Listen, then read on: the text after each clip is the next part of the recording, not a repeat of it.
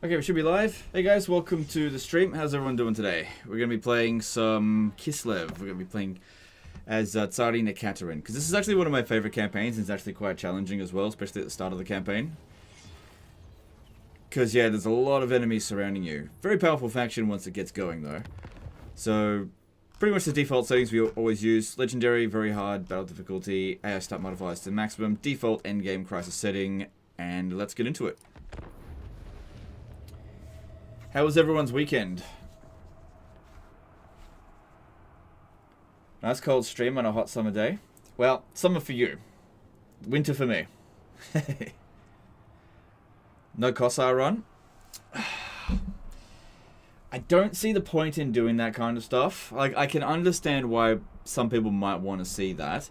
The problem is a no Kossar run is extremely inefficient, and typically speaking, whenever I've done a campaign that is like restrictive of units, it doesn't really seem to draw any additional interest, so I don't see the point. It also doesn't actually make you better at the game, because you're forced to use like units that are actually not that good, so I don't know. Babkin Vinyuk subscribed at tier 3 for 6 months. Damn, that's, really appreciate that. Tier 3 as well. Thank you, it's very generous. Alright. What do you recommend as a co-op campaign for teaching a new player? Probably High Elves. Players the same race, close to each other. That's what I'd recommend. But that being said, I don't play co-op campaigns, so probably the wrong person to ask. Why do you still play with endgame scenario? I understand that audience might want it, but you rarely hit the 100-turn timer. Just curious. I just leave it on default. You never know what's going to happen. You never know. Because, like, some of the no-defeat campaigns have started off as just a regular campaign. Like, do you remember the High Elf campaign? The no-defeat Tyrion campaign, right? That was probably only designed to be one live stream originally, but it did really well.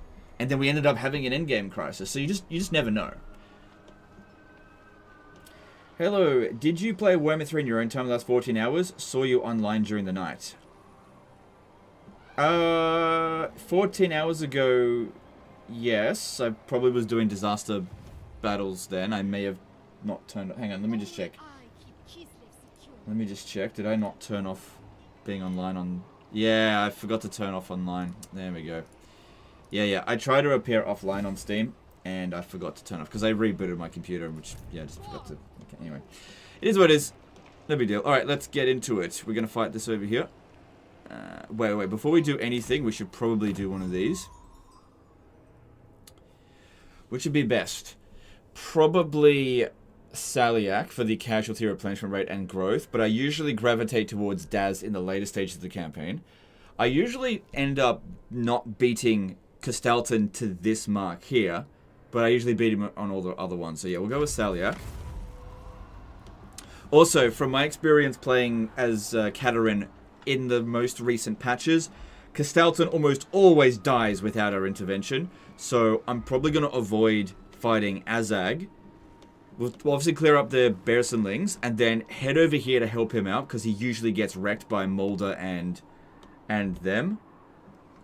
But we'll see. We'll see how we go. Alright, let's get in there. Hang on. We're going to do diplomacy before we take any damage. So I can get an non-aggression pact with them, but on occasion I don't mind going to war with them and grabbing Beckerfen before Dryka gets there. And then maybe even selling it off to Dryka. Maybe. So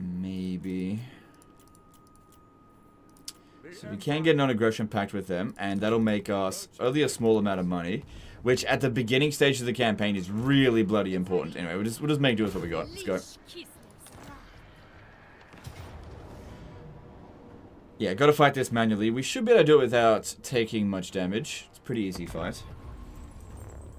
Urson Settlement Cheese. Oh, yeah. I forgot about that one. Yeah. Too late now. Yeah. I don't rely that much on cheese these days. Yeah, I forgot about that one. So just in case you're not familiar, the Urson cheese is... if you dedicate to Urson, you gain supporters every time you capture a settlement.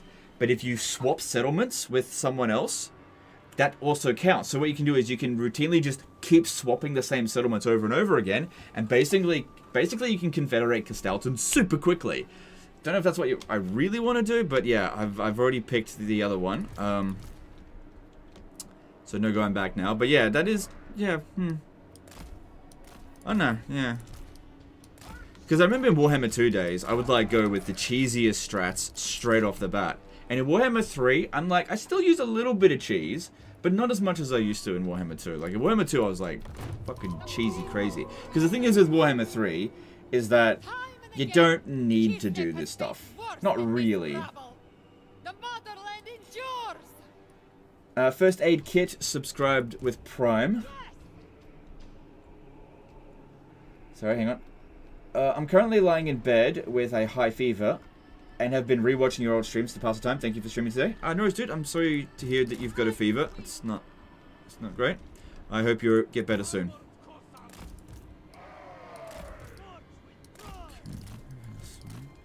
See, they've got some fast units that could potentially catch us. So send them to come and help. All we want to do is just get them to come at us. Easy enough to do.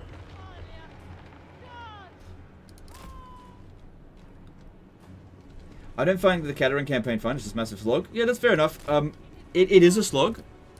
But I don't know. I like it. I like it. Maybe I don't find it as challenging as you do. I don't know. This is the kind of campaign that I like to play, where it's without any modifications or without any other than default setting. It is a bit of a challenge to begin with, for sure. But you're also not a weak faction. It's just that you've got a lot of very, very powerful enemies very close to you. But I like that, as opposed to somebody that starts off in the middle of nowhere and has no challenge at all in any point of their campaign. Andrew Matthews did a £2 super chat. Thank you for all the fun and knowledge. No, it's my pleasure. Thank you for the super chat.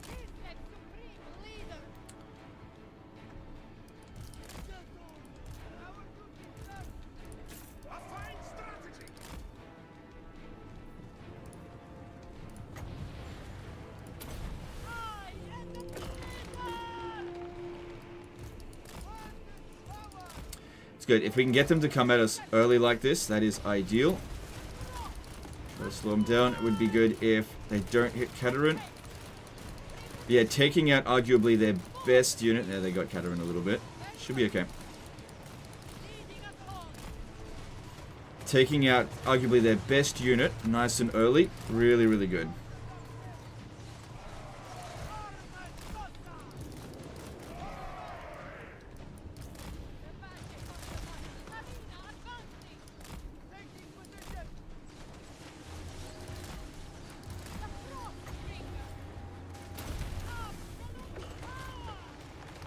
So we bring him in through the forest so they can't really hit us with the javelins super easily. It also slows them down a little bit. Lowers our melee attack, but that's okay because we beat the crap out of them anyway.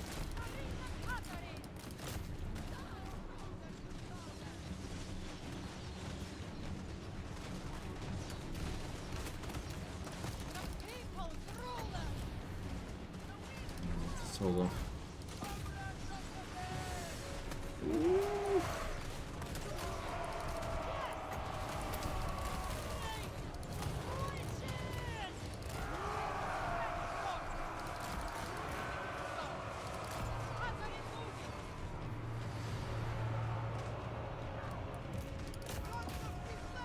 Okay, that all looks pretty good. Tiny little bit of damage on the winged lancers, but that's okay, I think. So if you're wondering why am I running down these trolls, it's extra loot money, just in case you're wondering. And we want all the loot monies that we can get, because loot money is good. Also experience, we want as much experience as possible.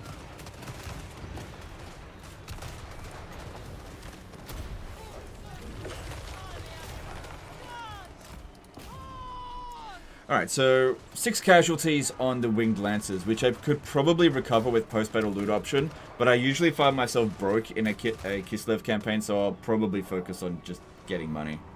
Because yeah, we'll be fine with that amount of casualties.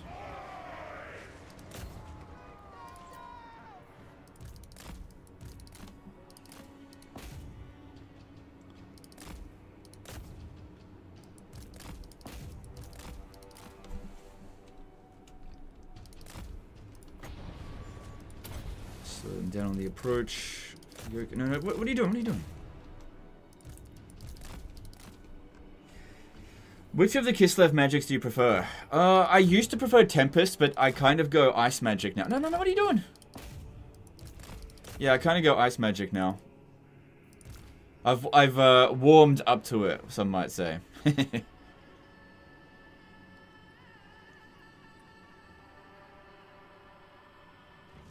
Alright, there we go. Does Auto Resolve give you less XP? No, it actually gives you more XP. Because it always wipes out the enemy force. So, for example, I will be missing out on the tiny little bit of experience that these guys gave. So if I had auto-resolve this, I would have gained, I don't know, 10 or 20 extra experience points and 10 or 20 extra gold. Something like that. Not a big deal, but if I had auto-resolved it, half my army would have been wrecked. Not worth it.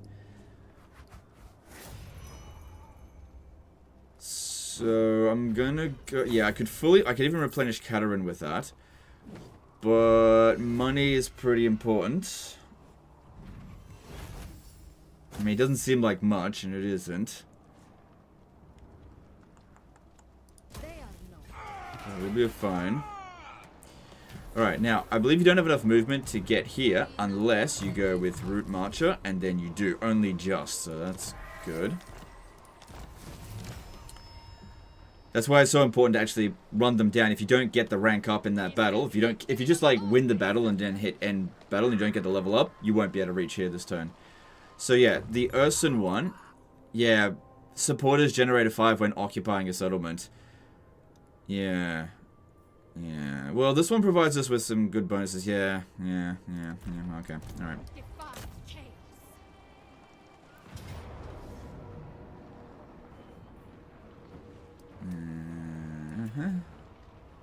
I don't think there's anything to worry about here. The auto-resolve is being a little bit unfair here, I think. But whatever. Is Law of Ice or Tempest good? Seems weak as hell when I played it. Yeah, both Law of Ice and Tempest are both pretty lousy laws of magic. At least Kislev has access to Beasts, Hags, Death, and Shadow magic now using Hags. What do you think about the devotion mechanic and the political struggle mechanic? It's alright. It's not really a political struggle. Yeah, it's... The thing about this mechanic is that it's more of a buff. And it's just a case of... It's more of a race than a struggle. Because, like, you end up being good friends with Castalton very quickly. So, it's a bit of a weird system. I don't think it's working exactly as they intended it to. I think it was supposed to be like, you're in competition with Castalton, but then it kind of ends up as like... Because the enemies around you just kind of force you to work together, and you actually can't declare war on each other. So it's weird. Oh man, it freaking crashed. Okay. Well, you saw my desktop though. That's weird. Why did it crash?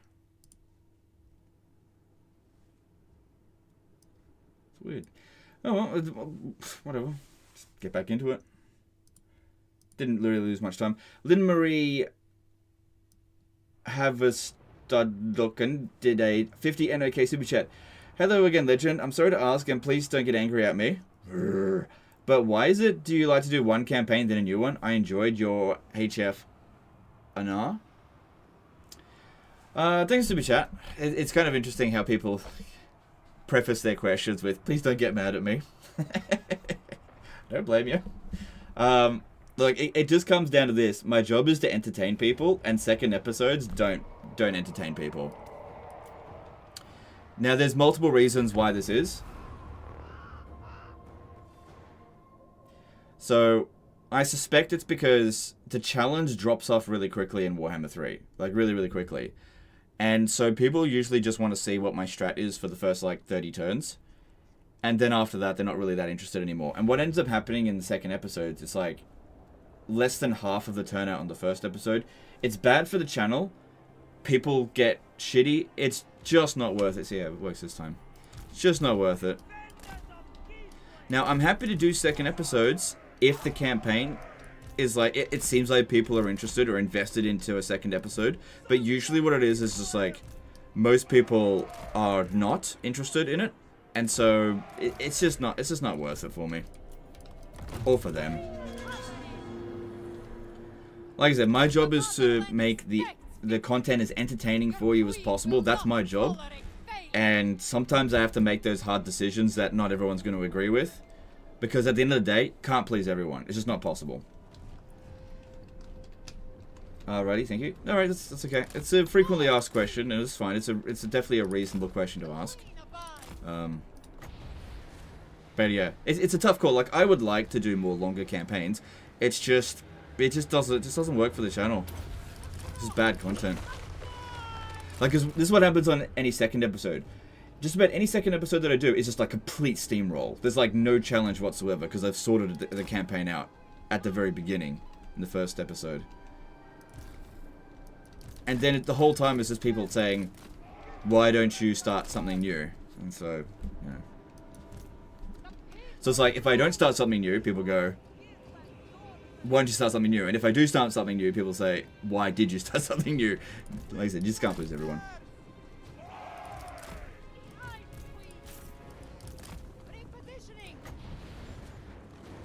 Should probably hit the ones with shields rather than the ones without shields.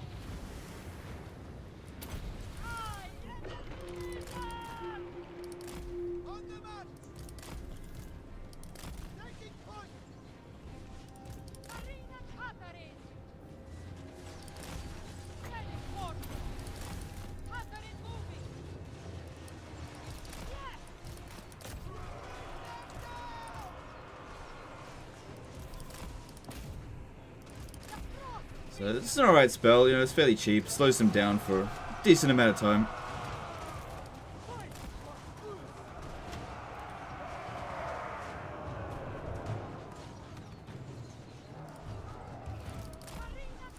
Okay, 2-for-1 bargain sale there.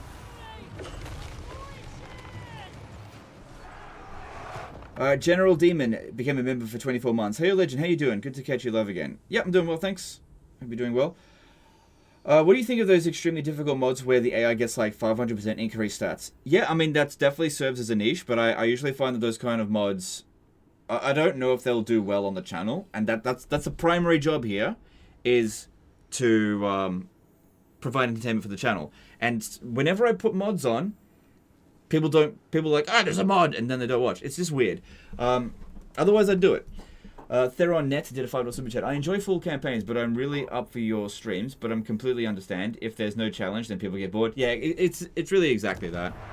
Thanks, super chat. Because in any campaign, the most challenging part is the beginning of it.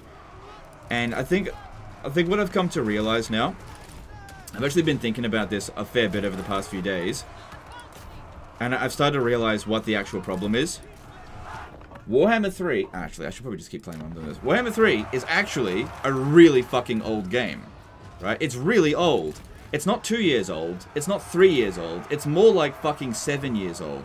Right? Because you got to consider that Warhammer 1 and Warhammer 3 are still kind of the same games.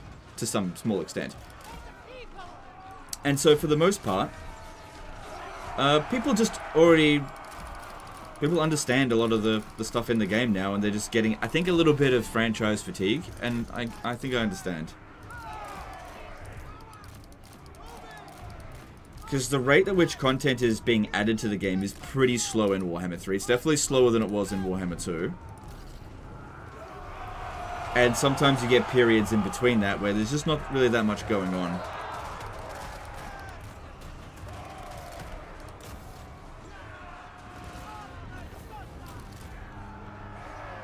Do not need to run them down. Tomb Kings have a slower start. Do they also have the 30-turn drop-off? No, it's a bit longer for them, but the thing is I tend to burn through the turns a lot quicker with Tomb Kings. Like, I might end up at turn 30 by the end of today, right? But on Tomb Kings, I could end up at turn 50 just because you end up hitting end turn a lot more often, especially in the first 15 turns while you're waiting for your second army. So... like, in terms of turns, yes, it's way slower, but in terms of time, it's about the same. Because like once you get your starting area sorted, it's not so tough. All right, we want to occupy that. Hopefully we fully recover in a single turn. Yes, that's good. Because next turn we want to hit Fort Jakova. Now, let me see here. If I sold them, I'm just curious. Hang on. If I sold them Zavastra.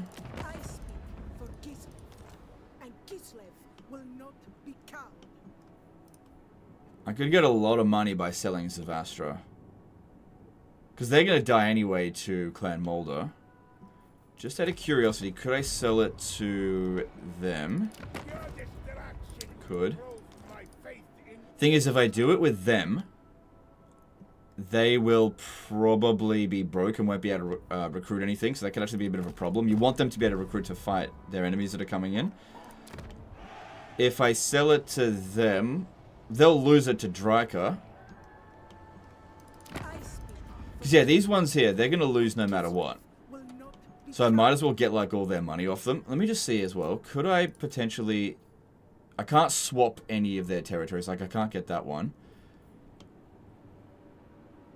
And that will just invite Mulder to come down here. I'm just like tossing some ideas up with this. So I think I'll get rid of that because it's just not a good building. And then over here... we definitely want growth, but money's probably more important to begin with. So go with this, because yeah, otherwise you just end up friggin' broke as hell. And the growth rate for Kislev's not too bad. Then we want to get Ice Maiden's Kiss. Yeah, get her magic going. Now, we want to recruit Kossars, because that's what we're going to need for here. It's not too bad to go with Kislevite warriors, but these are cheaper. Then we can recruit some forces here and actually force march them over here.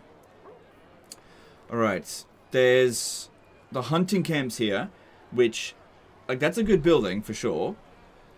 But we get a lot more benefit out of these ones here. I definitely think we want the money building first. And then the growth and reduced... probably reduced recruitment costs, because I imagine we'll be doing a fair bit of recruiting from here. Probably want to put in the relief columns. Alright, and then in terms of tech, we probably want to get the local recruit capacity up first. Because I have found that with the Kislevite campaign, you need to get your army going really friggin' quick. Really, really, really quick. Because, yeah, playing as the Ice Court, you don't have to worry too much about your public origin having control +6. Okay, I got no saved characters anymore. So, what should we get here? Obviously get a Tzarina. And we'll grab a tough one. And no time to global recruit. And we can also grab another one here. Just so that we've got extra troops to help it attack Fort Jakova. Because that is actually a fairly tough fight. But do we go with a Boyar? Boyars are actually anti-infantry. While they're on foot, that is. Not too bad. And this guy here will help us strip the corruption. How bad is the corruption? Yeah, it's a little bit.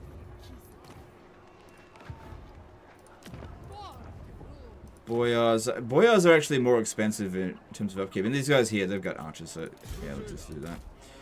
Alright, cool. And that, you know, creates some supply lines, but that's not that big of a deal when you've barely got an army. And we're going to need generals at some point anyway. Plus, that'll allow us to get to Igorov a little bit easier or quicker the turn after. Alright, let's check again for diplomacy. Looks like they want even more a non-aggression pact. But yeah, I think that could be a mistake.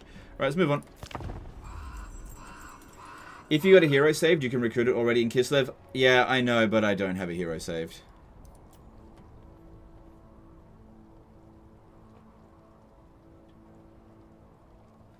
Komoker57 subscribe with Prime. The Carl Franz no defeat campaign works very well. Not every stream, but as one in half a year or so. Yeah, yeah. Once every now and again. Oh, that's different. Huh. That's different. I'm used to them just sitting in there. That is very different. Huh. I've never had that happen before. It's not bad. It's actually good. Because that means that they're not going to have a siege battle instead, which is way more preferable if it's not a siege. Way more preferable. I lead, you follow. Double pace. Follow my lead. That also means 2 battles, which is not too bad. So we transfer the units into this army here, because that way these ones aren't going to be on force march. He'll still be on force march, but that's okay. And I'm pretty sure they'll stand and fight. Pretty sure. Actually, auto-resolve that. I don't think we should. I think fighting it manually makes a lot more sense. Let's do that.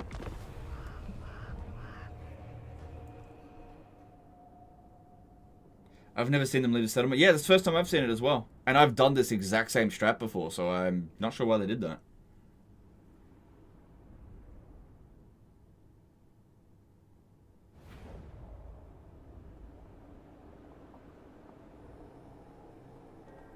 Imagine Legend does a 2-player online campaign with his second account and has to manage 2 factions per turn. Well, I've only got 1 Steam account, so that's literally not possible.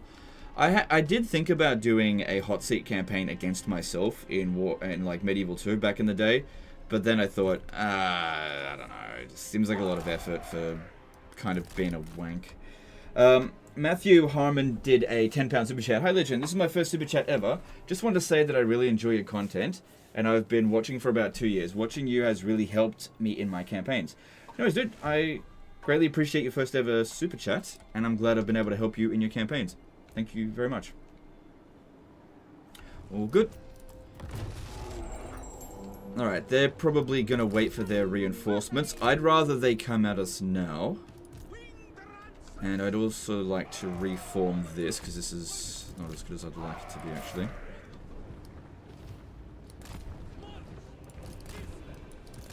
If you sell that settlement to the Minor Kislev faction, Kastalton will hate you even more. Could declare war. He can't declare war on you.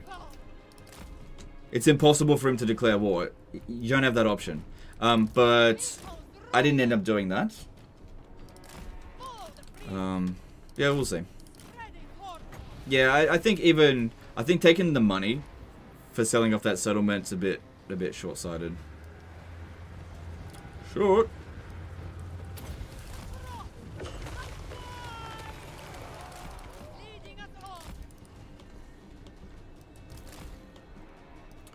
Right, draw them in. Let's fall back a little bit. Yeah, so that we're closer to our reinforcement location.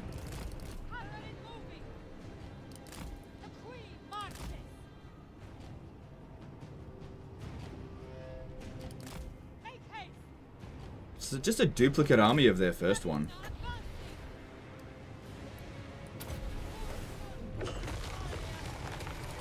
So another thing that's good about this spell here is that it causes frostbite, so it slows them down by 30% for 10 seconds, as opposed to 25% for 21 seconds. Plus it does damage, which is nice. Take that back. Don't want to go charging into this right this moment, because it's pretty easy to shoot them. Ammunition shouldn't be a problem.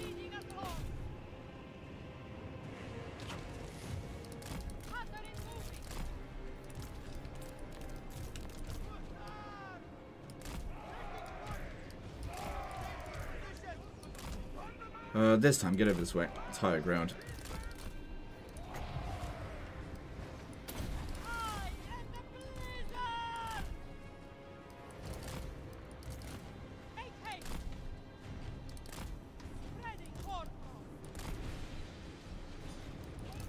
So she's done 4,000 damage so far. Them coming at us in waves like this is exactly what we want to see. It's really important that we wipe out these guys. We want to really draw them into... Well, we can't wipe them out fully. There's no way that's going to happen with one unit of cavalry, essentially. Just keep that one over there for now. Because I need that to be in really good shape so that we can run units down quite easily at the end of the battle. That's really important.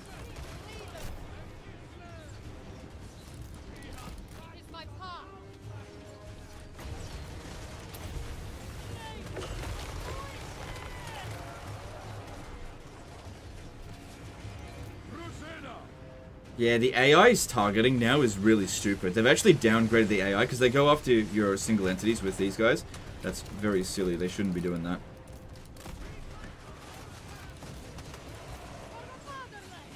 Yeah. Don't even need to dodge it.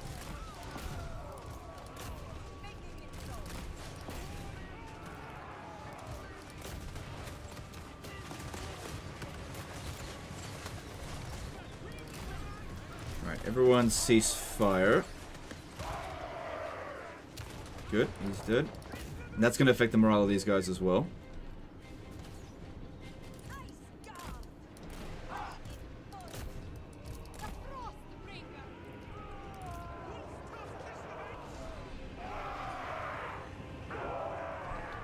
Probably not a stupid question, but any tips for new players in Warhammer 3? Yeah, look, I get asked this pretty much every day. It's definitely not a stupid question, but I think part of the problem here is that the tips that I give is usually not what people want to hear. But my tip is this. Go and make mistakes. The game has so many like small nuances. My thoughts is it's all about attitude. It's not about knowing what unit's good against what and all that kind of stuff. It's all about attitude, right? Go in with an open mind and just try to do the best you can. And if you lose a battle, embrace it. Okay? If you want, redo the battle and learn from the mistake. And get better in any way that is fun for you. That is what I would recommend. Because if you're having fun, you'll get better at the game. If you're not having fun, you'll turn off the game and play something else. So, and everybody has a different way of having fun, so it's just really important. Just play the game, and you'll figure it out. Don't play on easy battle difficulty. That's the only thing I would recommend. Play on hard battle difficulty, but drop down the AI cheats. Fight more battles manually. Don't have to fight them all, but fight more battles manually. That would be the main tip that I would have for new players. Fight more battles manually. Lord Beth did a £5 super chat. A few years ago, playing Total War Warhammer had that sense of wonder. We were discovering the game and the cheese together. Now it's still good, but the wonder is gone. Yeah, I think that is a good way to put it. I think that's exactly right. Thanks for super chat. Appreciate you. I guess I thought that it would just last forever, and it didn't.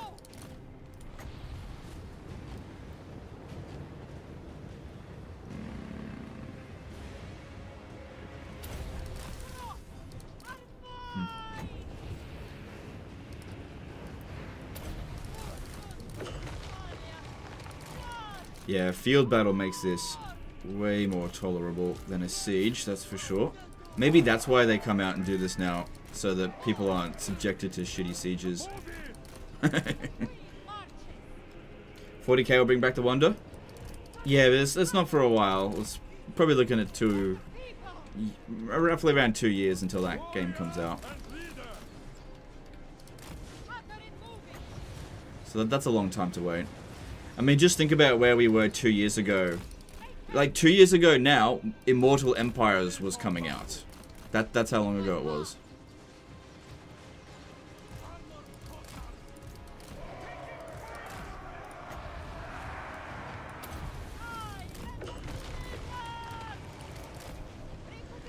Paulina Skalkinas did a €5 super chat. You always talk about good, bad, difficult. What are examples of good and bad, hard campaigns in Warhammer 3 and why?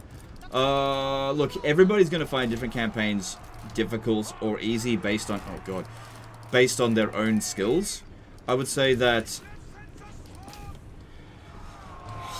everybody's got a different answer to it. It all comes down to each individual player's preferences, really.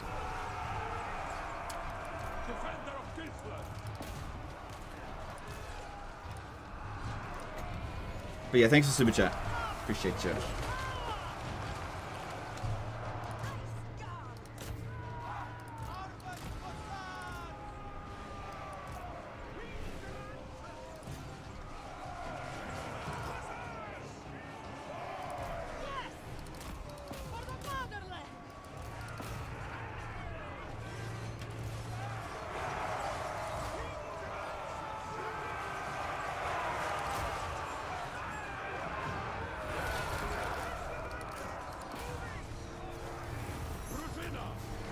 Okay, this isn't the end of them yet.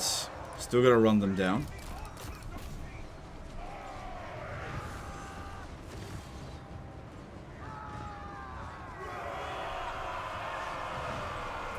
Hey Legend, any thoughts on female Aussie Olympic breakdancer that became a meme? Or you just don't give a flying skeeven about the Olympics? I don't give a flying skeeven about the Olympics, sorry. Like, I'm aware of it. What's the name again? Like, I'm aware of it. It's hard not to be aware, because people like, shove it in your face. But I just, like, I don't care. Like, I couldn't have cared less about... Like, honestly, good on her for like, scamming Australia to get her to play, compete at the Olympics. Like, I just don't care. I just don't care. Just don't care.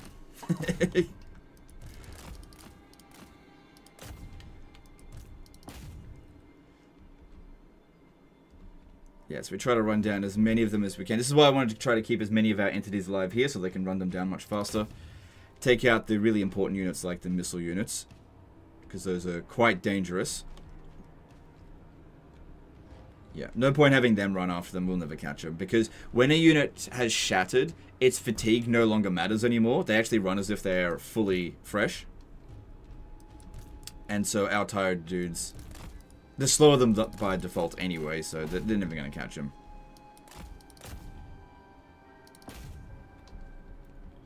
Is it just me, or winged lancers are now way more useful? Winged lancers have always been okay. I don't know if they're more useful now. I'd say that they're always useful at the beginning of a campaign, but later down the track, when there's heavier units, they become pretty useless. I usually end up disbanding this one fairly early on. Ray gun, that's it. Yeah. Are you going to rush the ambushes? No. So, they nerfed the ambushes to the point where... Like, they were super good when they first came out, and then they nerfed their armor piercing.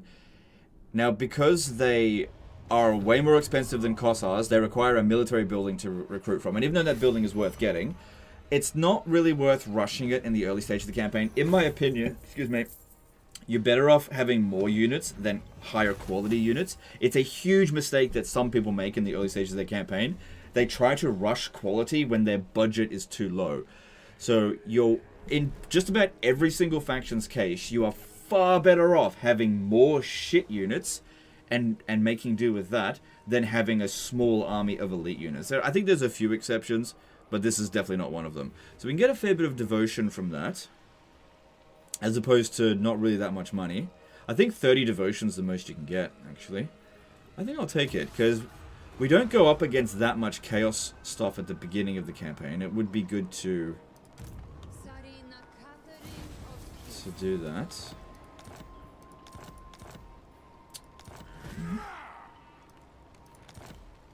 Okay. So far, we've got 5 supporters. We're ahead of Castalton by a little bit. Alright, I can attack this one again to draw them out again. Now, we need to put this guy here so that he can launch the attack on Igorov. That's really important. That's why I recruited this one. So, you stand over there. Actually, hang on. Let's move you a little bit further. Because they've got no army here at the moment. There's no lord. They won't attack us. And then this one can force march... Hang on, give you this. Tiny bit of extra movement. If he wants to reinforce here, he'll have to stand right there. Probably would be better if we didn't do that. Instead, just transferred these units into Katarin's army. Then again, experience is pretty important, so let's do that. Don't worry about the level up. We'll probably just auto-resolve this one, because there's barely anything left. Yeah. Cool. Okay, we can take a little bit of devotion, tiny little bit of money, a little bit of replenishment. None of these are particularly good. I'll just take the devotion, because it would be good if in a few turns we can do it again. Okay, we're taking that. But now I can't grab these units here. Good, we got the Veteran Warrior. Very easy item to get early on. Grab some more units. We could... Oh man, I put this here, but... I don't know if I want to recruit 4 more. For Patriarch, do you take Vigor or Regen? I always take Regen. Regen's way more important than Vigor, because you can get Vigor back on your own very quickly by just like not doing anything, whereas getting health back, that's not so easy, and you'll get so much more value out of health than Vigor, in my opinion. All right, we need money from here. So this is fairly useful in the early part of the campaign because, well, actually iron would be even better, but won't take us too long to get the growth sorted. Maybe I should switch this to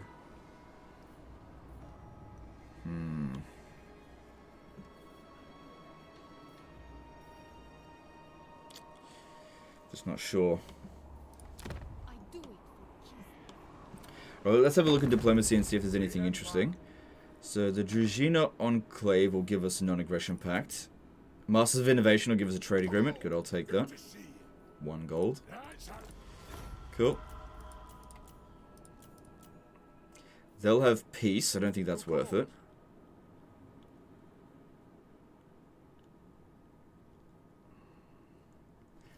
Yeah. Yeah, I don't know about that.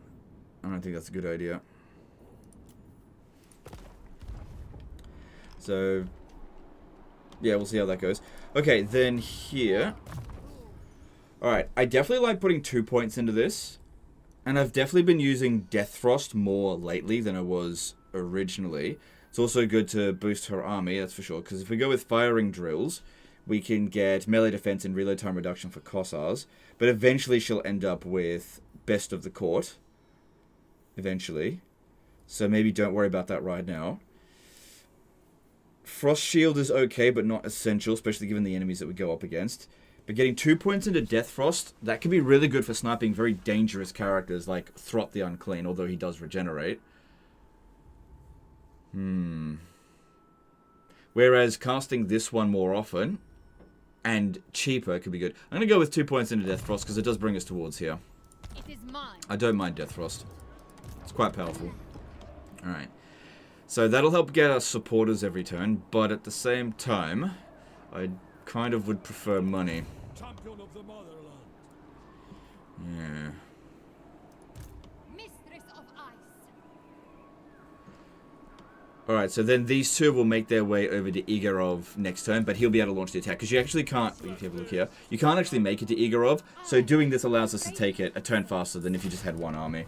Which is really important. You want to be really aggressive because the very next thing we want to do is attack Throt, if possible. Because he tends to bully these guys, and we need to stop that from happening. Because he's going to have a hard enough time dealing with Azazel. Alright, let's move on. Do you like Castalton or pretty much always play Katarin? I just prefer playing Katarin. I think it's just a better faction. Personally. So usually with Azag, he does end up going to war with Ungrim, and Ungrim usually sorts him out, so I don't worry about it too much. I am a little bit worried about Dryka. Dryka's a birch. She will defeat these guys very quickly and then usually declare war on us if we don't counteract her a little bit. She's still at war with Clan Creepus. I guess we could offer to join war against them, because they're going to get wiped out. They're nothing faction. And that'll just give us a little bit of money. No one's going to care that we did that.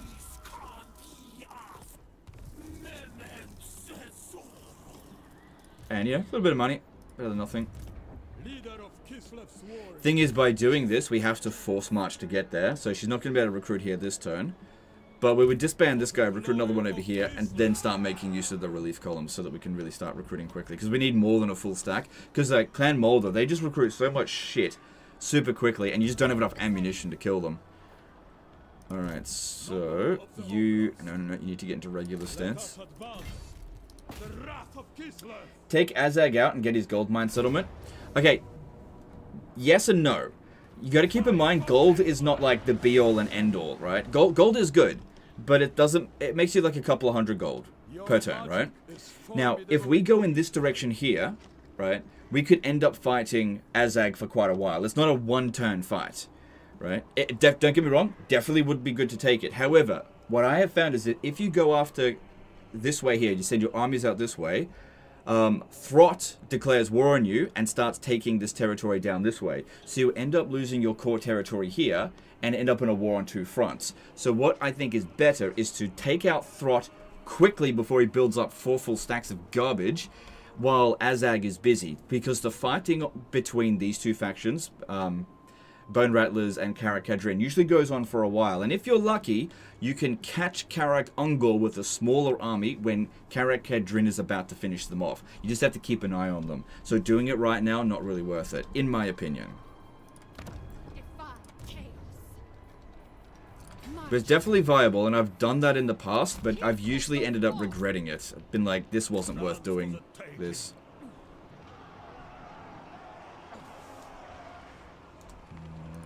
He reinforced? Yeah, he will. Okay, good. Alright, so, yep, just auto that should be fine. Yeah. Good. Then some good items.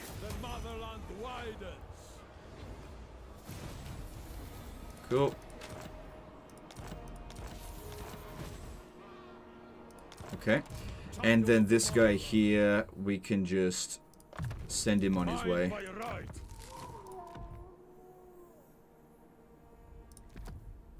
Yep, see you in 3 turns, I guess.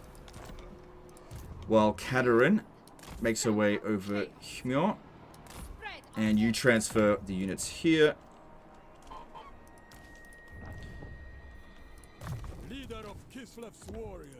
And then we respec him as well. Cool. Cool, cool, cool. Alright, and then we start making our way towards Throt. Now we recruit a new lord here. Stronghold. Ooh, disciplined. I'll take that. I think both of these are really good traits, but I'm going to go with this one, and we'll rename you to disciplined, as I always do. Oh, no, not D9. What the hell? I think I took a screenshot. Okay.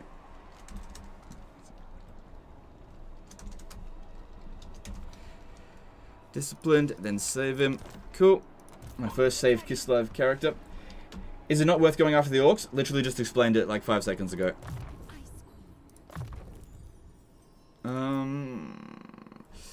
Getting 2 points into Ice Sheet is definitely good. I mean, a passive is good as well. Yeah, we'll go with the passive. Okay. I guess I don't need 2 points into the passive. Okay, then this one over here, Igorov. Could we sell it to... Just curious. Yeah, can't sell... Hang on. What about up here? Maybe we can sell them Igorov. No. Alright. Just curious. Get rid of this. And we want the... Hang on, wait a second. Let's just see what we've got available here. Okay, we've got money and growth. Or we've got lots of growth. Probably thinking more long-term, it'd be good to get the extra income into here. Although we're making more money in Southern Oblast. However, River Earthquake, Kislev itself, that's way more valuable in the long run, I think. Nadija did a $10 super chat. A few days ago, I had a question about Kislev, and now I get to see it played out expertly. Thanks for the fun stream and awesome explanations. No, dude, thank you for the super chat. Appreciate it. Thank you for the awesome super chat. Folk, subscribe with Prime. Let's subscribe for 5 months. Thanks, dude. Appreciate that. Okay. Really leaning between these two, because like 15 extra growth will probably shave off 1 or 2 turns of time. Like 5% isn't a hell of a lot either, but we will end up making a fair bit of money from here. We'll actually make up probably more money in this province. And this region's got a lot more growth it has to do. So I'm actually leaning more towards the Southern Oblast, I think. Oh, fucking hell, I hate it when I do that. I put the wrong fucking guy in.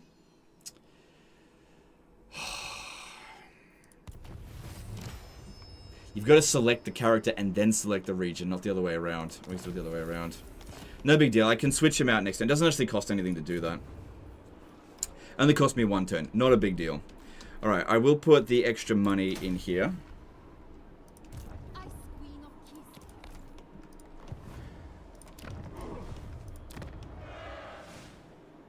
We're going to get growth over here in 1 turn. And we want to get...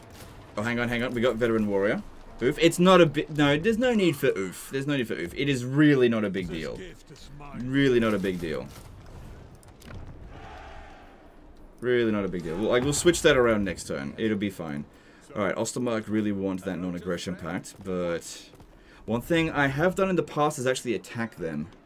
Taken Beckerfen, sold it over to Draca. Because getting a military alliance with her is not necessarily a bad idea, because what we can do with it is borrow her army that has Coadil in it later, and steal Coadil, which would be really good because he has free upkeep. Actually, all of our heroes should have free upkeep now. Oh, sorry, all of our legendary heroes, I mean. Yeah, we'd definitely like a hero, but we're gonna need our money for the stuff here. Otherwise I would do this, but I just don't have. Can't really justify it right now. So, hang on. What have you got in here? You can have that because that's better than this one, and that I guess. None of this here is super important, but just grab it. With this, I guard Kislev. Yeah, alright, we'll go with that. Moving on. Also, what I just did with the Ataman is actually an interesting thing. It's not super cheesy, but what you can do is actually use it to get boyars for free.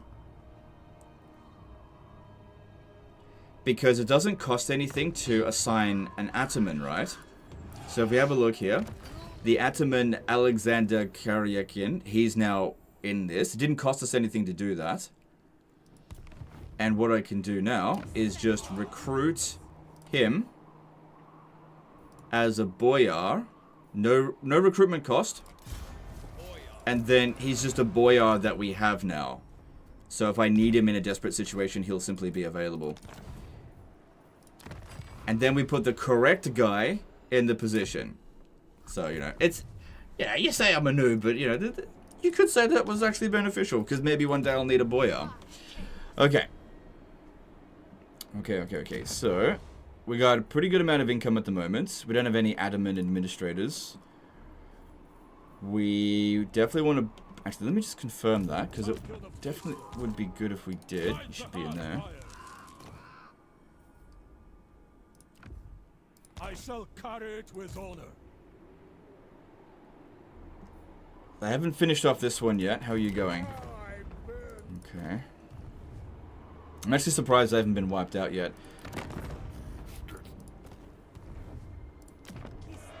Okay. Probably would be a good idea to upgrade Fort Jakova first. Just go with the money. Growth rate will be fine for now. It's actually not that good.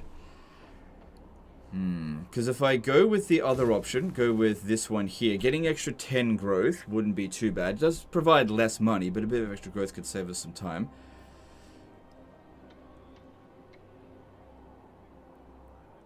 Because, yeah, that's gravitating... it should actually stay within this area here. So it's not going to get any worse than this. And that will provide more growth when it finishes. 3 turns. Yeah, just go with this. We're going to need cash. We're going to need... No. Yeah, we're going to need cash. We'll get the growth sorted eventually. Brompo Tungus did a $5 super chat. Loving the content recently. Kislev is my favorite faction, at least for theme. Hope Baby Legend is doing well. Yep, she's doing great. If she wakes up during the night, maybe she'll come in and visit. But she's been sleeping through the night lately. She's a really good baby. Really good baby. Okay, gonna grab that. And I could regular march to here and recruit in this region, but that would only be 2 units. Or we could force march and catch up. Could also come in through this way. Because that way, hang on. Yeah, we definitely don't want to go through Kislev. It's got bad winds of magic. So maybe we should be doing our recruiting in here instead. Alright, let's switcheroo. Let's switch that around. We'll still be able to recruit 4 units in this turn. Follow my lead. You get to here. Only the bravest are required. And then you try to catch up. Because, yeah, we really want to make sure that Katarin's got as much winds of magic as possible. But, yeah, stay in this province. Okay, and then switch this one over to relief columns. And, yeah, that one can go to money instead. Thinking you're getting a second baby? Not this very second, but we'll see how we go. I mean, yeah, we'll see. We'll see.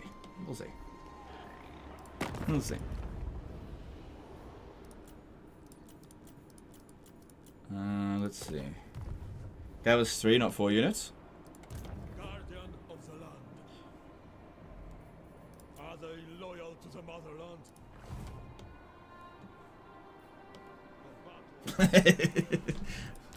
True legend. Okay. Okay, it's fine. It's fine. Alright.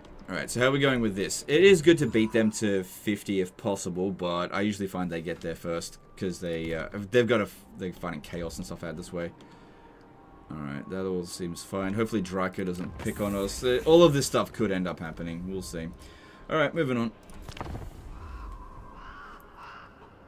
Sorry? You should be sorry. How dare you get that wrong?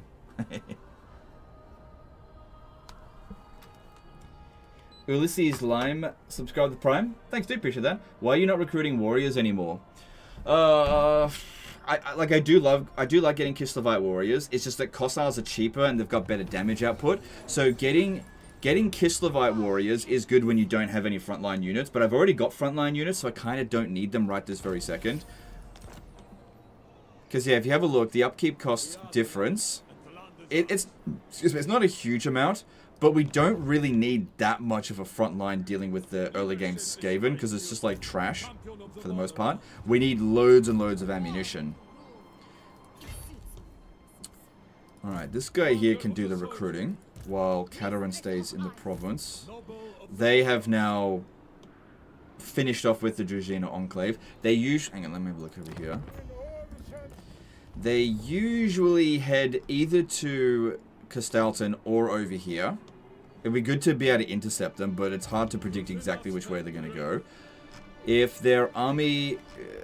I mean, they could have an army halfway through. Also, we don't have a hero. That would be very helpful. We'll get one when we upgrade this.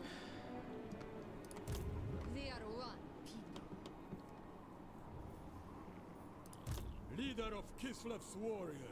I'm doing camp stance. Move over to here. Just in case. You never know. There could be an army standing right there. And you really don't want to get ambushed by Skaven. So, yeah, just keep going with the regular Kossars. We're going to bankrupt ourselves doing this, but that's okay. Katarin's catching up. Take us a couple of turns to get up here. Because, yeah, we don't have a whole lot of stuff we need to build. It would be good if we've got enough money to build this in 2 turns. We'll see. Okay, so now we need growth and replenishment rate. So this one over here... 5 growth, but 3 replenishment rate, as opposed to... Yeah, let's go with the higher growth, I think. That'd be a bit more useful. Tempting to get that, but it'll piss off Draika, and... it's a decent amount of money, though. Draika is still hanging around over here. Says she's no threat. She hasn't finished off Creepus yet. Alright, wouldn't be the worst thing ever to join war against Warherd of the One Eye in exchange for a trade agreement with Karl Franz. Yep. The sooner we can get... Because I really doubt that Kazrak is going to travel over this way. Let's have a look at some of the other options for joining wars. What? Definitely not. We don't want anything that's going to backfire on us like it did. Do you remember the Volkmar the Grim campaign? It's a cautionary tale there. So just be somewhat cautious about that. Because we'll get some tradable goods coming in here very soon. Some iron. And we'll get some furs coming in through here soon. So we'll definitely increase our income. Because I think we've only got 2 trade partners. Is that right?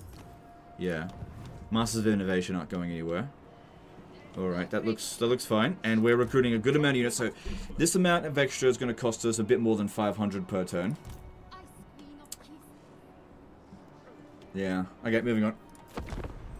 Throt usually declares war on Malachite, enemy Nurgle faction. I have not found that to be the case.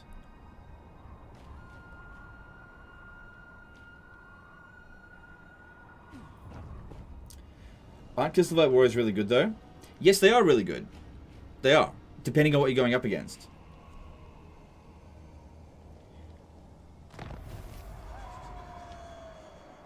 Like I said, we're on a bit of a budget. Okay, so we've got a bit of money there. Bit of money. We could probably recruit some more units if we absolutely need to. So, once again, looking at these factions here. to see who's at war with Mulder, if any. No one there.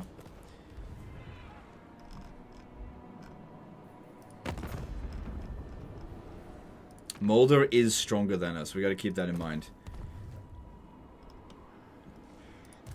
Mistress of ice.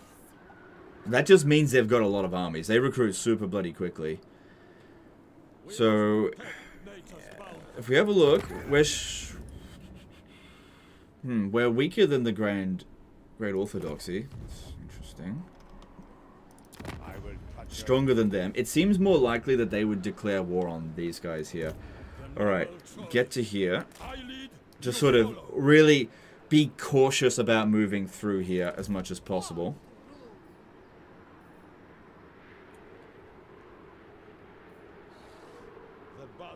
Gotta be really careful. If I stand right there and then Throt comes down here and ambushes us, we're fucked. He's not gonna be able to ambush this one while we're in camp stance. I guess another thing I could do is go into ambush stance here. Yeah, this could work. Go into ambush stance there. Because he's probably got a lot of his armies standing right here.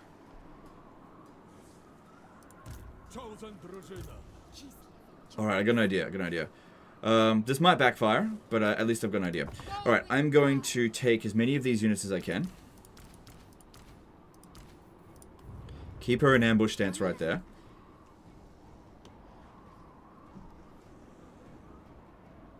If I declare war on Throt right now, I don't think that's strategically the best idea to do it. So let's just keep this going. Let's get some more.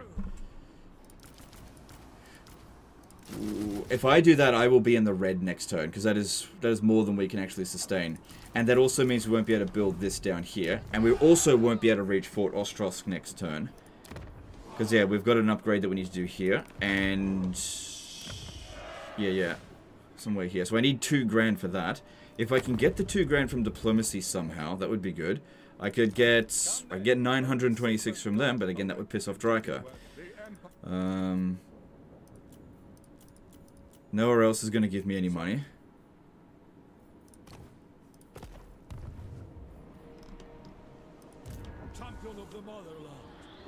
Alright. I'll get 4 units then. Okay, and then it's time to switch this over to here. That'll give us a little bit more income. But that also means I'm not going to make any money. Not make enough money for the building here. So maybe instead get 3 units. Because I could do the non-aggression pact with them if I absolutely have to. I could also offer to join war against the Rock Skulls here, but would only do that if these guys were fully wiped out, which they're not. They'll send their army running down this way and get us.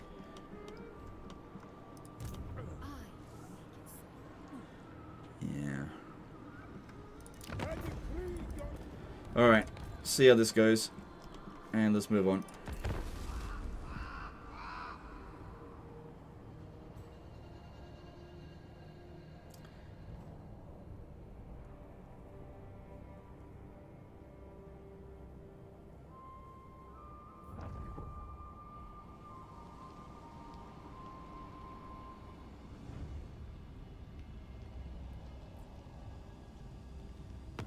Alright, we're still in the green. I missed my opportunity there.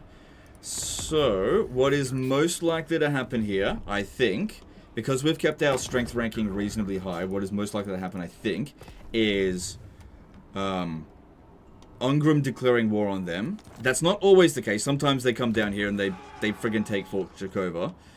But, like I said, it's always a gamble. You either go after them first or you go after these first. Whichever one you do, the other one always goes after you. You could always put a small army over here to try to deter him from doing that. His army is currently standing here and here. It would take him about 3 turns to get there with that. That's probably Azag there. And then this one's probably a smaller army. But he is just as strong as us. If we take a lot of damage in a subsequent fight out here... Bloody passive. No one's doing anything out this way. No one's doing anything. He's ahead of me now.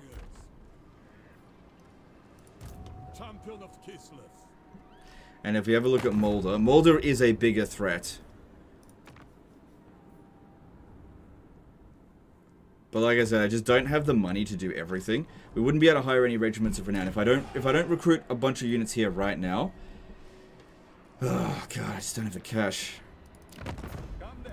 Only Sigma's god Ulrich can judge it worthy or no. I need the cash. Need it.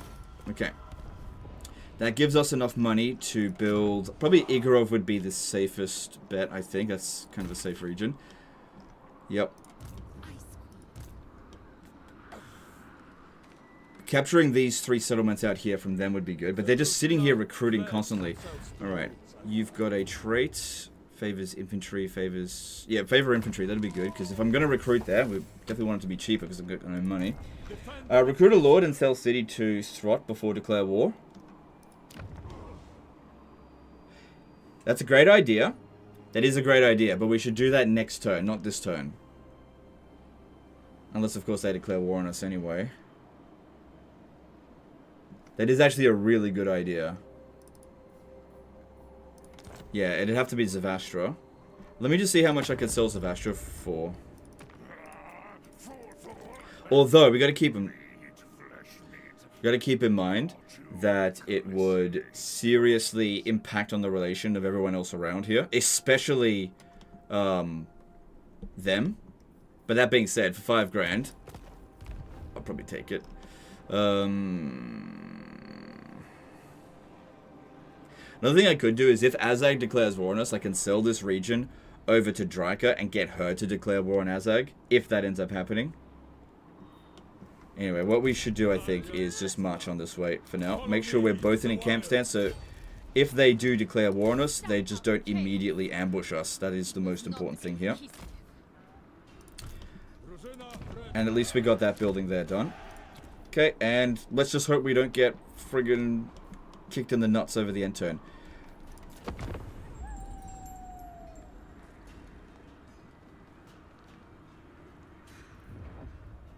No, stay there, Throt. Stay there. He must have declared war over here.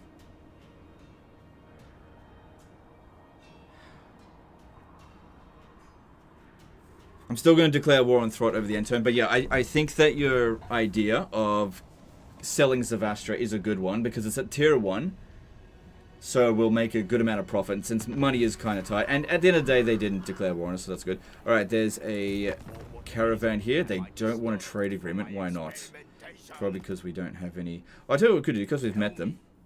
I could offer to join war against the Burning Wind Nomads. They'll definitely end up dead. That'll give us a trade agreement. That'll be good. And we can get some money out of them. Also good. We can also go to war with the Dissenter Lords of Jinshen, which they're not going to attack us. So any bits of money we can get is awesome. Good. That worked for us. And then if we can just get out of these wars straight away. All good. I found that Malachi takes them with Throt's aggro now. I haven't found that. And it looks like they've declared, yeah, they've declared war on the Ropsman clan. I usually don't mind confederating them if they survive. We've got an opportunity here where I might be able to draw them out, but if I bring too many units, they'll definitely run away. I can't see exactly where Throt is. If he was standing there and he force marched down this way, we probably can't reach him. And if he was to march with his army down to Kislev, the forces here, while not being super large, might be able to repel him. Good. Exactly what I had hoped would happen, and I do suspect Tzarina Katarin will win. I very rarely see Azag win that engagement. Alright, then we need to... Let me just check to see how much we're going to get for Zavastra. Yeah, this is... I think this is worth it. So, we go... Tzarina, one that we've recruited before. Let's grab you. Ooh, what about the Strongholder? Yeah, we're going to make a ton of money, and I like that trait. It's about to go away, so I'm going to take this. And I'm going to rename you.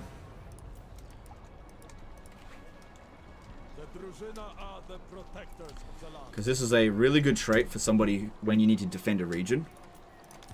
Save that. Then we want to sell it. Hopefully this doesn't backfire on us. Sell Zavastra for all their money. Thank you very much. Then we'll go to the Ropsman clan. And say, hey, I'll join war against Clan Mulder. For money. Thank you very much. We're not at war with them. And then I'll just take this straight back again. Yeah, I love doing that. Okay, unfortunately it destroyed that building, but it was worth it. It was worth it. Okay, we need iron over here. And we need to get that so we can start getting Patriarchs. Worth it. Okay, now. Now. We need to hit Fort Ostros. We've got a siege attacker with Katarin, but it uses up almost all of our movement to get there.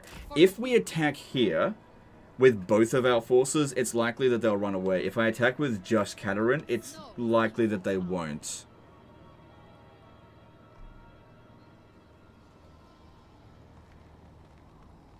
Yeah, just go in with Katarin. So if I bring this one over here, we want them to stand and fight, ideally. I decide. They're that weak that they don't even have enough for that. There's no point attacking this one here if one thing don't have enough movement. Well then, if that's the case, if we have to assault Fort Ostrosk, then I might as well bring everything.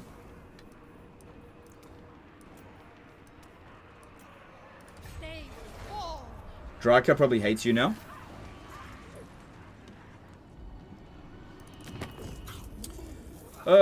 Not because of the Mulder thing. I don't think she's met Mulder. If we have a look. Yeah, they've had no diplomatic contact. But yeah, she probably hates me because of that non-aggression pact there. It is what it is. It is what it is. Just gotta deal with it. Okay, and then... It's very tempting to auto-resolve this fight here, just because... Swamp. Okay, just because it would wipe out these two armies, and otherwise this guy here could get hit by ambush. And we would take a lot of casualties, but I don't think there's any way for them to counter-attack us. If we fought it manually, we're probably looking at quite a few turns. Quite a large siege. What kind of map is it? That'll give me an indication of whether or not I should be fighting this. It's always the same map. I don't know what I was thinking there. With Skaven, they've only got one. Because yeah, if I fight it manually, I'll definitely not take this much casualties. There's no way. Especially with this much magic. Success is going down. But this guy here is definitely going to get wiped out. But this one here is not definitely going to get wiped out. And they're probably going to reinforce from the back here. So if they get defeated and run out this way, that could be a problem for us. Throt will beeline for Kislev City. Yep. Alright, I'm actually going to auto-resolve this, because I just don't think anyone will besiege it. And like I said, we've got to make sure this army here gets wiped out. Alright, honestly, the damage on that is not so bad.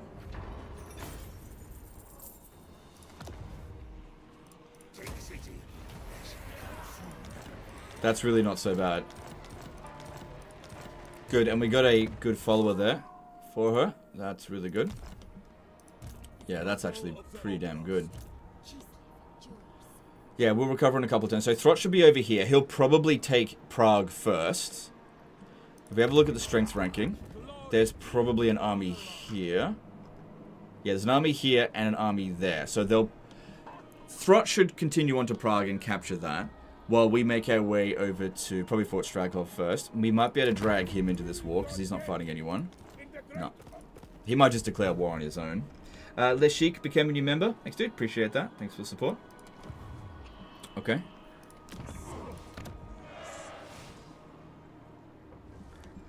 So that'll take 3 turns to replenish.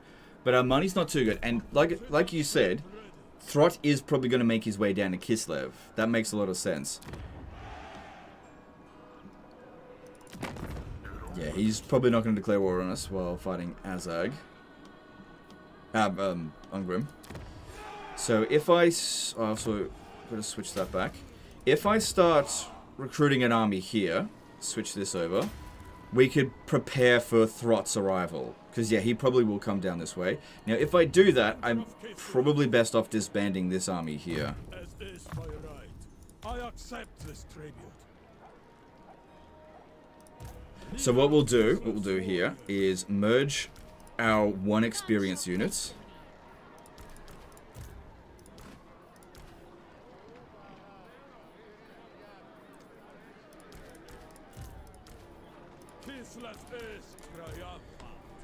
Let's see. Because we need to make sure we've got enough money. How many units you got? 10. Okay.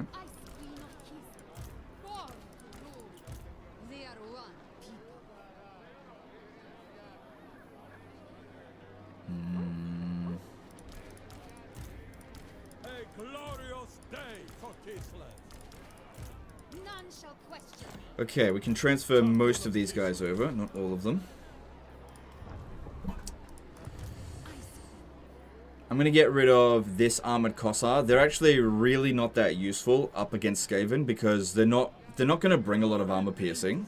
And we just need regular Kossars, and these guys are significantly more expensive. And shields are way better than not having shields, so let's get rid of you. Only the worthy may serve.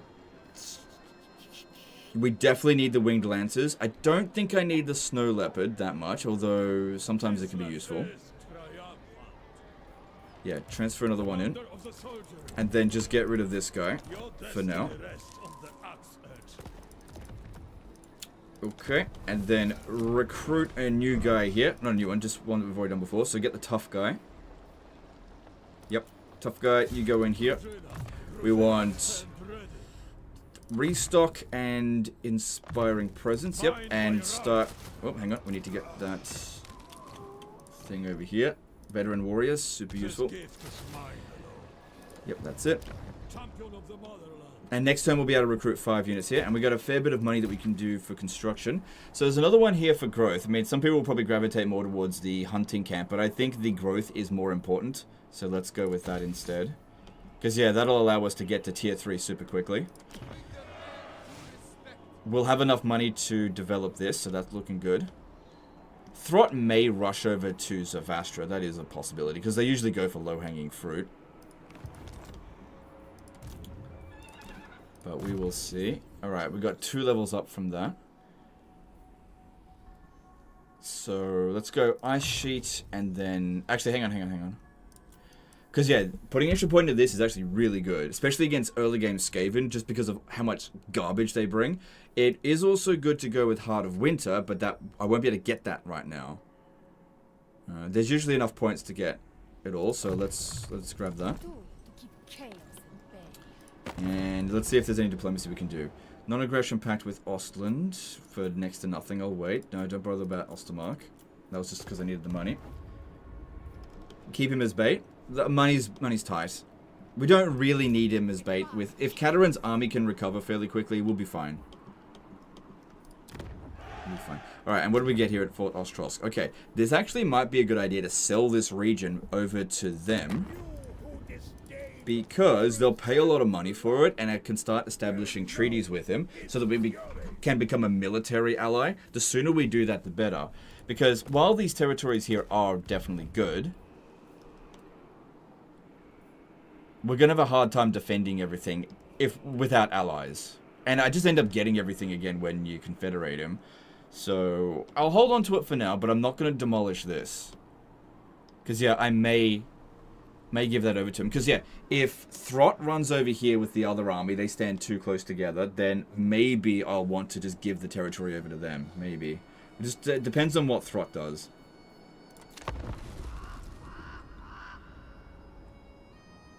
Leopard versus Brood Horror, who wins? I think a Brood Horror would win, because it's got regen, it's got way more health, and even though the... Yeah, hard to say, I'm not sure. It wouldn't win against Throt, though, but Throt's maybe not on the Brood Horror just yet.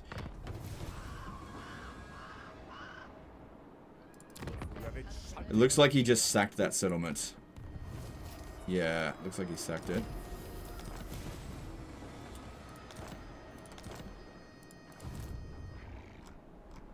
Okay, and Throt over here is... Yeah, we caught up to... Oh!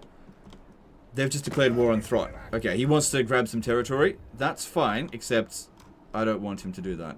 Alright, what is Throt doing? Is Throt making his way back over here? That could be what he's doing. I just don't see where he is. Let me just have a little peeky boo. I want to see if I can spot him. Follow my lead. By my command, we march. If I must. Come, Can't spot him. Dance and drink. chosen Tzarina. Probably not going to arrive at Kislev over the end turn. One leg. I am leaning towards actually selling this one over to them. Because, yeah, I'll make a fair bit of money. We can get a whole bunch of treaties. For a region that's not really going to make me much money in the short term. In the long term it would, but I'll get it back later. Especially if Throt comes and actually retakes this. That'd actually be pretty funny. First off, let's capture Fort Stragov. Can't believe they're still alive. Alright, we should be able to auto this. I don't see any issues with it. Yeah, it's fine. Alright, looking at Fort Straghov. That's fine.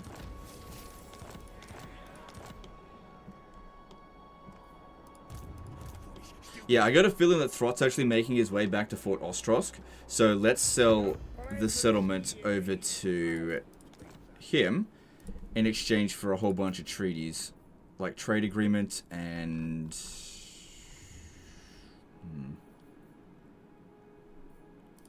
Can't get more out of him. Well, what if we can swap a region? Can I have Castle Alexandrinov? What about Shoishank?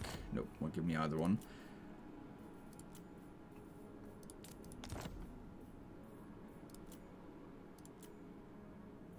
Hang on, wait. Yeah, Ostrosk, yep. Maybe don't take all of his money. Instead, no, I kind of do want all of his money. We'll get those agreements. We'll get those agreements. We'll be friends with him in no time. Yeah, all right, let's do that. Okay. Cool. Yeah, I reckon there's a good chance he may end up actually losing it. And then we need to just be careful about our advancement over here. Don't know exactly where Throt is. I mean, he could be making his way down here for all we know. Fucking know. Who knows? If we have a look here, does it say characters? Skaven characters, maybe? Yeah, because he could have sacked that and then force marched to here, and I just wouldn't see it. And maybe he's going after Zavastra. Maybe. I've definitely seen shit like that happen before. Maybe what we should do is recruit a lord here. And maybe he'll be able to attack it over the end turn, maybe not. We'll just see. And we just need to keep an eye out for him, because I can't see where his fucking army is. He could have made his way up here. I just have no idea. Keep on recruiting, because we got money. Because if we see him, we're going to want to defend against him. Hang on, you need a veteran warrior. Katarin doesn't need that anymore. Okay.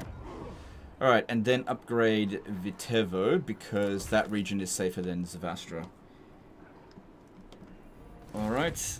So we just finished cold storage. Next up, go with convalescence. That's good. We definitely want that growth and replenishment rate. Alright, Ostland really wants a non-aggression pact now, so that's good. I'll take that. Not too fussed about the trade agreement just yet.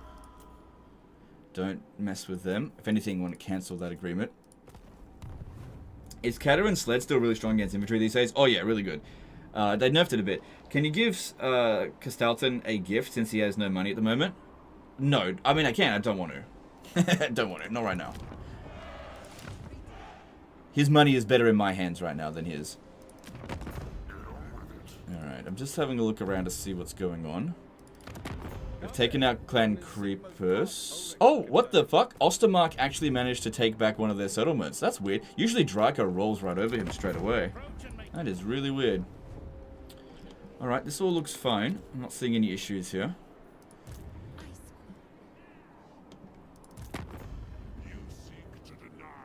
So, looking at this... Yeah, he wasn't fond of what we did with Clan Mulder, and it'll take a little while to get over it with him, but it'll be fine in the long run. Okay, this all seems fine. Our income is fine. And yeah, I just gotta keep an eye out for where fucking Throt is. I have no bloody idea. Would you be disappointed if your daughter grew up to be a Thrones Britannia streamer? I think the chances of that are pretty much as close to 0 as it's possible to be. Yeah, like, I don't worry about things that are just... It just couldn't possibly happen. There are no Thrones of Britannia streamers. And how will she even know the game exists? I'm not going to introduce it to her. Donath Lysander subscribed at tier 1. This is subscribed for 6 months. Have a nice day. Thanks, dude. Appreciate that. Thanks for the support. Okay, now we know where he is at least. That's where Throt is. Cool, cool, cool. I just needed to know where it was. Okay. Alright, so his next step might be down here. But at least we know where he is at the moment. I expect that they will probably declare war on him soon. Or declare war on me.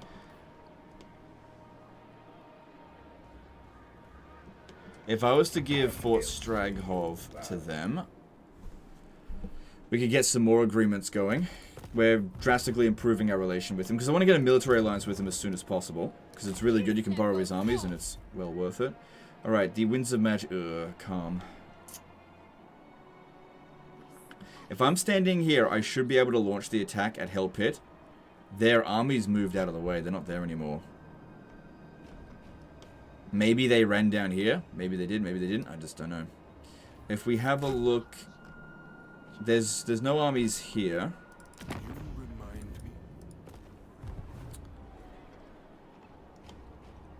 I mean, their armies could have made their way around. I have no idea. Their armies could be here. Fort Straghov. Thing is, though, it is providing me with supporters. But like I said, the regions themselves are not that big of a deal right now at tier 1. And every settlement that we gift to them is going to be worth a lot of relation with them to get towards that military alliance.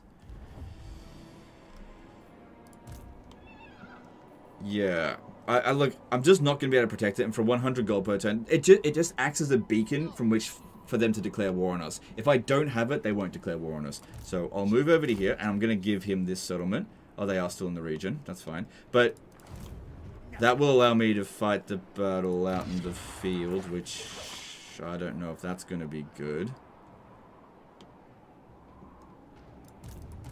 Yeah, I don't know about that.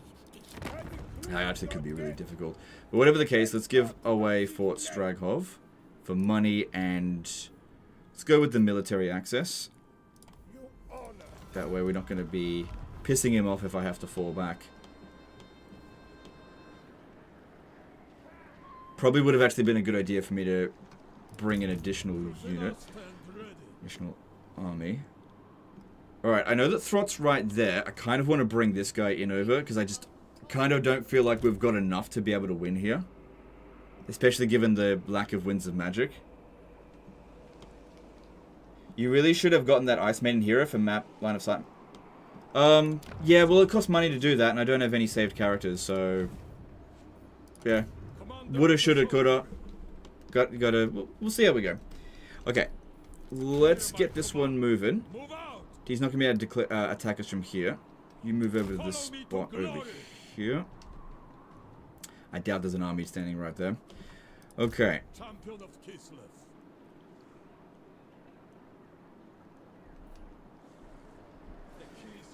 We're not making a ton of money.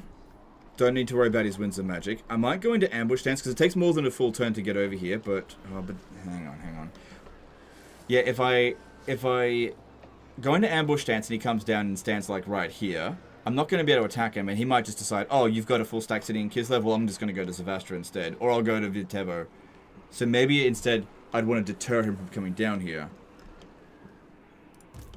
Entirely. I don't know, I'm just like kind of broke. Alright, we definitely want more of this. I'm not broke, I just don't have income. And even if we had a full stack of Kossars, that still might struggle against Throt's initial army. Obviously, we do want to get Prague. Ugh. If I go and grab that region, I can go and sell it to them. I should have done that, actually. Alright, quickly, before Thingy comes back, let's grab another...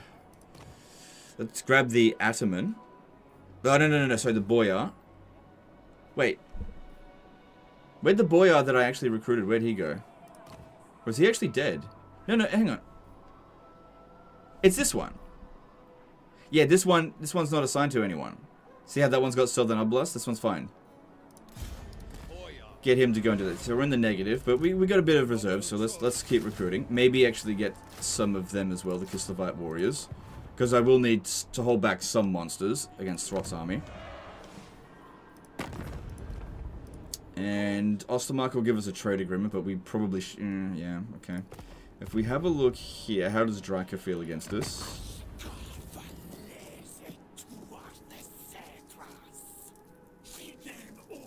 It's getting worse. No, we definitely don't want to do that. If I broke the non-aggression pact with Ostermark, 7 turns I gotta wait before I can do that. They're not going to be around that long.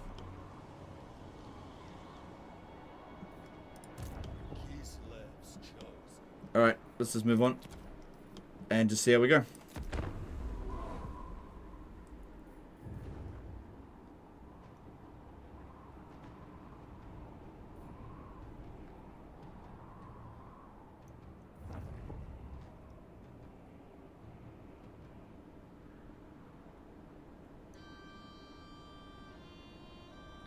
So if I attack here, we're going to be going up against 2 full stacks.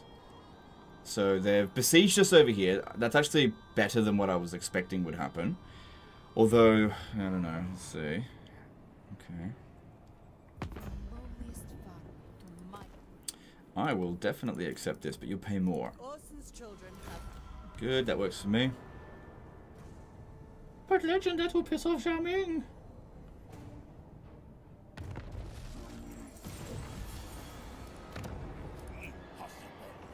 Yeah, there's some good units in there now. Mostly trash that, but they got Gorich. And we've only got 80 Winds of Magic. Alright, so over here, if we sally out... Well, okay, so here's a bit of a problem. It would be good for Katarin to get the defeat trait over this dude, but at the same time, I mean, come on, as if you wouldn't auto that. I'll take that. Thank you very much. Good, this guy's got thrust defeat trait. Good, they didn't ruin dwell this. Let's go and take it.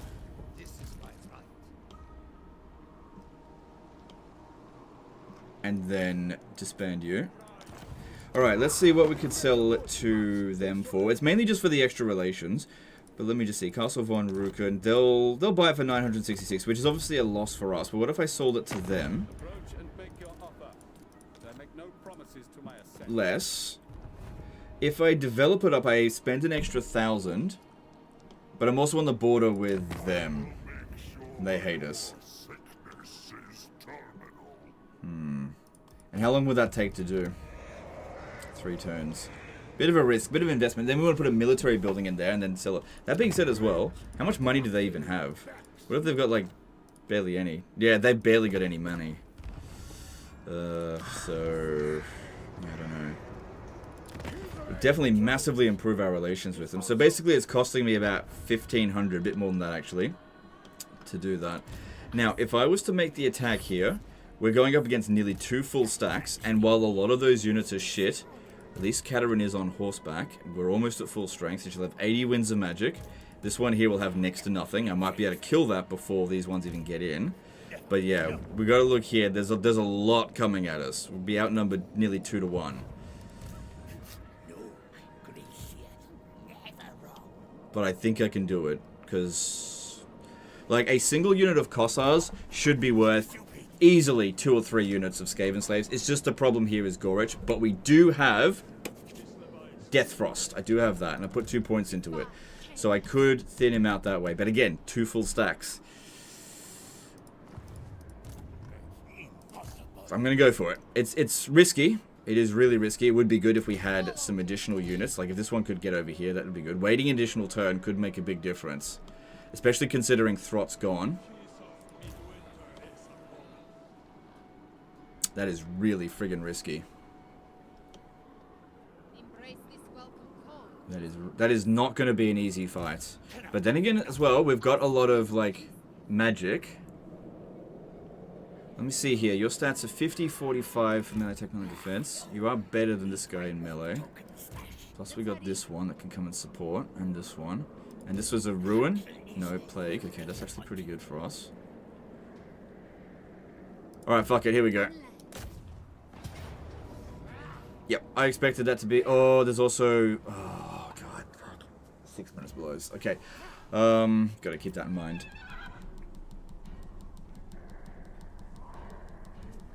Minute 58.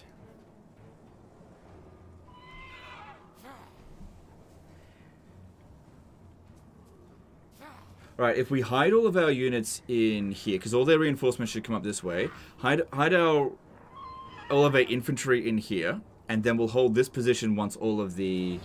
Yeah, okay, that's a problem as well. Try to kill this one really early. If I set up... Okay. Okay. Alright, this is going to be tough, but I think I can do it.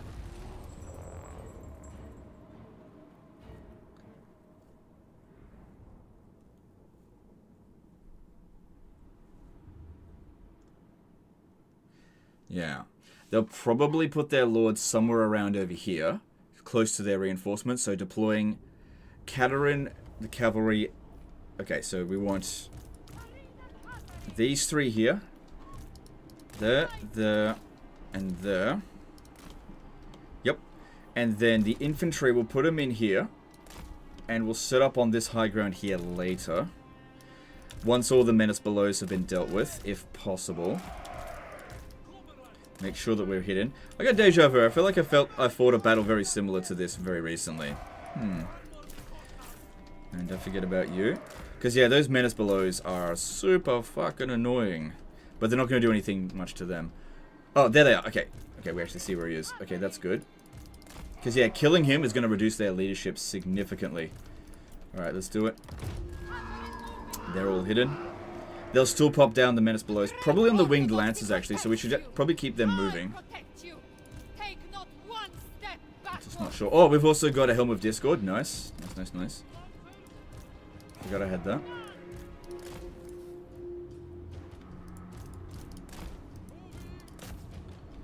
Problem is as well, when we charge into him, he's probably going to just get knockback. Wow, that did fucking nothing. Yeah, we just did knockback to him, so it's not doing enough damage. If you're going to knock him back, knock him this way. Away from the rest of his army, which will give us more time. Okay, the first menace below will be popping down any second. Oh my god, at least you got some damage in there. Okay, get ready to charge in on these menace belows. Okay, we're doing some damage, but we want to keep them away from here. I can use Death Frost, but we want to keep our magic in reasonably good shape. Basically, I'm just trying to stop them from interrupting us here, because this is pretty good.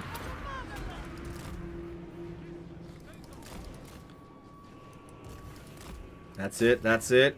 We're smashing his ass, and he is doing fucking nothing to us. So 1 menace below wasted, that's good. Out of 6.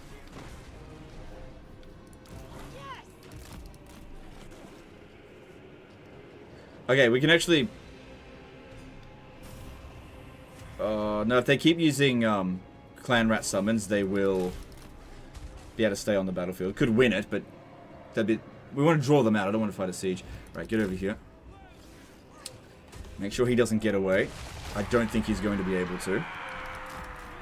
So that's their second one wasted.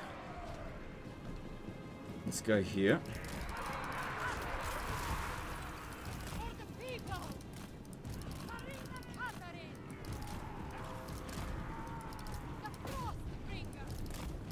Okay, they've arrived.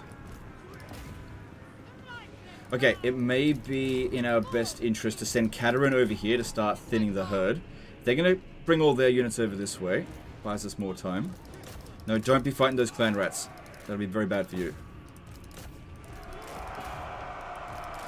There's Gorich. His speed is 70. And he has got a lot of health. Do they have the clan mold, the clan stone? I'm not sure. I feel like they're going to start searching for us straight away.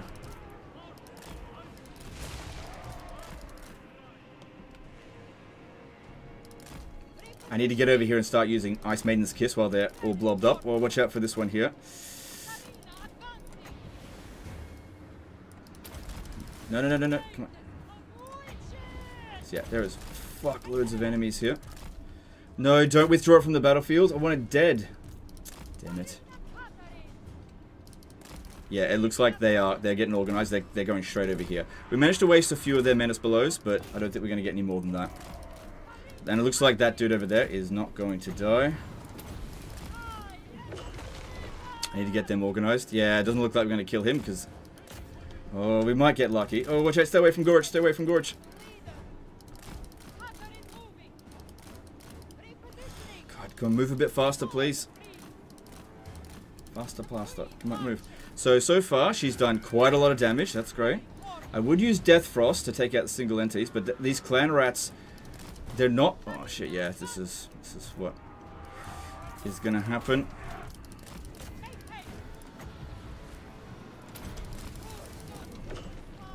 Alright, looks like that guy did leave the battlefield and we didn't actually kill him. But that was their only spellcaster. Not that that really matters too much. That did a couple of kills. We need to get organized here.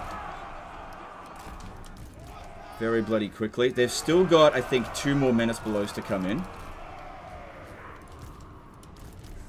And they are coming in fairly quickly. We need to get organized straight the bloody hell away.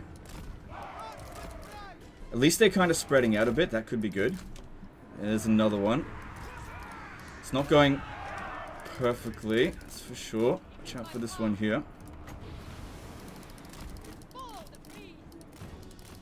Come on, get over here, hurry up.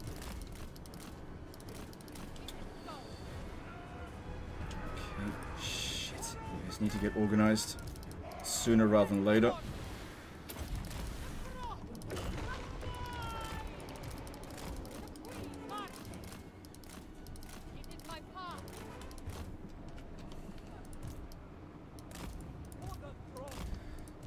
We're not organized just yet.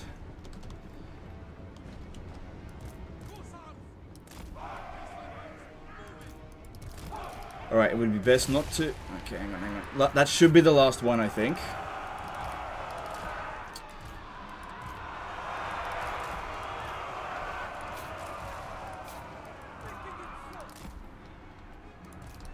Okay, you need to go around this way. Okay, that should be the last menace below, I hope. Come on, we've got to keep fucking them around as much as we possibly can. How fast is that? 90. Oh yeah, that's faster than us. I could actually beat it, I think, if we lure it far enough away. Okay, we also need to checkerboard as much as... Actually, you stay there. You move up. You move up. You move up. You two move up. Shit, keep moving over this way. Fucking brood horror. Okay, everyone, get ready to start shooting.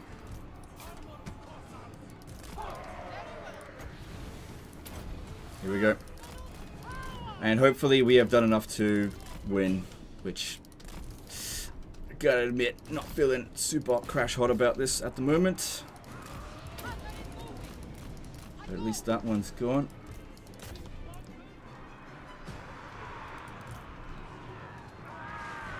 Okay, I want everyone firing on Gorich. That would be a very good idea, I think. Okay, we need some guys over here, because they're going to come around our flank, most definitely.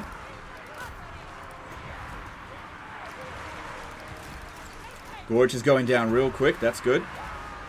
Really wish we had killed the enemy general. That would have made a big difference. We're killing the brood horror, that's great. That actually did really well there.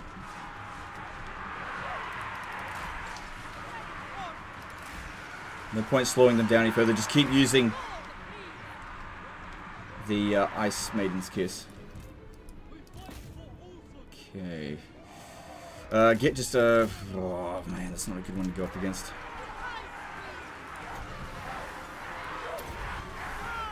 That would be better. She's doing a lot of damage, so that's good.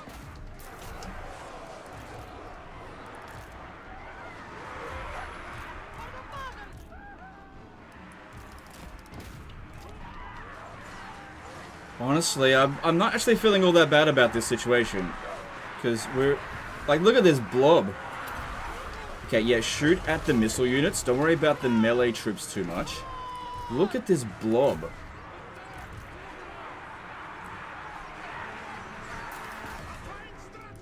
Okay, Move back away from that. That's not going so well.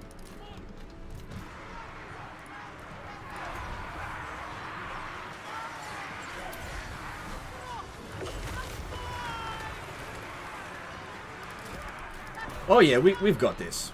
We've got this. Okay, start bringing them back around over here. I think we got this. Yeah. This is going actually really well now. I was a little bit worried at the beginning. But I think this is actually going pretty well. The armored Kossars are holding out really well.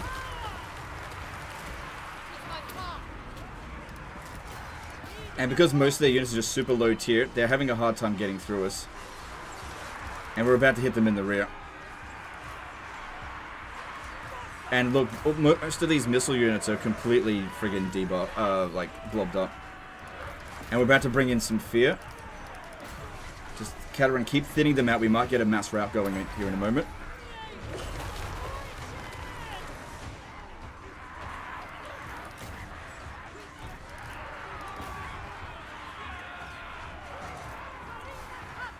No, keep focusing on Ice Maiden's Kiss. Mass rout incoming.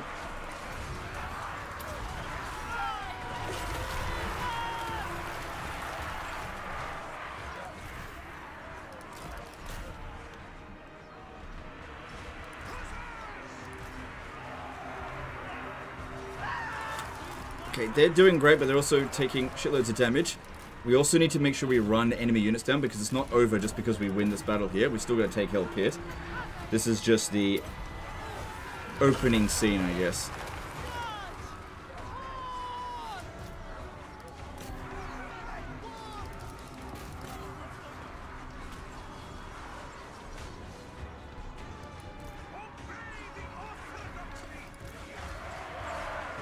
Okay, I want all of these guys shooting at this Assassin Lord. It's not the best use of our ammo, but that dude's super dangerous and I want him dead.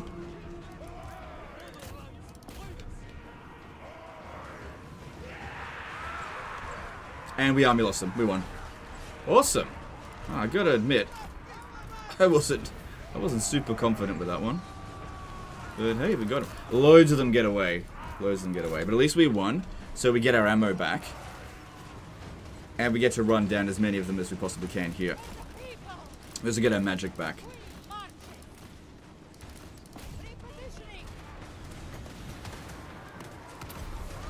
So... And our casualties isn't too bad. Make sure this guy here dies, if you can. There's no way any of them are going to catch up.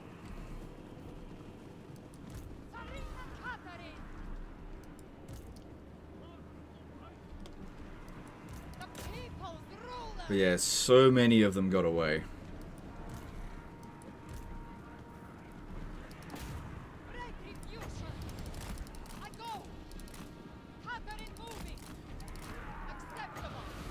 Let's kill whatever we can. If that one dies, I'll be really happy. I really want to make sure we take out important units, so those Night Runners will be a massive pain in the siege. So they're kind of important to kill. Plus, we'll be able to take on captives. The more casualties we run down, the better. Okay, that unit's dead. Move it over here. Okay, bring these guys over here.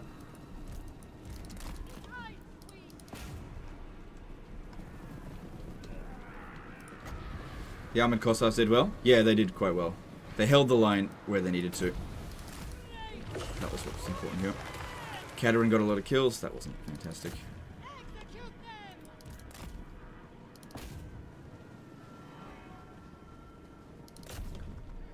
How good are leopards? Is a doomstack possible? I would say it's situational dependent. They're good against ogres, otherwise I wouldn't do it.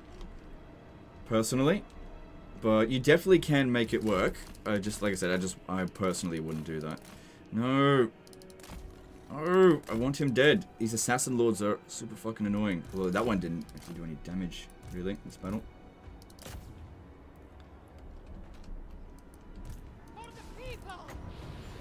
So, Skaven Slave Slingers. I consider them to be fairly dangerous. Oh, no. God damn it. No, come on.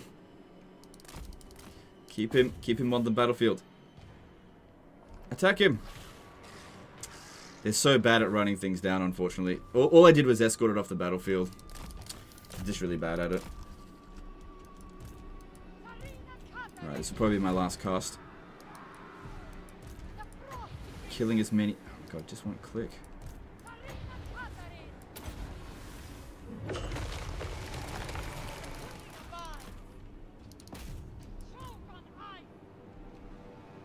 Oh, yeah, definitely kill those storm vermin. That's actually way more important. A full strength unit. Take as many of them out as we possibly can. Because, yeah, like I said, we're not done yet.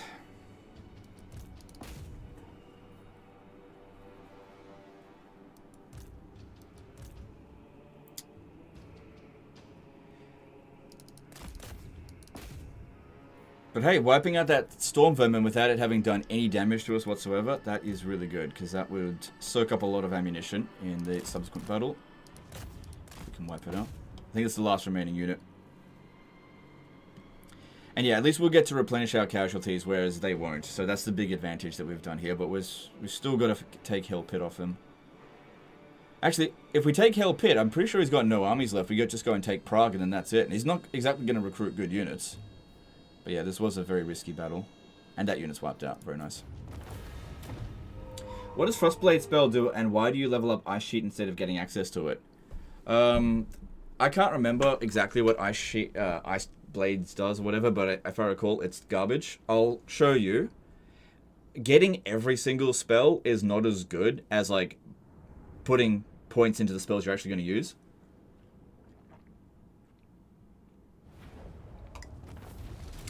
And Gorich is down at least, so we're not going to be seeing him. And we get a 12% replenishment rate, which includes a bit of health on Katarin and the single entity there. But yeah, in terms of their forces, we killed a little bit more than half of them. And I don't even get that much money with Pardon Captives anyway, so just do that.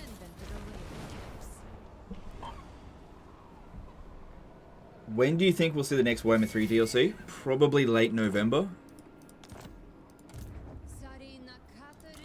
And we gained some experience. Okay, so Frostblades, what does it do? So Frostblades imbues magical attacks, base weapon damage, armor piercing weapon damage, melee attack plus 24. Only on one unit. If we overcast it, it gives a greater effect on melee damage and increased armor piercing damage for 10 winds of magic. For one unit, for 26 seconds, that spell is absolute fucking rubbish. Absolute trash. I would never cast that spell. There's basically no situation where that is useful. Like, that's there if you've got, like, one really good melee infantry, but that's not our strength anyway, so it doesn't make any sense to get that. Alright, then we'll get Heart of Winter, although I probably won't end up using it. My rune grows absolute. Good enough to auto-resolve. I'm down for that, because only one unit will get wiped out, and I can just recover that. Nice! We didn't have to do a stupid 40-minute siege. I missed your super chat. Sorry, dude, I didn't even see it.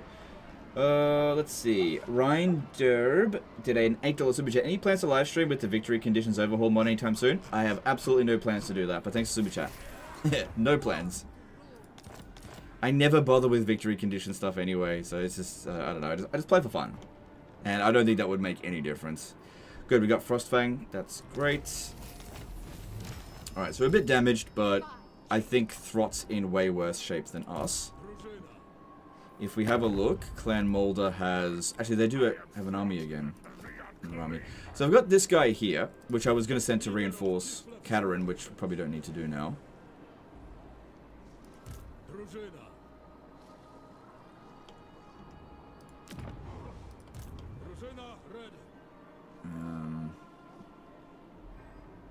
Kind of want to bring these units over here, because we do have a lot of money. Yeah, bring them over here. Problem here, though, is that we may end up not getting Katarin to get Throt's defeat trade. I mean, he was defeated this turn, wasn't he? So that means it's like 5 turns until he shows up at Prague. Is it really worth keeping him alive for 5 turns? I don't know. Could sack it over and over again until he comes back. Because it would be a really good trait for Katarin.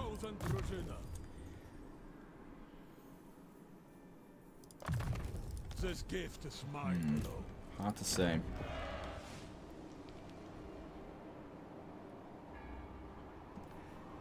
But yeah, we'll keep Hell Pit. Okay, now we can get a Patriarch of Kislev. Oh, I don't have any saved characters.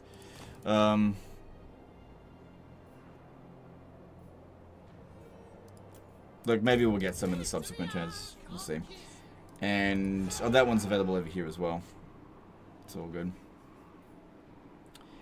Alright, then upgrade Zavastra. It's safe-ish. Oh yeah, we still gotta do something with Castle von Ruken, don't we? Yeah, I'm going to sell it to them. Because this will put them on a border with them, putting pressure on him, possibly. Because of no value to me, but it's going to provide relations with him so that we can get closer to getting military alliance. Because what I want to do is get military alliance, have the same enemies, and then borrow his armies constantly. There will be no... Castalton will take Prague if you wait for Throt. Castalton's here. I'll be able to reach there before him. Yeah, you're probably right. He might actually get there before me.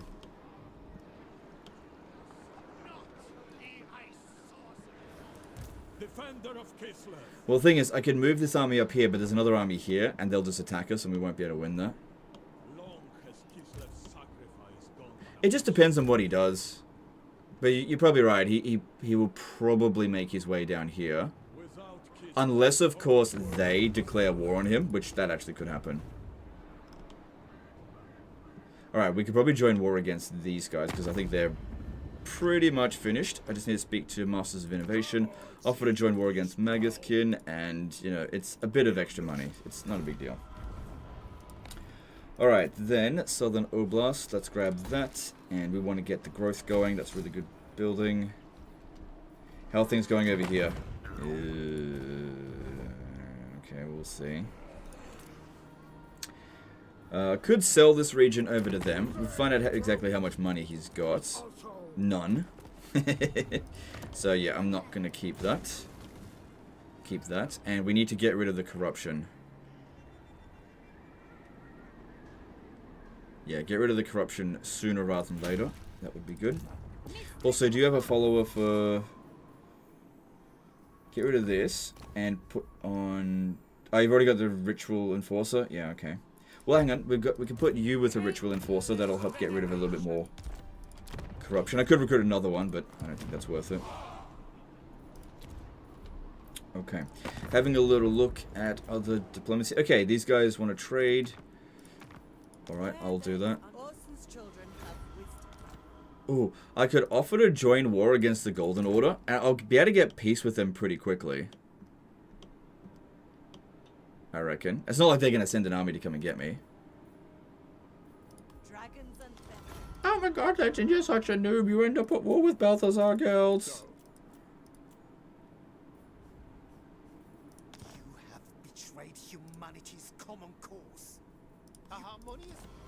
Yeah, I don't think the Lazarks are going to come over here. We're just taking Cathay money. A harmonious...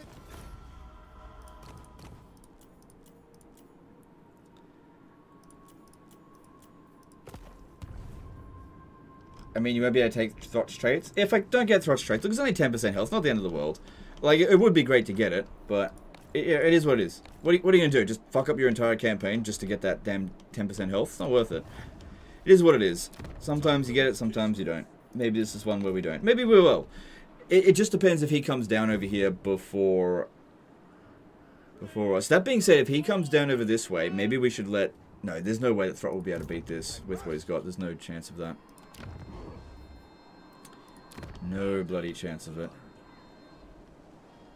Alright, moving on. Nothing else I think we need to do here. Although we've got a decent amount of money. Maybe we should get... Oh, yeah, get a Frost Maiden hero going. Okay, let's do that. Okay, and let's move on.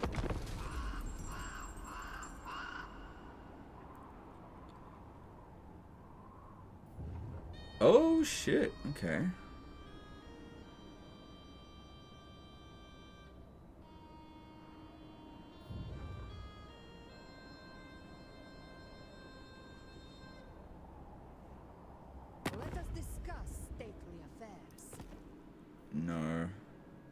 totally gonna get fucked up.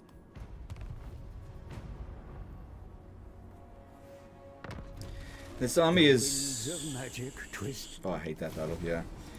Worry about that later.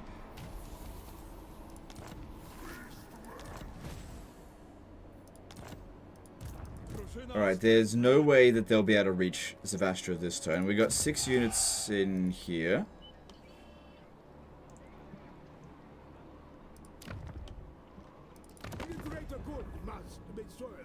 So that's gravitating quite highly. Because, yeah, the historical relations with the Great Orthodoxy, that goes down over time. And, yeah, he's usually ahead of us unless we really heavily focus on it.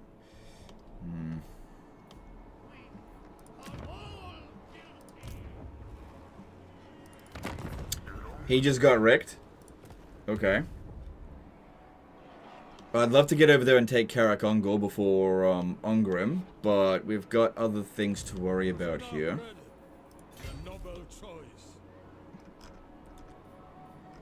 That's the only army they've got. Where did Castalton go? Did he stay there? Or why don't we use this one to just do a bit of scouting? Just a little bit.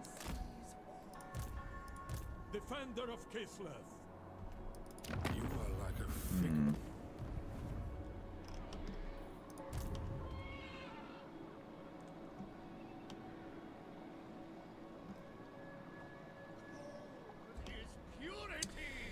I won't get any replenishment if I stand here, but I don't expect that to be particularly dangerous either.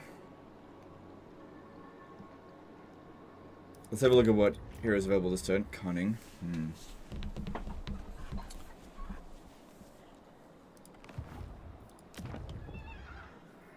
So if I go with this one here, yeah, it'd be good to get some more tradable resources. Public order should maintain itself reasonably well. Alright, so yeah. If I just march down here, we've got... If I march to here, I should be able to make it there next turn.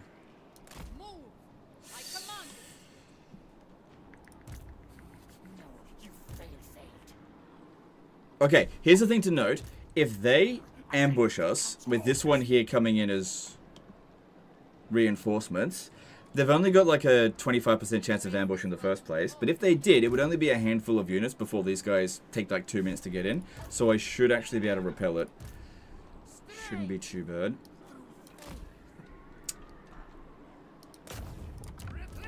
Okay.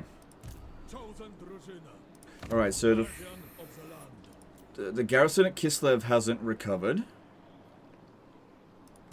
Leader of Kislev's warriors. The council is disappointed.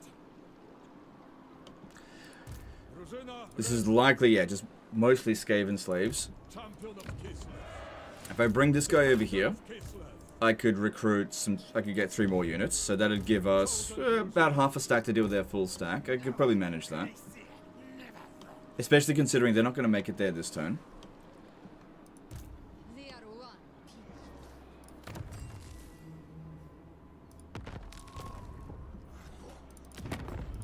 I really want to fight them. Guardian of the land. There's also not going to be a siege attacker in this army, so if they wanted to besiege Kislev, we would be able to reinforce before they would have a chance to do anything. So I think we should do force march this guy over here, transfer the units in, tell him to go for now. Then I actually want to recruit an army here to try to grab Karak Ungor. Now's the best time to do it. You'll do just fine. Yeah, group march would be pretty damn helpful. Okay, and you need the veteran warrior. Let's grab that. Good. A symbol of my power. Alright, let's... That stops us from recruiting here, but this is actually enough to be able to handle that now. Alright, I'm going to need to recruit faster here, and I need to recruit less here. We need to build this. Do we have an adamant administrator yet? Hang on. Champion of Kislev. Ataman... Nope. Nope. How are you going in followers? There's nothing fantastic in here. It's just the usual stuff. It would be good to get an adamant administrator, but it is what it is. Alright, build that up. And, yep, we want to upgrade this. Good, good, good. And let's have a look what deals we can make.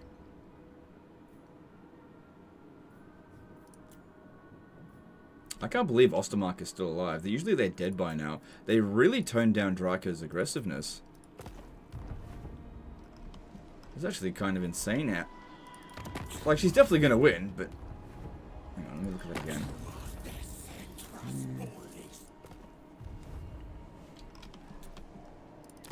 Did you give that back? No. This is curious.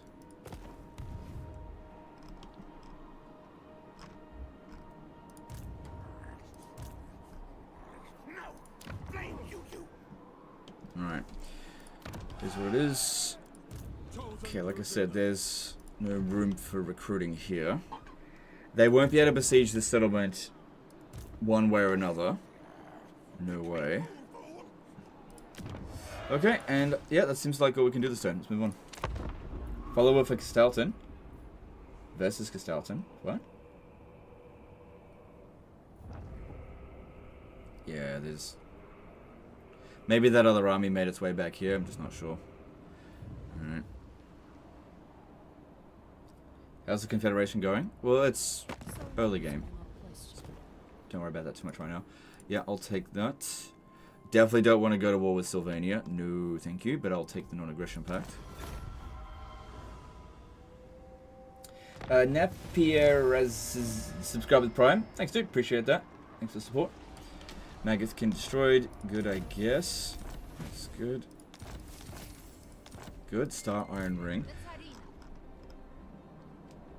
Alright, there's an army sitting inside the settlement. I can just see the flag, so that means...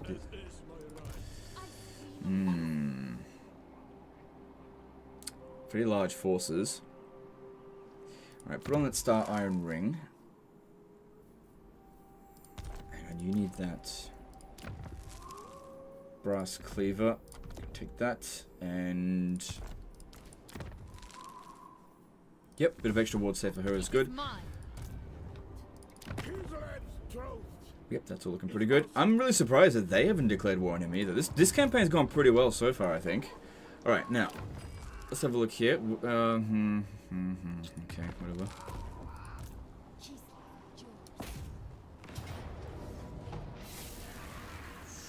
Another valiant defeat. Ah, they've got the Clan Molder Clanstone now. Lots and lots of trash. Trashity trash, trash, trash. Alright, so...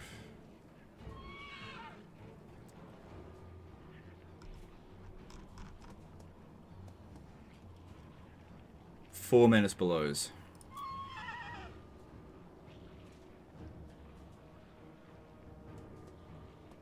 Alright, I think we'll be fine. Let's do this. Why did you went with the Ice Lord instead of Tempest for the Maiden? I seem to remember Tempest having better spells. Yeah, I used to think that, but I actually think Ice Magic is better now. Coplex, subscribe with Prime. Thanks, dude. Appreciate that. It's turn 12 and Clan Molder still alive. What happened? What the fuck are you talking about? Who the hell defeats Molder without cheating? Quicker than that. What are you talking about?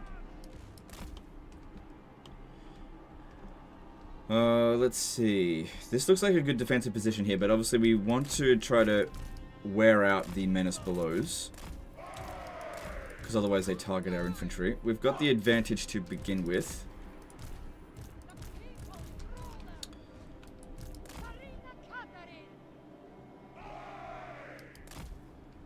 Let's see if we can draw them the other way. They'll probably want to wait for their reinforcements a little bit. But yeah, if we can waste their time, that'd be good.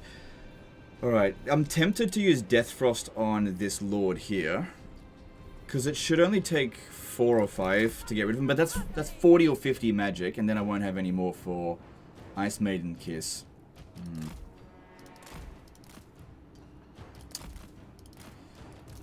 No, I think what I'll do is I'll come over here. Good, that's the first one wasted. Camp at their reinforcement zone.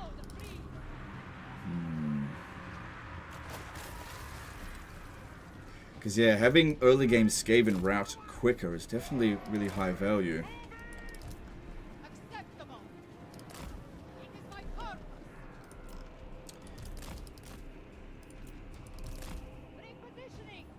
This is Death Frost is expensive. Alright, why don't we put down 1? Because, yeah, we don't have Arcane Conduit yet, so we're not generating magic super quickly. We'll pop down 1, see how much damage it does. It should do about 950 damage, I think, on average. Ice magic is better with more winds of magic capacity. Game have more winds of magic capacity now. Yes, I agree. Totally agree. Yep.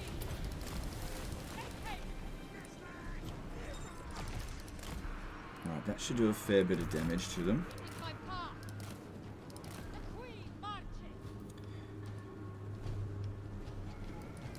But yeah, huge blob of infantry. Another thing to keep in mind is that Gorich will be coming back fairly soon. Oh yeah, let me just... Oh yeah.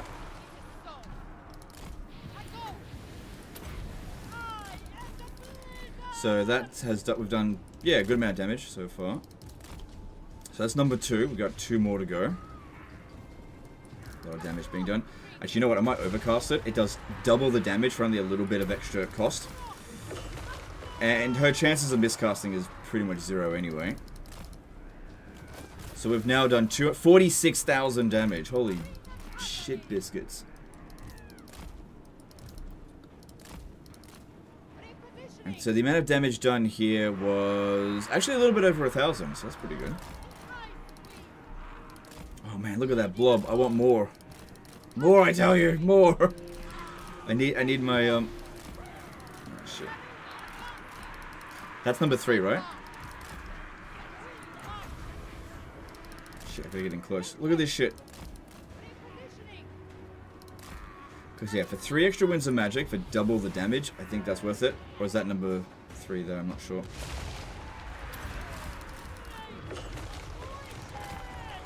Woo. 58,000 damage.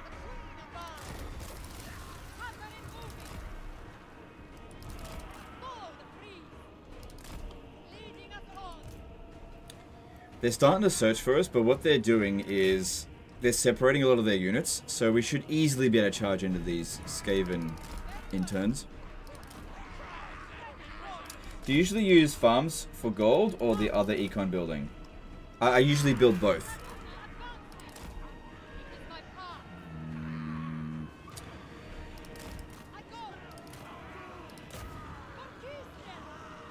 Okay, yeah. Don't cycle charge. He actually did damage on us and we didn't do anything to him.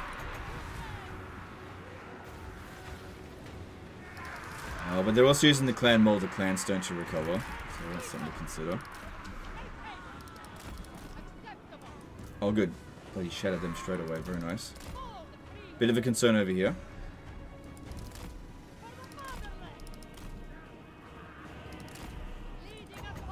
Yeah, there's no chance of miscasting.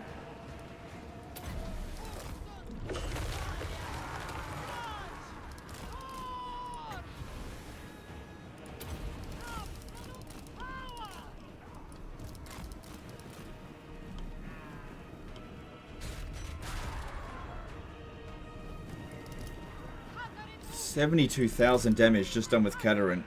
I've still got 40 reserves. That was great, but there's I think over there. All right, I think that was the last summon, so I think we can come and set up over here. They'll be really slow running through this water.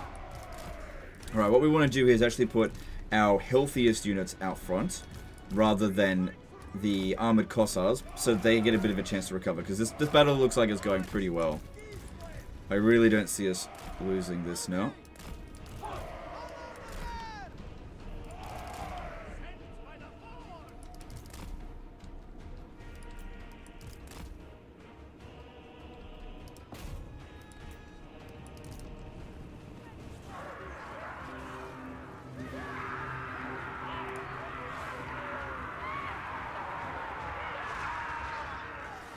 Oh man, that charge was fucking trash. He charged them in the rear, but all he did was knock them down.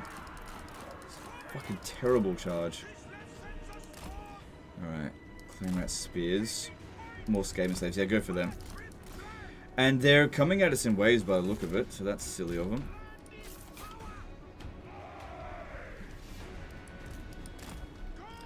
We need to make sure this unit here is healthy at the end of the battle so that we can run enemy units down.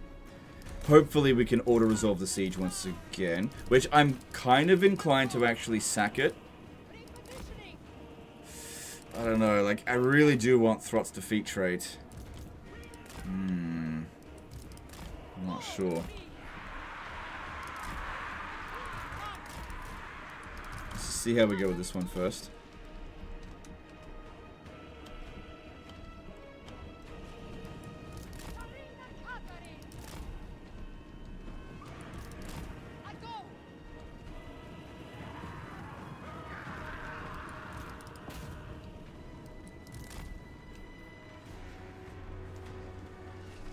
Okay, we got to be a little bit careful that we don't just waste too much ammo. Also, I find shooting at units that are in the water, you get a little bit inaccurate sometimes.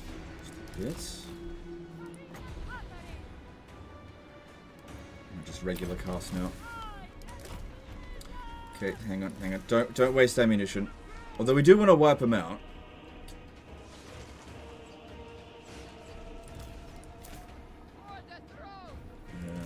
Yeah, it's fine. We should be fine. Because, yeah, Katarin covered us massively with all those kills there. And we still got a bit of magic we can use. Does seem like most of them are going to come around this way.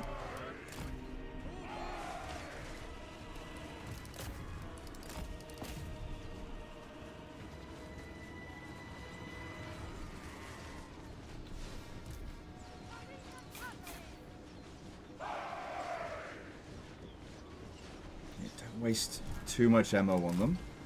It's a bit of a waste. Sack it, let Throt come back. Yeah, we could end up regretting that because he's still got quite a few turns before he does come back. I'll turn on my firewall. It's not. Could end up regretting it because other things can spiral out of control. And also, this is Prague, which is a, would be a good settlement for us to own. The sooner we get it, the better. Okay, get that out of the way. Both their lords they've just derped out.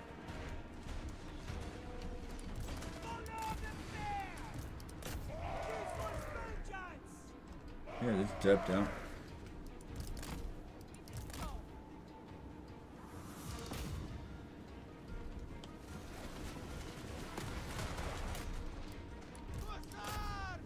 Way higher priority to shoot at the escaping slave slingers.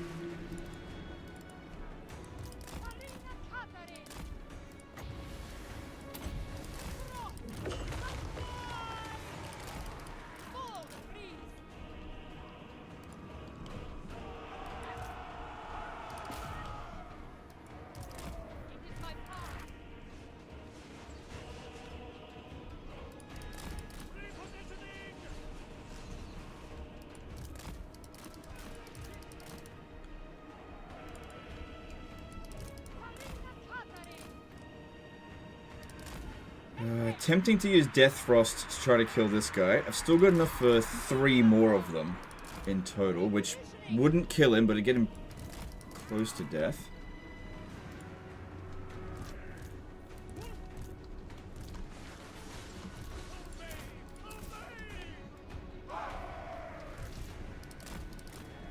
Then again, he's so far away from the main line. Is he even going to participate?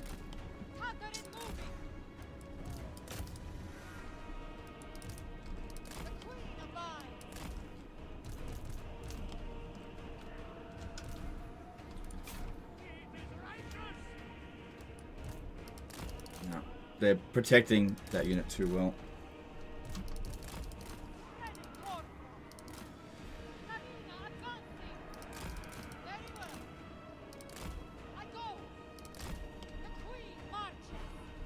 I'm a little bit worried that I'm wasting too much ammo. But then again, even if we have to go into melee with these guys with what we got, it should be fine. I mean, it's all trash. So yeah, I will use Death Frost on this guy here. And we do have a Helm of Discord. Yeah, I am using up a lot of ammo. Okay, everyone stop. No, stop. I turned it straight back on again.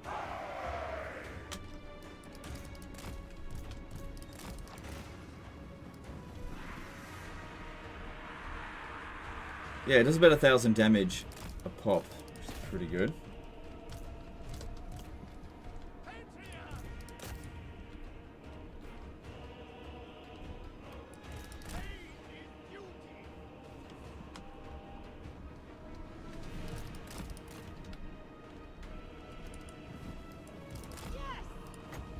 Because, yeah, if I kill him, it'll be easy to rout all these other units.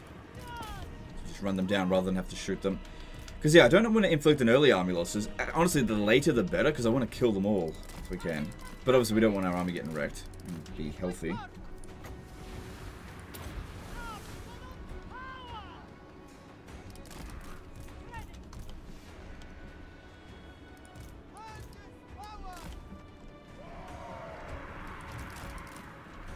I've got enough magic for one more Death Frost and one more Ice Maiden's Kiss. Which I think we should do the Ice Maiden Kiss here.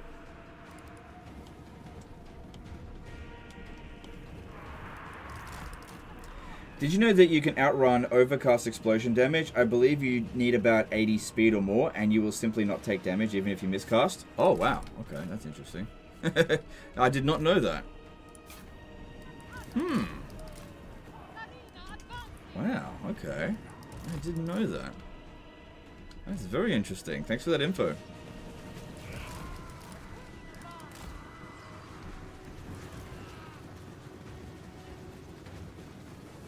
Come on, one more. There we go. Move back.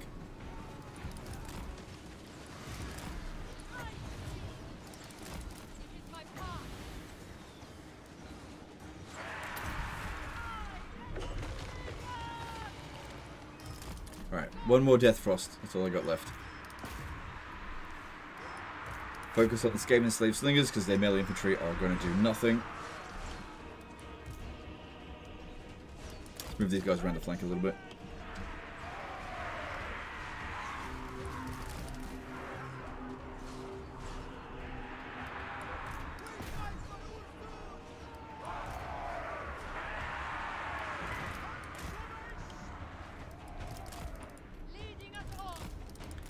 This isn't going to be enough to kill him, but he'll probably rout. Maybe I can run him down. Let's see. It could be good to pop down this here, but I think I'm going to do it out this way. Just for a second. Come on, pop it down. Right, then get over here. Let's pop down that Helm of Discord over here, where it's needed. Alright, I also need the cavalry over here to run down Skaven Slave Slingers, because we're running low on ammo. It's now time to charge in.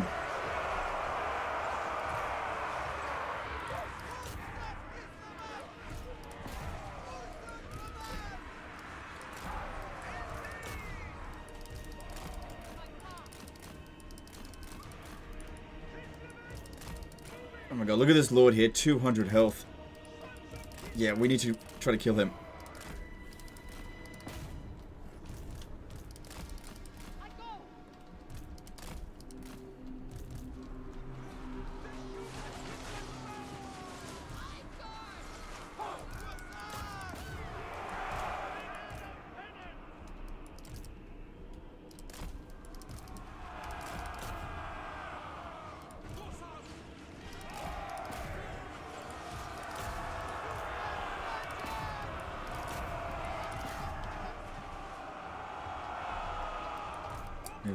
Move them up, I mean. Right, make sure we run them down, that's really important. Oh good, we killed the enemy lord, awesome. So that means they've taken a permanent leadership debuff in this battle. They're just not going to be able to fight in melee against us now.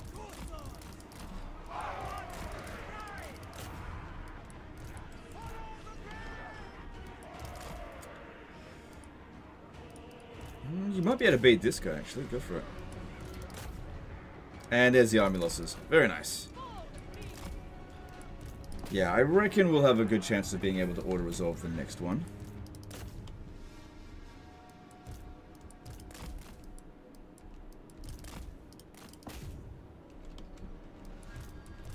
The actual siege.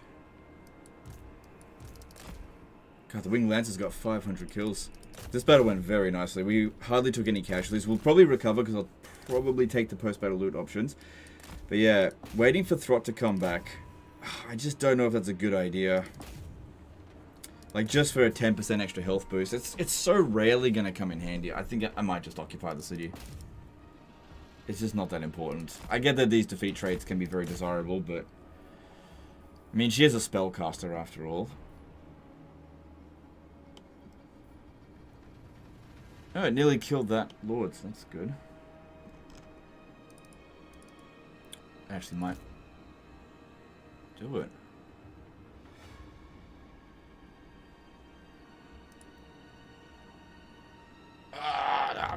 bitch. Once again failed me, but it was, at least it's really low on health. So 38 casualties. We'll definitely be able to recover more than that.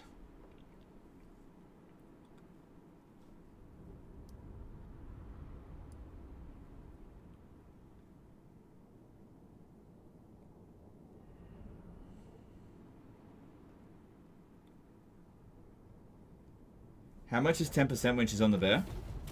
Yeah, it's a bit. 6%. Oh, yeah, it's so tempting to get that defeat trait because it is such a good one.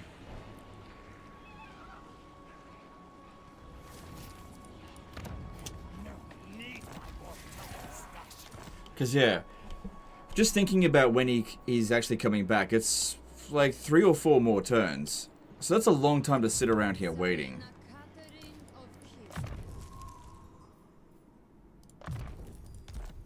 Especially while not replenishing.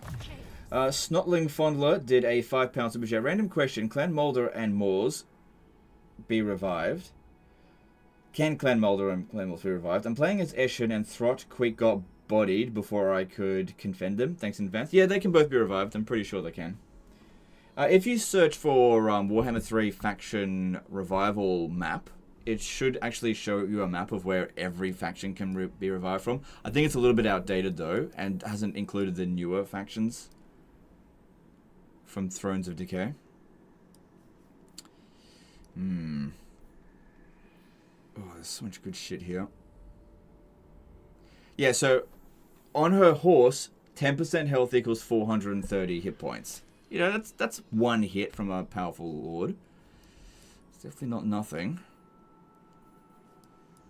But like I said, waiting around for this amount of time, I don't know if that's a good idea. I can actually attack this one again.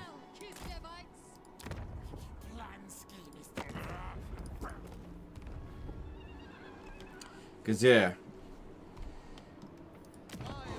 It's probably about 3 turns until he comes back. But we need to recover because I also need to go and fight these guys. They're getting their shit together, and he's going to come over here and fight them. And I need him to not do that, actually.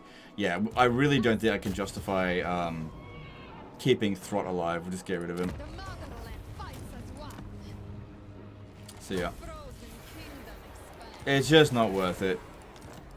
Not worth it at all. Here's what it is. Ah, Legend, you suck. You don't get extra 10% hit points. You'll definitely lose a battle now. Alright. We got 2... Okay, we got rank 12 here, so getting Ice Mistress reduces our Winds of Magic cost for all spells. And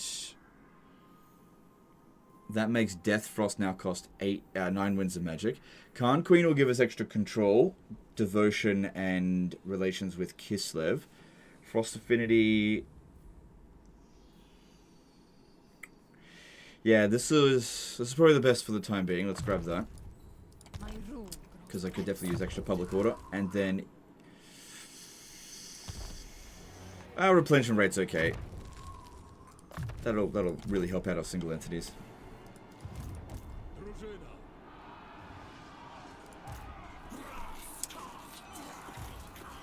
Imagine if I came down here and attacked Dryka and we teamed up with Ostermark and actually won. Got a lot of heroes. Thing is, once she's won here, she will probably attack us. Do I have Regiments of Renown available? I do.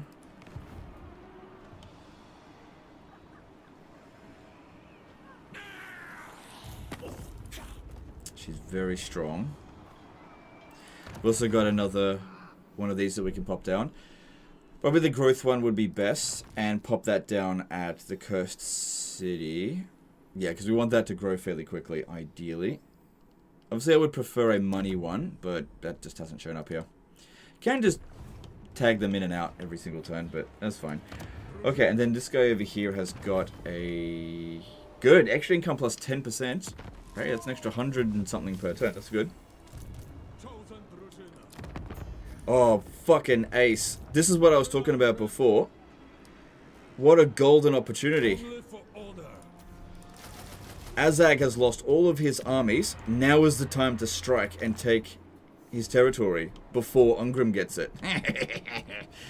Yeah, I could probably take Karak Raziak and sell it back to him. It would be good to get Karak Irikulaz, but I imagine he would get there before us. But still, being able to just grab this would be awesome. Thing is, though, Dryka. That's a problem. Definitely a problem. Doesn't seem like there's any army over here. We should probably keep a hero keeping an eye on this area here. I'll actually recruit 2. This guy will have a hero attached to him as well. Yeah, I just want to keep an eye on Dryka. You may need to stay here. I'm very tempted to attack this, but I just know that Ostermark, as an ally, they're so fucking bad. They'll come in as a blob, and they just won't use their units effectively, and I just won't be able to overcome Dryka's army with this. Hey, Srini. Sorry for the mess I've made on Discord, as my Discord got hacked on yesterday. Oh, sorry, dude. I didn't even know that had happened. That's okay. Yeah, sorry to hear your Discord got hacked. She might also blow up Beckafen. You could just ruin dwell it. Maybe. Let's see.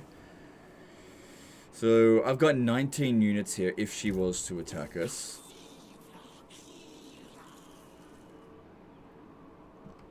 Because Katarin's going to have to immediately go after them.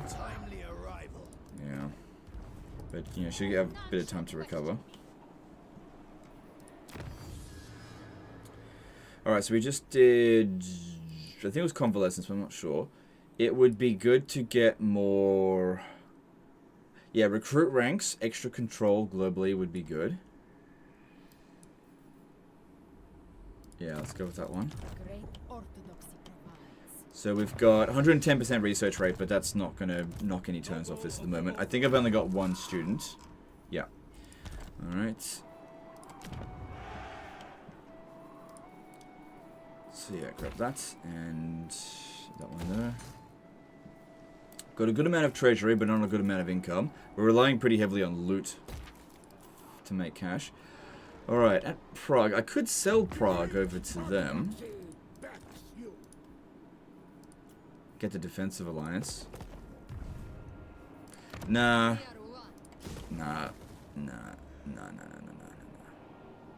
we've sold him enough territory, I think. Alright, let's get... Let's see, what do we need here? Yeah, we just like with Kislev, we should focus on these buildings before this. While it is good, for sure, to get the tradable resources, this one here specifically, making lots of money, I really do need it. Actually, no. I need the growth building first. Let's go with the reduced construction cost growth one. And in fact, I might even go with the other growth building there first. And then let's go with Awaken the Land. We're not going to make a huge amount of money at first, but it's fine. Public order here is maintaining-ish. Shouldn't revolt.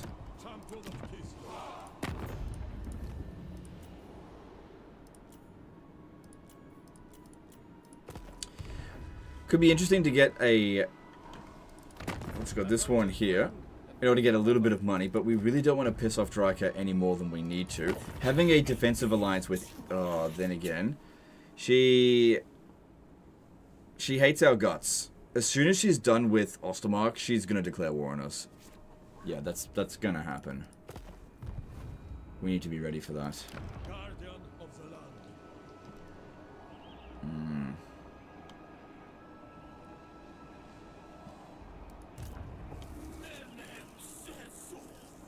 Oh my god. I'm really tempted to actually attack her now. Get these regiments around. We'll have 15 units, sort of. We'll have 15 units, and they'll come in and help, but I don't expect them to do much. That's the problem. Problem is, Wood Elves are really fucking hard to fight.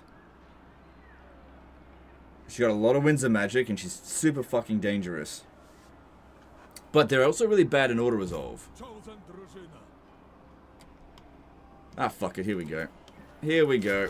Fuck it. Let's go. Get out of here, you birch. Hang on, we'll offer to join war. Alright. Fuck Dryka. I don't know. Like, I kind of want to attack them as well. Oh, this is gonna hurt. As you say, sir. On it. Here we go. Tommy did a 499 dong super chat. Hi, legend. Keep up the good work. I always learn a lot while watching the videos. No, dude, thank you for the super chat. I appreciate that. Thank you very much. All right, let's hope we've got what it takes. Hopefully, it's an auto resolve. I hate fighting Drycut. Yes! Fuck Drycut. I don't care how much damage we take. Die! Yes! Oh! Oh! That is totally fine with me. I'm not the one that took all the damage. That is totally fine with me. Alright, that was good. That's good, I'll take the money. And they lost all their armies. Now, I doubt that that is the end of Dryker's forces. Yeah, it totally isn't. But it doesn't look like there's any army right here, so it doesn't look like they're going to strike us just yet. I still want this one to march on Karakungor. Also, this guy here having Dryker's defeat trait is really useful.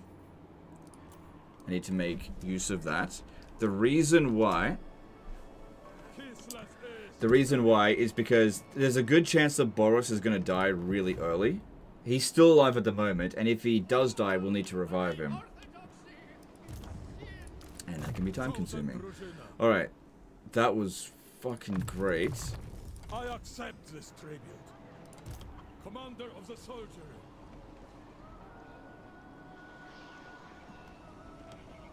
But I now need to be on the defense a little bit. And we killed all of her fucking heroes too. So you need to get over to Vitevo before it comes under siege. This land is ours. It'd be pretty funny if there's an army like right here and it strikes us in force march. Because the thing is, we can't see where their army is. It could be sitting in the Griffin Wood, in which case they wouldn't be able to reach us. But we don't have full sight. I just don't know. We'll see. If that guy dies, it'll really suck. Yeah, she's still reasonably strong. Send a Patriarch to discover him.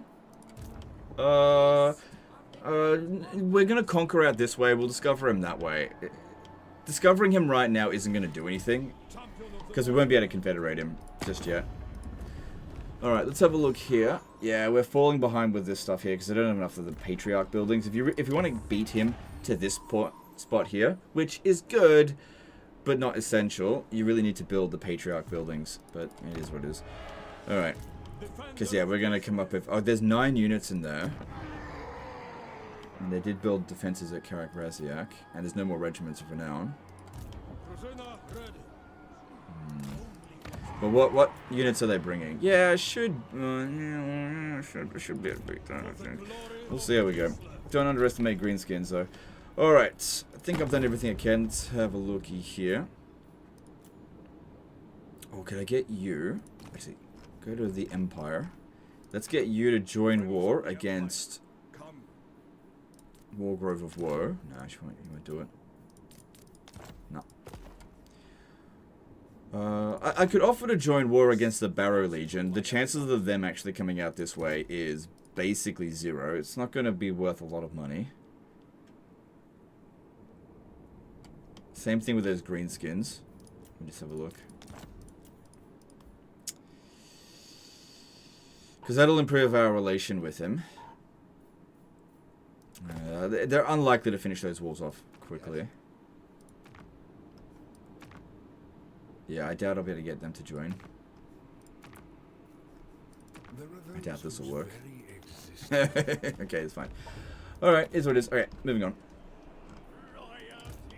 Actually, over here, it may be in our best interest to get rid of the armored Kossars. Because they're a bit... Oh, no, actually. No, keep everything as it is. Moving on.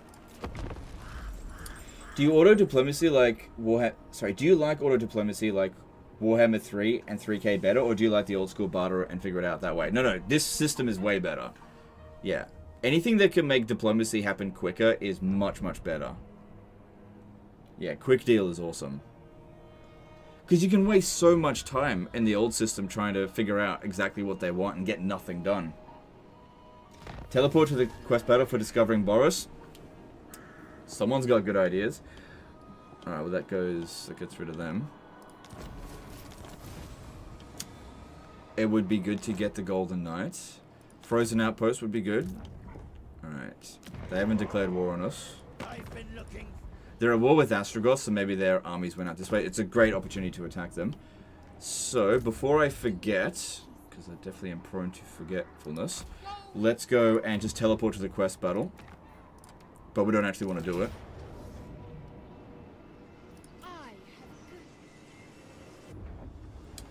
And that...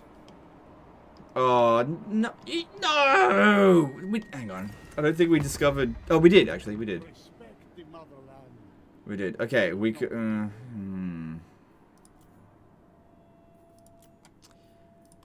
Well, at least he seems to be doing alright. He is at war with Archaon, but he's got 4 territories and a decent-sized army. But now we've met the friggin' Demon Prince. It's great. Alright, I need to see what's going on over here.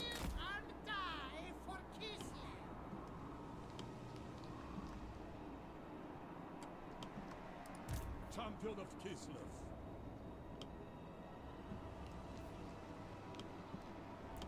We must protect nature's bounty. Alright. So looking at this here, yeah, I can get this guy to come and help.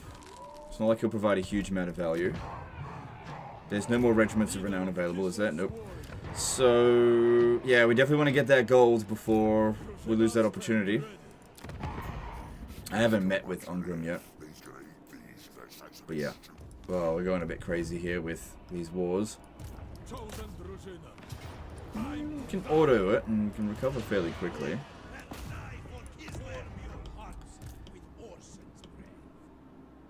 They're definitely recruiting over here. Taking this territory will at least cost them a recruitment slot, so that's good. Fight for Mother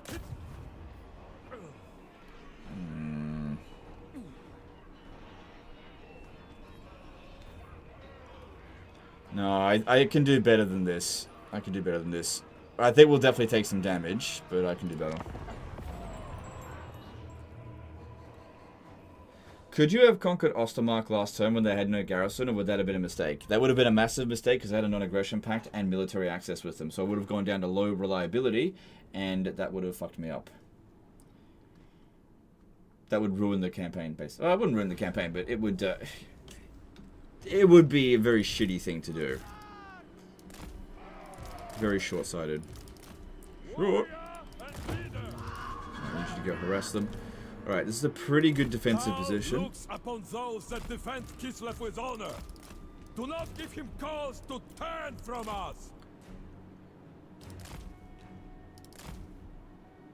Probably should have gone with the restock, but then again, he may not have made it otherwise. Alright, make sure we're shooting at high value units. Actually, the highest value unit are those Orc Arrow boys, as opposed to Orc boys. I don't think the Orc Boar boys are actually that dangerous. Because, yeah, these ones here have high damage output, where these ones here have low damage output, and those ones are just easy to kill.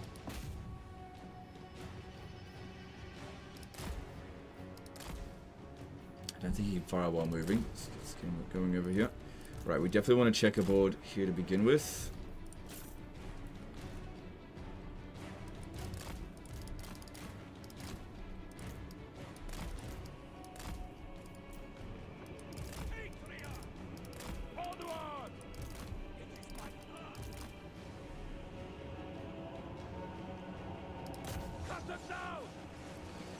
Problem here, shooting at goblins, not really ideal because of their shields.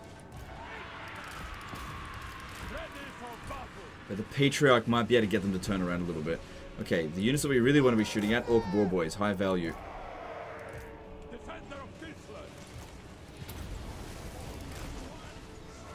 Now they're going after the Lord. Just keep their infantry back as long as possible. Yeah, look at this. Oh, hang on. Yeah, you need to get rid of the Goblin Archers. They're actually doing a fair bit of damage. They move back. Try to stay out of the range of that unit.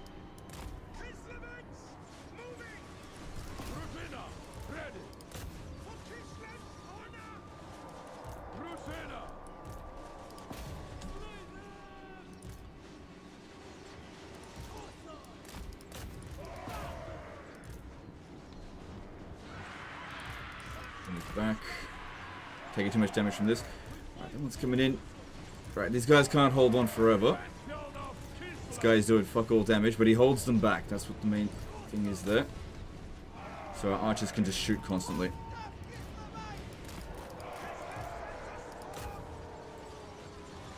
Totally fine if he dies, because he's only rank 1. Just doesn't matter at all.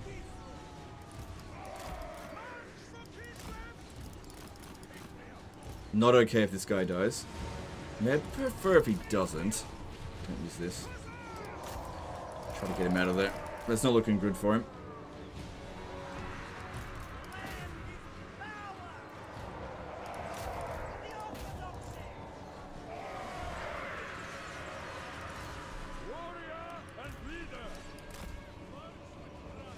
Plus, if he survives, we'll be able to get more replenishment after the battle. Over the end turn.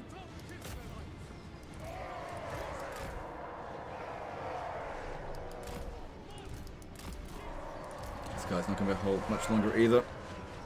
But yeah, the goblin archers, they're definitely proving to be more of a threat than the melee infantry.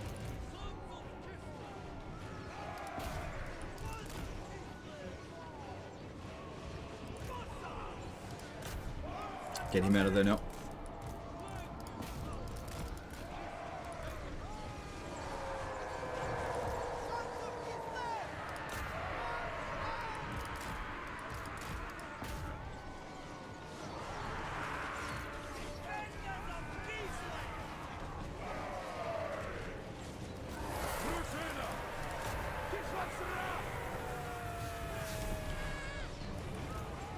Not really the best time for us for that war, because they're really getting stuck in. Make sure no units get wiped out, otherwise we should just auto-resolved it.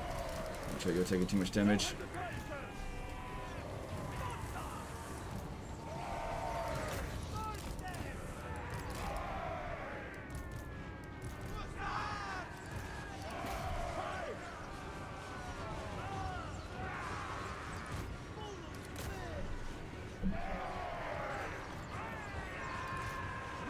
Alright, looks like we got this.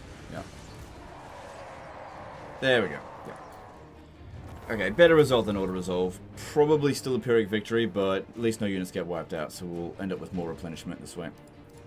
Yeah, that's fine. Hey, Tariff, how's it going? Good to see you.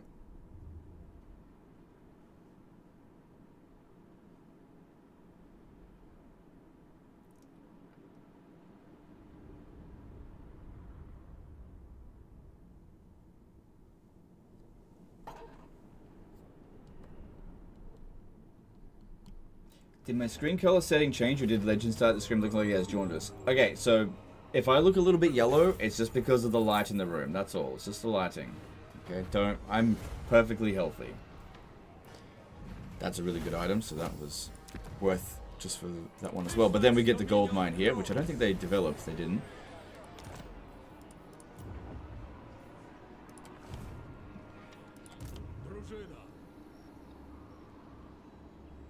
Now, one of the downsides to occupying territory here will be bordering the vampire counts, but we definitely want to get rid of Drika. Or at least peace out with her. Give them a bit more time to fight her. Okay. So this one here, we're not going to be able to get to the XLA by, so let's just, actually just, 3%'s not going to make any difference here.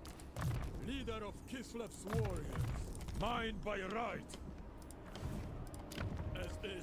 Alright, so the gold mine's worth up to 600, whereas this is worth up to 200. So yeah, let's go that one, obviously.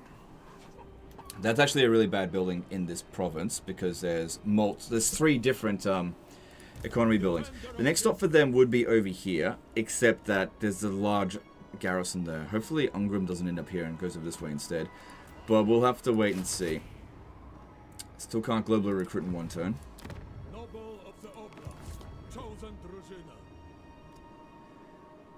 But yeah, I imagine Ungrim will show up over this way. I'd love to get this settlement here and sell it to Ungrim so that I can get a military alliance with him. How do you like my new computer? Yeah, it's good. It's good.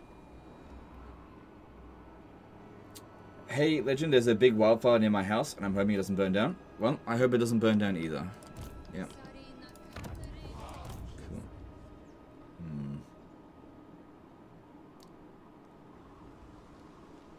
Could be an army right here ready to hit Vitevo. Because, yeah, we could easily hit Nagenhof with this. But if I'm standing in Vitevo, I won't be able to reach Nagenhof. The chances of there being an army here, I think, is fairly low.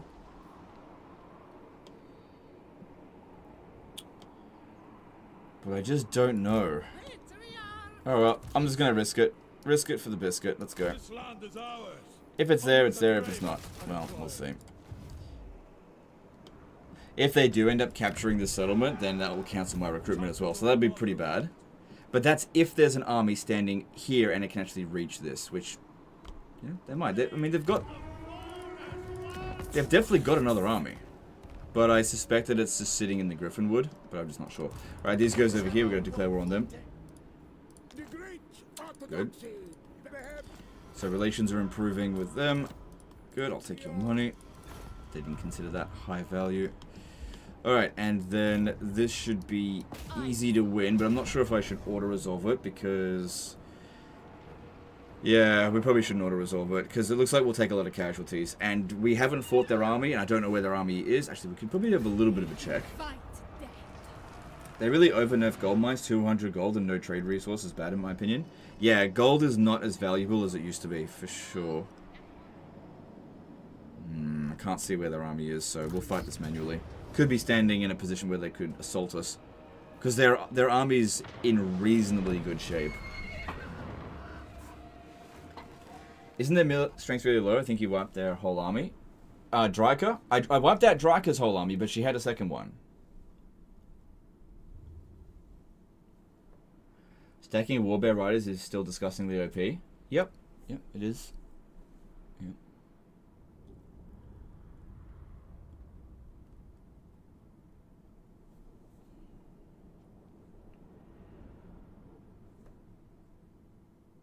Did I just realize this is the same layout as Sartosa? Just realized that. I mean, I know they duplicate these maps. Alright, I want Katarin to... Don't want them to know what's going on to begin with, because I want to pop down a bit of a heal at the start here. Because we got some Windsor magic, and then... Let's see, let's get Katarin in here. You're on foot. You go with her. And we're going to go over this way.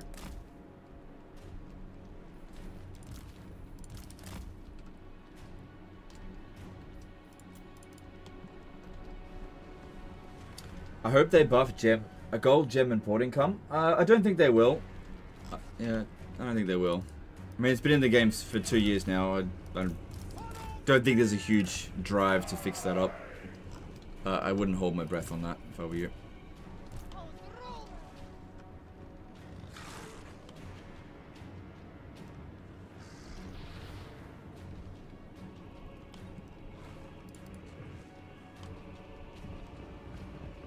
They actually got here a bit quicker than I would have liked. Alright, back off, back off. Go a different way. It's not going to be worth it. That one unit there, if we get stuck in melee, will do a lot of damage to us. So this now costs 4 winds of magic instead of 5, which, that's nice.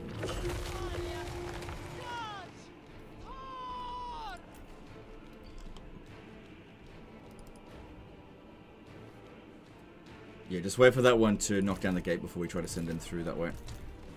Okay, we've done this.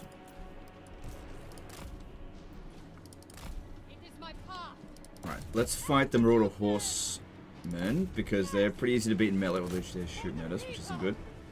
Alright, I need this guy to come back around here. I need to get some more healing in on these.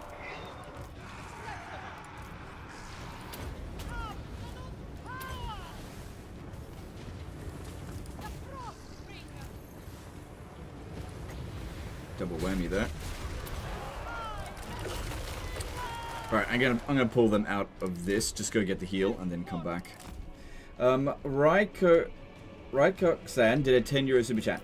I love me a bit of Katarin. I find her campaign can have unexpected turns. Castalton wiped out straight away and Skaven at your doorstep, and then all the warriors of Chaos declare war. Fun times. Yep, I agree. Thanks to the chat. Appreciate it. Yeah, this is one of my favorite campaigns as well. Some people don't like it because it's too difficult, but yeah, this is definitely not a campaign for the faint of heart, that's for sure. How are we going here? Yeah, they're really slow at it.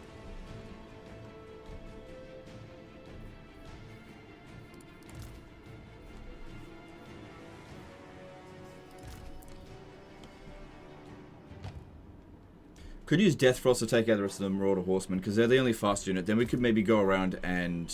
I don't know. Go around and cap the points. That would actually be fairly easy. So a few... Oh, watch out for that.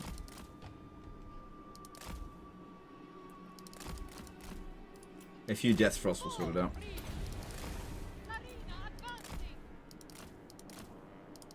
Reasonably okay against cavalry. Not the best. But we've got lots of Winds of Magic, so it's fine.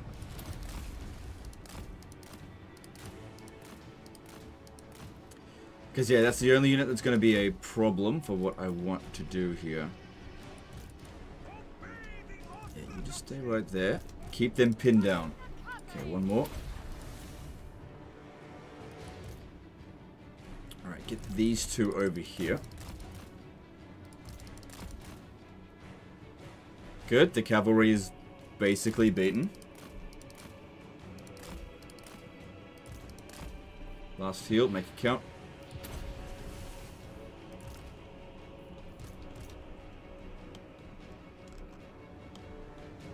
Alright, here we go. Here we go. We're gonna go for a big rush. Oh shit, I see what's going on over here. Actually, you come in as well. Why not?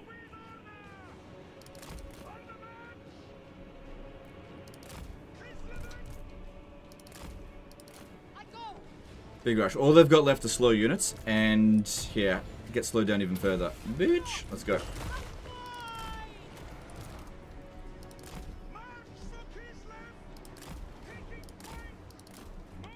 Get them started on that. We'll cap this point here, just so that they spend some time trying to recap it.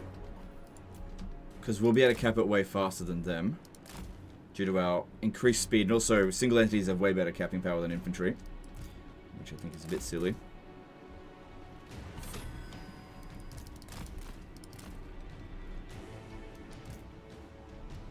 But this one's here, capping power has severely been reduced, but we'll be there in a moment. Just basically help get that started. That's it. Also, because they got all these units hanging over here, they're not coming over this way quickly.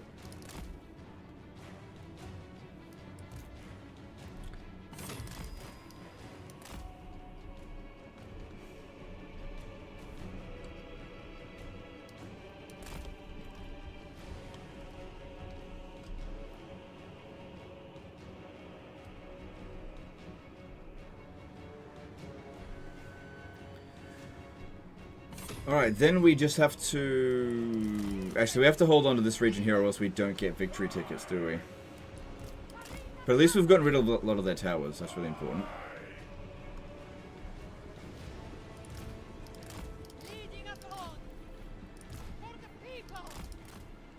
If we stay in here, we might be able to have more capping power than them and just prevent them from finishing this off.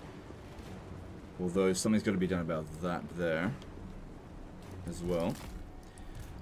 Well, while we're recapping this, I'll try to kill them with... Actually, let's go with Heart of Winter.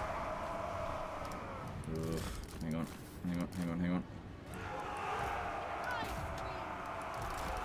Yeah, I'm going to pop down a Heart of Winter, but just...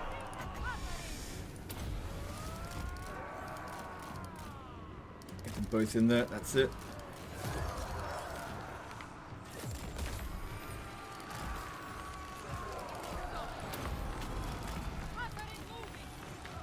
That's preventing them from... Preventing us from getting victory tickets, but this is doing a lot of damage at least. Without doing too much to Katarin.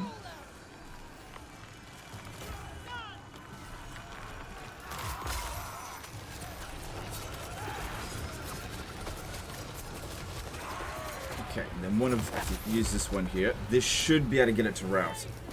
Good. Oh, hang on. Cancel it, cancel it. Quick, quick, quick, quick. There we go. Cancel it. Okay, we saved that one. Get over here. Still not gaining victory tickets. Okay, I'm going to need these guys here to take out those Marauder Hunters as they come in. They're coming back. But it's going to take them a while to recap that point.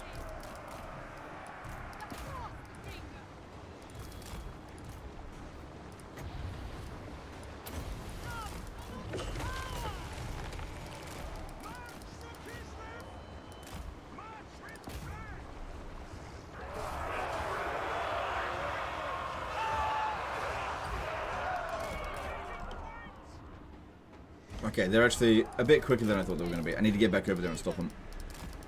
Good, at least that one's routed. We're regaining victory tickets. That's great. Yeah, you run this down. Make sure they die.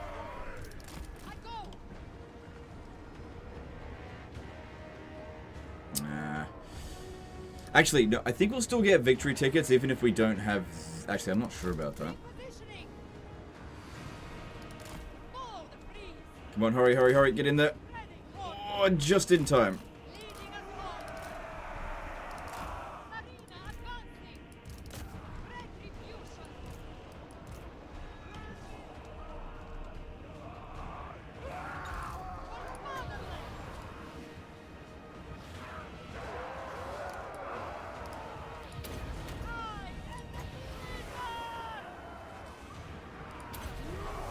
We hit both units with this.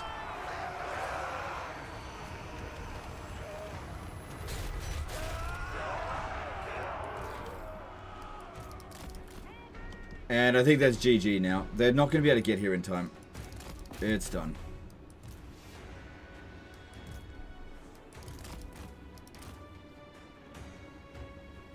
Eddie 1903 subscribed at tier 1. Thanks, dude. Appreciate that.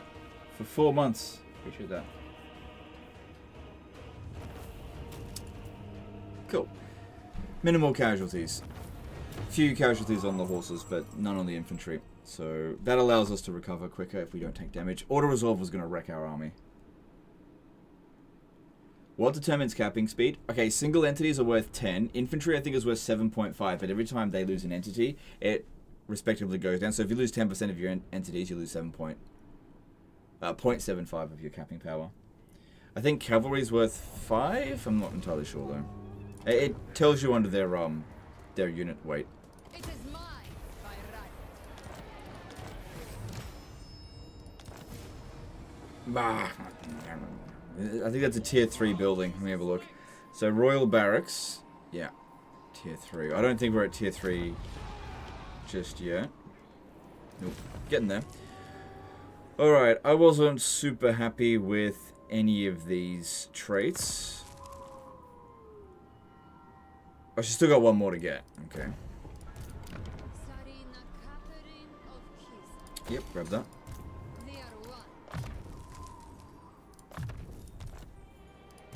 Defy chaos. Cool.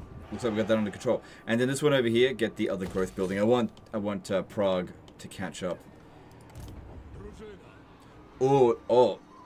Speaking of which, I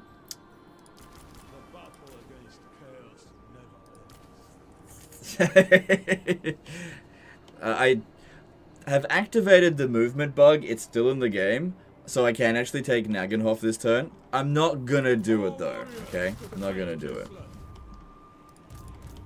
I can't believe the movement bug has been in the game for better part of 2 years now, and everything they haven't got rid of it. It's such a busted exploit. Alright. All construction's done. We're in the negative, and we're going to get further into the negative. But we're gaining territory, so that's good. Alright. I'm not sure if I want to keep trading with Ostmark. I will trade with the Dissenter Lords of Jinshen, because they usually don't last too long. I'll get some money out of them. Tele Backland. Yep, I'm happy to do this. So if I look at this, yeah, we're too many trade partners now, so we don't need to focus on that too much. A defensive alliance with these guys probably isn't the best idea. So I'll just take the money. I'll get dragged into wars that will probably not be very handy for us. We could get a defensive alliance with these guys here if they end up securing our southern border. Maybe. Because that could deter the vampire accounts from attacking. But then again, they might attack them and drag us into it. So we'll see. I definitely want to give Essen over to them, just so that I don't border the vampire accounts. If you don't border them, they're less likely to declare war on you. They still will, but they're less likely to. Okay, and yeah, I can't do any of these right now, and let's move on. All the Black Ark bugs still exist too. I think Sage just doesn't know how to fix it. Yeah, it's just, I guess this is not a priority for them. I don't know.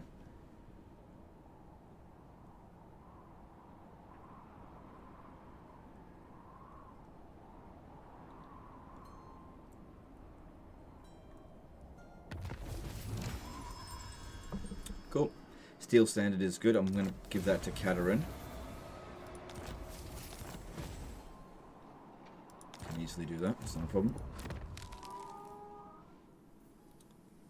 She doesn't need this right now, so let's get the steel standard in there. That'll be really good. Do we have an enchanted item for her? I have no enchanted. I've got the forbidden rod.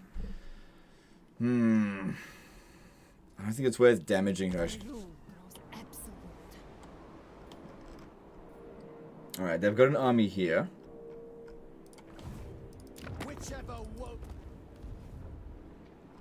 I doubt it's their only one. But we should be fine to go and capture Plesk. If they start to threaten Volkstrad, because the garrison here is obviously not recovered, should be fine.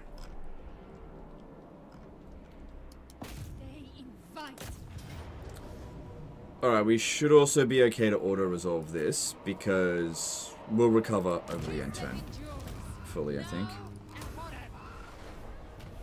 Would you say Lokier's faction is S tier? How is he stronger than Malachi? Malachi? Why are you comparing Lokier to Malachi? That's a weird comparison. You could argue he's S tier. You could. Because he can get so many Black Arcs, and Black Arcs are really good. Plesk.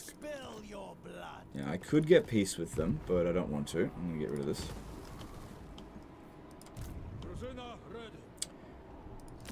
Alright, they lost all their armies again. Thanks, Ungrim. But that just means they're going to recruit, yeah, military presence from here, making it even more difficult for us to beat them in this location. There's their army. Ooh.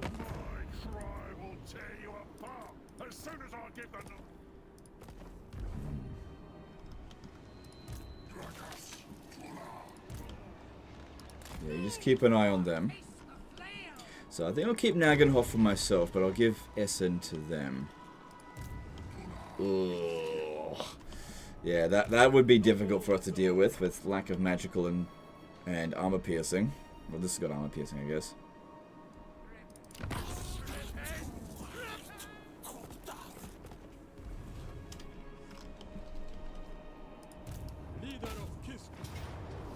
Oh man, that is a dog shit auto-resolve. These guys aren't going to be that difficult to deal with.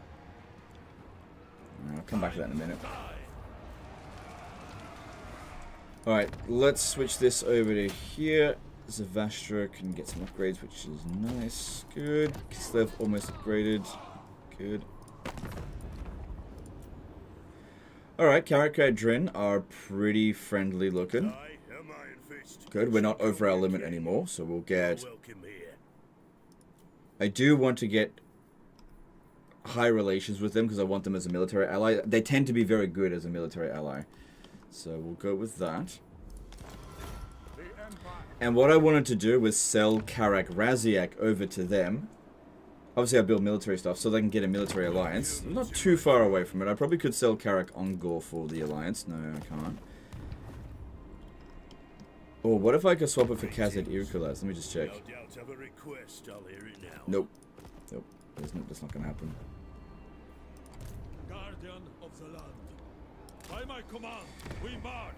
Well, at least they're only going to be able to recruit really basic units. Champion of Kislev. Go with caution.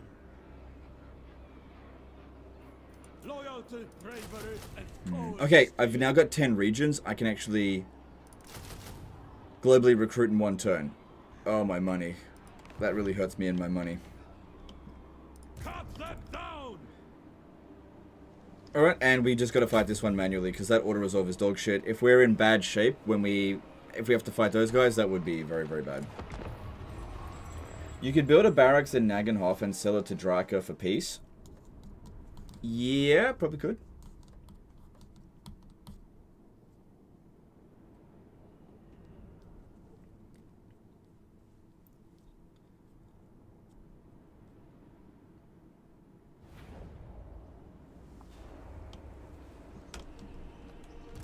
Right, I usually attack from this angle here, because it's nice out and open, makes us accurate. Alright, use our guys that are relatively fresh. This one here has got slightly higher range. But you've got the longest range, so use you first. Alright, now there's Deepwood scouts in here somewhere, and they tend to be stalking. And we can waste their ammunition now, super quickly, because they can't restore their ammo anymore. See, Creative Assembly thought that they were nerfing the player by popping down, well, getting rid of the barricade's ability to restore ammo, but in actual fact, they were nerfing the AI.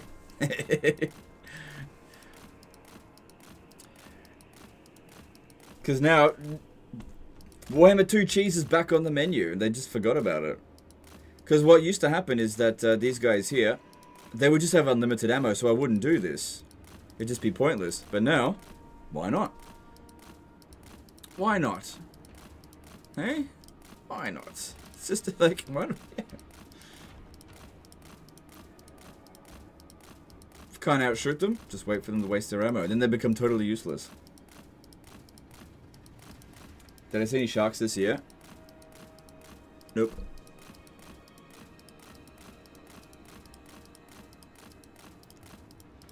Okay, here we go.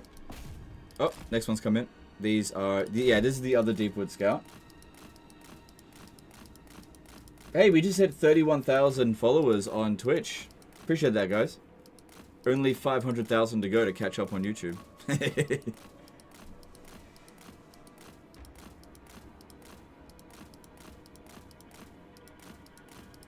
Fraz95 subscribed for 40 months. Hi Legend, thanks V much for the defeat trait vid. Really informative and looked like it took a lot of effort to put together. Appreciate it. Yeah, no worries. Yes, that video took me quite a few hours.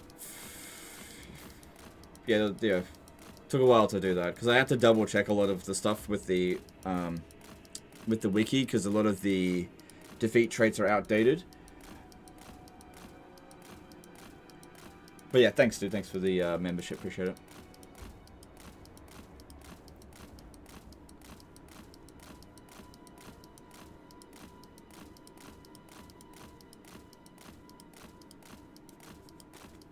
But Legend, your lord is taking damage. Cool. There we go. That was the last of their ammo, so they're not going to fire back at us now. Oh, wait. Wait, I was wrong. They have another one. They have another one. I didn't realize they had another one.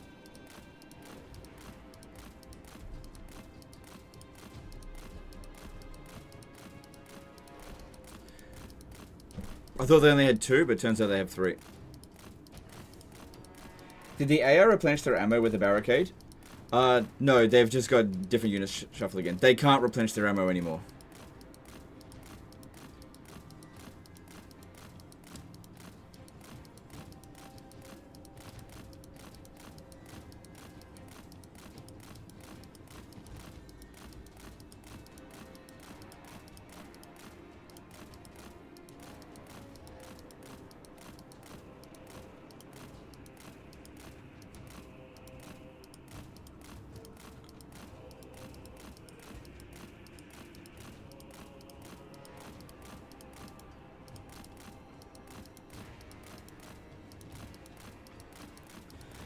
would have much preferred to auto-resolve this, but it is what it is.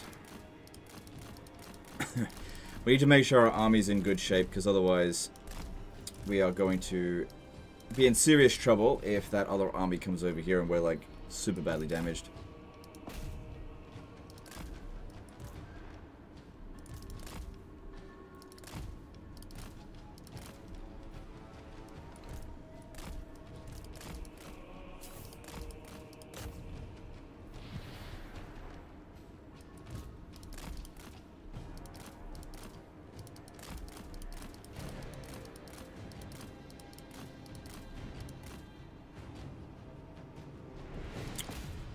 We shouldn't be wasting that much ammo. But we do have restock, so I wouldn't worry about it too much. We outnumber them like 2 to 1. And these guys here are super squishy. Plus we don't have to kill every last one of them.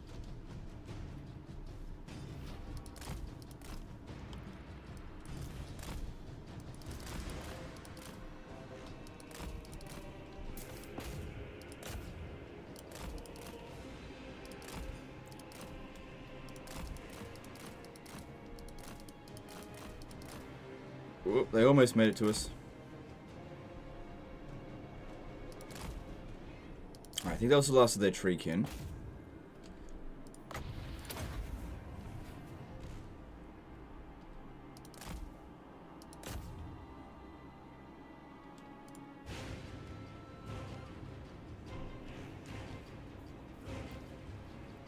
Good stuff.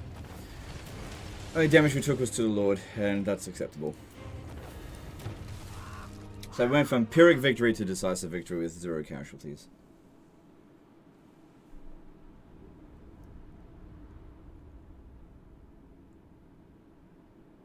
So CA fixed some of the ammo replenishment bug. That's good to know. I'm having my laptop checked out today and tomorrow, but I'll be happy to see CA slowly fixing the game. Well, I mean, it depends on how you look at it. I don't think that the barricade replenishment of ammo was a bad thing. It stopped you from cheesing the enemy ammo, because they would replenish their own ammo. And since I would fight more offensive sieges than defensive, this actually benefits me. Makes it easier. But to each their own. Alright, they definitely won't be able to reach us here. They might force march to Essen.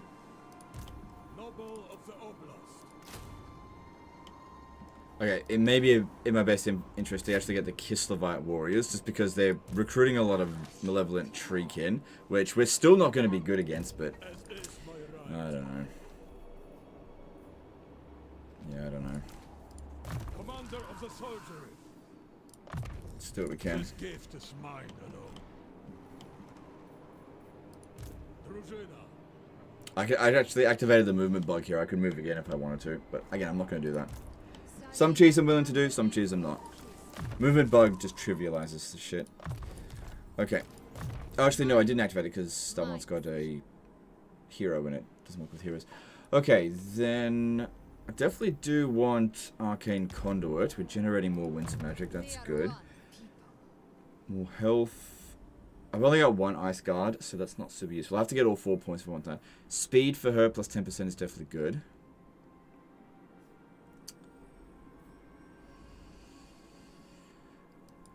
Yeah, let's go with this. Okay, cool. From Kislev's great gods. Alright, we'll put a military building here for now. Because I might sell it back to Ostermark. Or I might sell it back to the Wargrove of Woe. And we'll just see how we go with that. We'll see. Yeah, none of that is... Didn't get any particularly good trades with that. Oh well.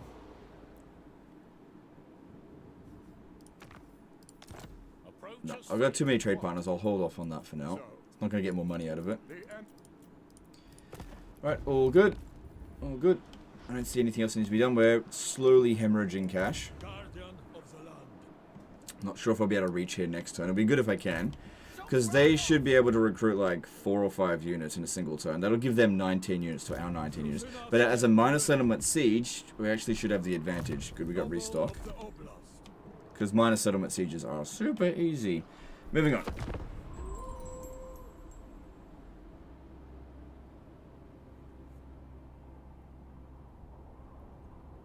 Are you gonna make a leotard stack? You're a leotard. You mean a leopard stack? No, probably not. Thoughts on Karanak? What does he do exactly? Karanak is an okay legendary hero. He boosts hound type units by a fair bit. I don't think he's that special. Yeah, they got 5 units, so that means... Yeah, I can't even reach him. Oh god, that's gonna make things difficult. For the glory of Kislev. Follow me to glory. I mean, even if it's just goblins. Look, even if we're outnumbered, I should still be able to beat them. If I've got a full stack. Are they loyal to the motherland? I should still be able to win. They might recruit another lord out here. Because, yeah, it is a might. Oh, they're going to get even bigger garrison. Oh, fuck me, man. Shit. Oh, God. Maybe if I could get another lord. Oh, it's going to deplete my income. Yeah, you need to come in here. And we need restock. And I'll actually need you... Yeah, need this. I need you to have as much ammo as you possibly can get, because I might need to use you in the battle. And in order to make sure you can actually catch up next turn, because you might not be able to make it otherwise, we're going to need you to have the Kislevite Kossar. I accept this tribute.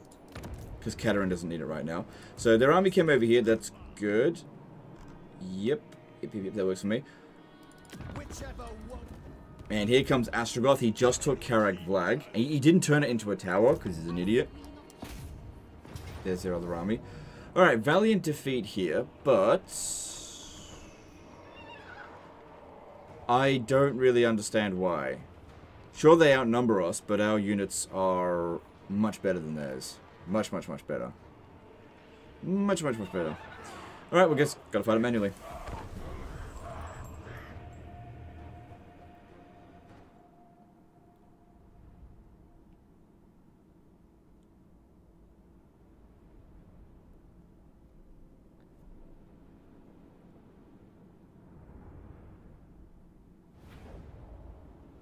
I would fight way more defensive and extra ammo for barricades saved me. Yeah, this is the thing. Taking away the extra ammo from barricades hurts defensive players, not aggressive players. And aggressive players like myself are the ones that CA usually want to try to nerf. Usually. But they didn't. They buffed me. Now there's going to be the occasional battle that I will lose. A defensive siege. That otherwise I might have been able to win. But there's also now going to be sieges that I would otherwise have not attempted, that now that I will. Let's move back a bit. Yeah, you should stay back, because they're fast, they'll catch us. Alright, given the situation, what we're going up against here, it would be really good to kill the enemy lord. So he's got 4,600 health. That would mean 5 Death Frosts. We've definitely got enough magic for that. Because, yeah, this is all relatively low-tier stuff, and having them break early would be good. Problem is, I need enough Winds of Magic to pull it off. As in, I need to get a fair portion of our Winds of Magic. Arrived.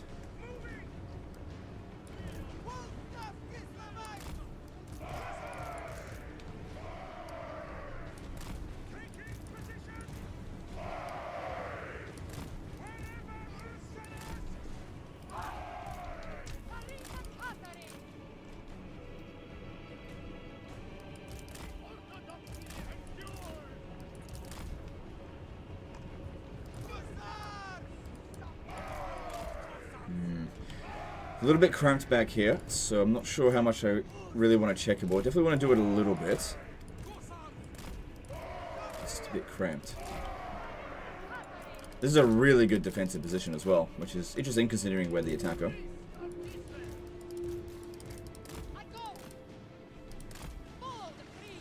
Also, notice it was playing our music straight away.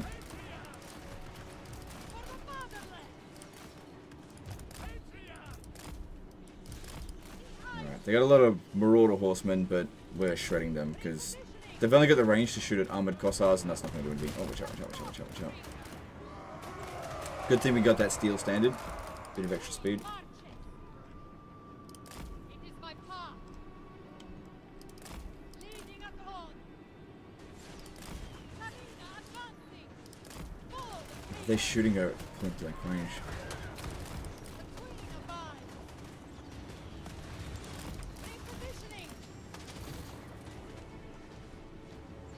And that's why I got rid of the ones without shields, because the shields are much better. I gotta get in there and kill this guy. It's gonna make a big difference. Acceptable. Don't want to overcast it. I go.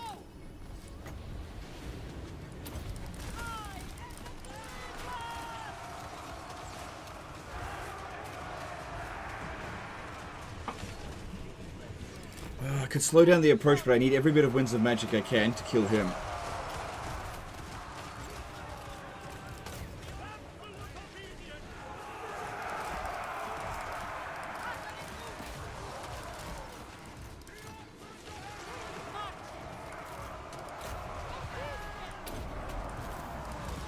Maybe I actually won't need the magic, we'll see.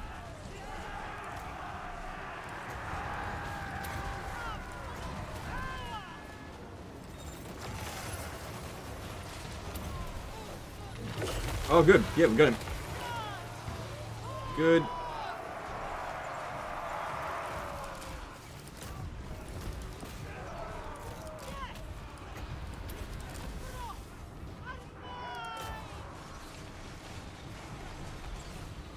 Well, fucking valiant defeat my ass. We have just absolutely shredded them.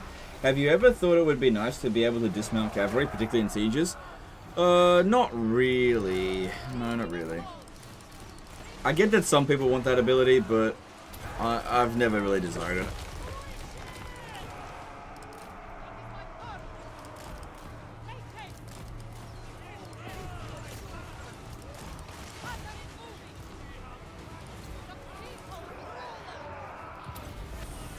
These ones are starting to take a little bit of damage, move them back.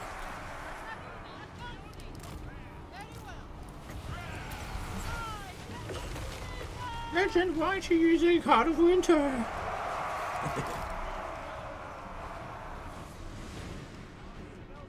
Oh, what are you doing? Did you hear a bit?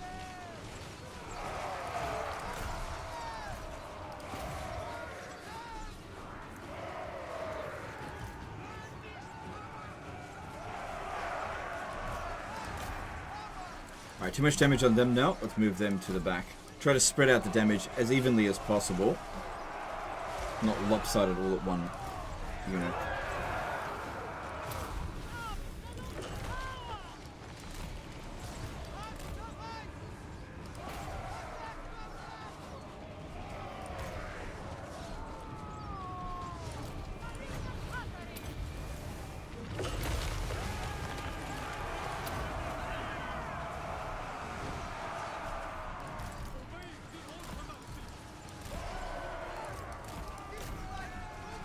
Back.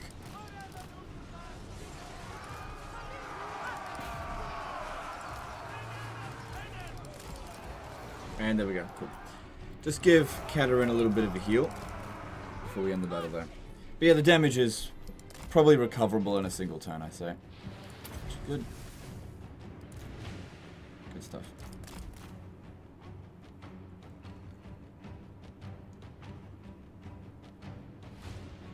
If you dismount horsebow, you could put them in dockable areas. So, who cares?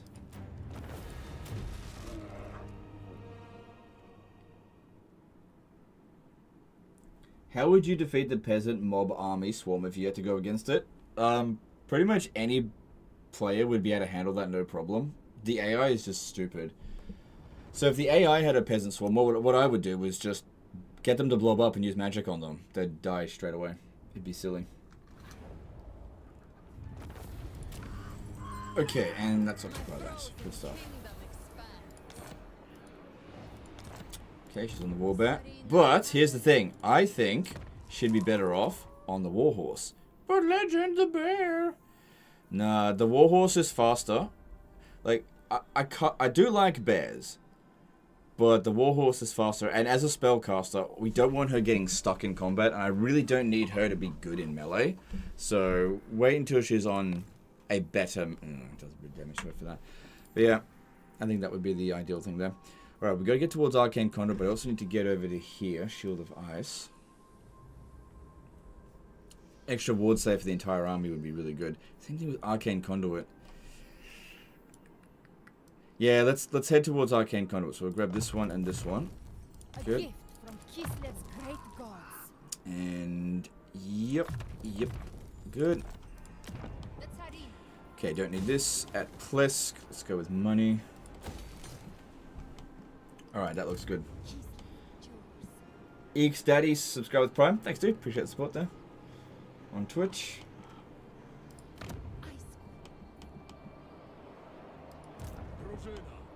Is Katarin's chariot still busted? Against infantry, yeah. Still pretty damn good, yeah.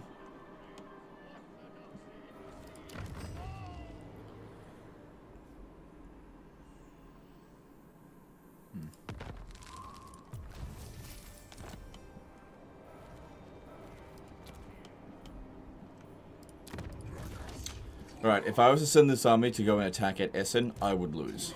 Straight up. There's no way I would win. So, what do we do here? This army is stronger than ours. I could either give her back Nagenhof for a fair bit of money and just like, I don't know, I delayed this by a few turns. Or I could give it to them. They'll lose it straight away. And I can recruit a few additional units and maybe I can take it off them when they lose that again. Because, yeah, I can recruit a few extra troops here. Especially if I come back over here and go into ambush stance. They're likely to try to occupy it. Especially if you come over here. Okay, this might work. Because, yeah. We just need, like, more ammo. Like, lots more ammo. So we need troops. But I took away the fucking thing. I can still globally recruit. Oh, God. Alright, well, at least I'll have lots of treasury. Here we go. So I expect they're going to lose the settlement straight away. But, you know, make a bit of cash out of it. And... no, too many trade partners, so don't do that. Could get defensive alliance. I just don't think with minor factions it's a great idea to get defensive alliance. Yeah, we'll do that. So that way, they come over here, they occupy Nagenhof, and we recruit another army here, so that we can actually beat that army, because it's just too strong otherwise. Alright, you. And you're going to need a veteran warrior. Good, we've got plenty of them. I accept this tribute. Yeah, what we need are these units. Probably shouldn't recruit that. You can recruit 2 more units for the greenskin fight. Would it be worth it? Commander of the soldiery. Oh yeah, that's what I meant to do over here. Thanks. That is actually what I meant to do. Yeah, I just forgot to do it. I need to give him the veteran warrior. A symbol of my power. Thanks, yeah. Could globally recruit here, but I feel like this is going to be tougher than this one, because this is just going to be goblins. Harold became a member for 6 months. Appreciate that, dude. Thank you for the support on YouTube. Alright, and this looks fine here. Yep. Alright, if Astrogoth makes his way over to Temple of Heimkel, I might make my way over to Yetzchich. Secure the province here. Because we want to secure provinces, because that gives us more adamants. Oh, okay, here we go. I was wondering when this was going to start. Although it looks like he's in pretty bad shape. Maybe... okay. Oh, they're even here. An opportunity for us to go and take it. If I had any troops left to send. Oh, but fucking damn. Oh dear.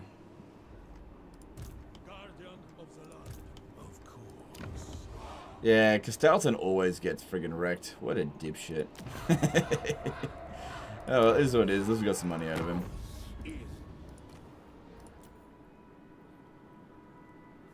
Yeah, no. Yes? Jason did a $10 super chat. Kislev, more bears. Alright, thanks, dude. Appreciate that. Alright, how's Boris doing? I haven't really been checking up on him. He has lost a region. The rumors are true. Your Tsar lives. Will you serve me? That'd be a pretty big mistake, in my opinion.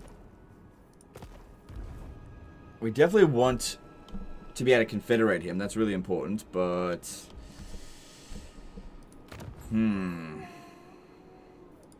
Now's not the best time for that, I think. Long has Kislev Alright, over here, we should definitely upgrade Fort Jakova because of the iron there. Iron's more valuable than gold to Kislev. What are you talking about, Legend? Gold makes way more money. Good. Oh shit, if I spend too much.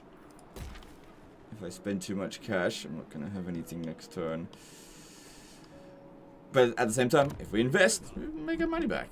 Okay.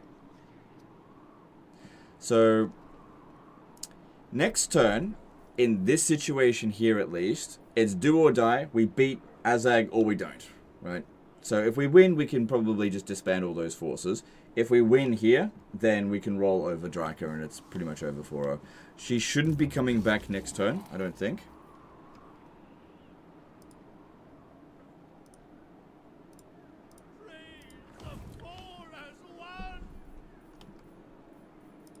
And let's move on. Maybe you should peace with Draco to move to Azazel. I think I should defeat Draco. That's what I think. Peace with Draco is just kicking the can down the road. It's going to take Azazel a little bit more time to finish off this. Because if we have a look at his strength ranking is... maybe a little bit lower than Azazel's. His turn goes first. But I've known the AI to be very stupid. Very well.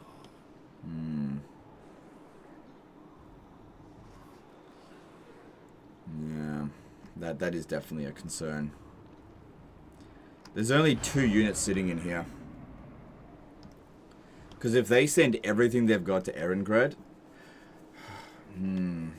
Yeah, I hope this guy... Look, you can see that he wants to get back over here. Hopefully he does. Looks like Castalton got wiped out. Hopefully they don't get involved. Yeah, we're just going to have to wait and see.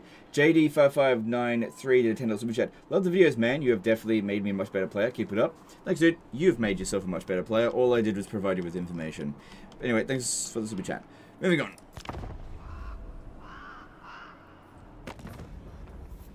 Bay's asking me to join war against Azazel. Yeah, no. Okay, he is getting back to Erengrad. Good.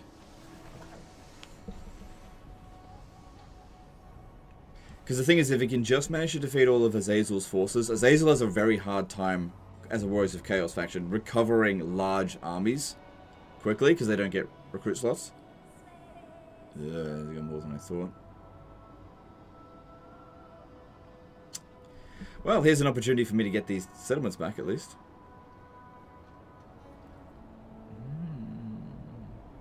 But yeah, we need to get over there friggin' pronto.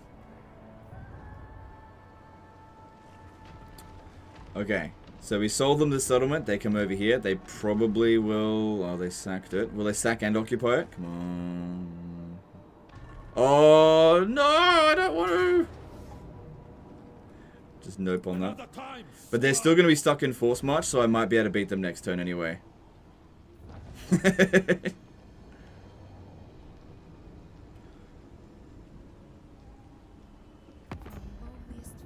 No, no, no, no, no, no, no, leave me alone. You know what? They will probably not accept this. I need to get some forces over to here now. Yeah, look, I'm not going to call them into this. Yeah, they're coming over this way. They won't reach this turn, but I got no regiments of renown left.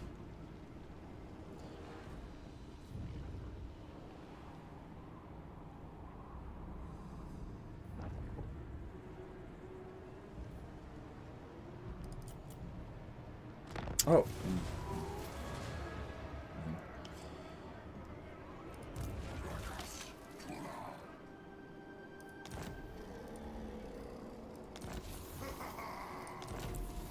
Okay. Well. So yeah, we know they're heading towards Hell Pit, and there really isn't much time for me to recruit anything to stop them. We got some decent garrison. Decent. And they're only a minor faction, so we might actually have the advantage. Maybe. I'll never get Katarin over there, and I don't think there's any regiments of renown. Okay, no, we got 2. Alright, well that's better than nothing. Alright. Well. Hey, we'll be in friendly region here, so they'll actually have extra melee defense. So, if you stand here, because if you look at this trait here, melee defense when in own territory, all units in the army. So if I actually transfer more units into this army here... Wait, hang on. Well, he's providing melee defense +6. Whereas this guy is not, so it's actually not worth it.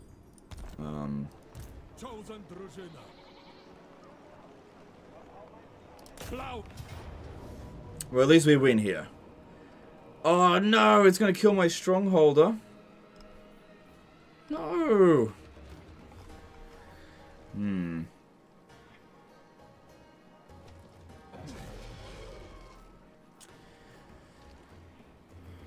No, I don't want him to kill this dude.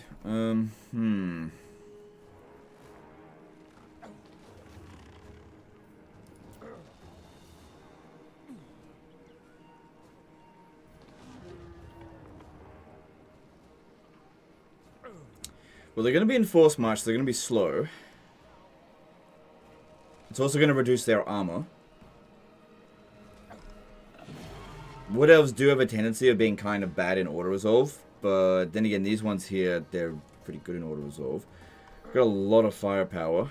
Don't have any banners of eternal flame, which would have been good here. I think I need to fight this manually, just because I can't risk this guy's life.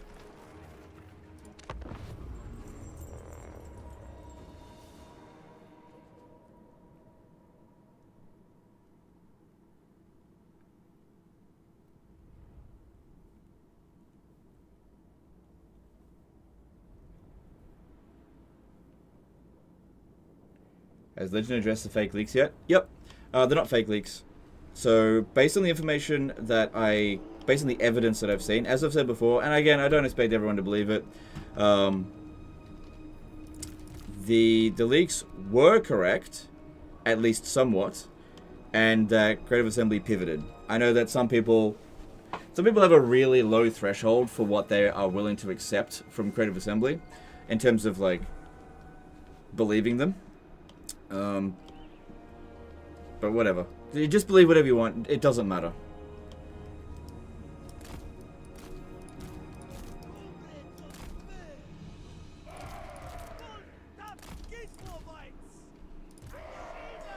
Like, I've gone through this stuff quite a few times before. There's a lot of circumstantial evidence to suggest that they did pivot. But, you know, some people, they will just believe Creative Assembly no matter what, and will not believe me no matter what. So there's no point arguing about it, because there's only, like, circumstantial evidence. Doesn't matter. Alright, well, our reinforcements are... Okay, they're gonna sit there and wait. That's good. We need to make sure that we've picked here we stand, still strong, really good ground. We don't want to blob up.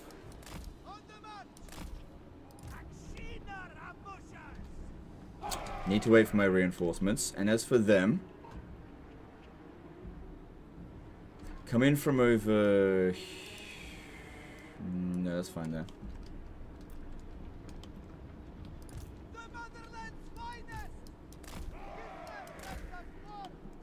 I don't like this map very much.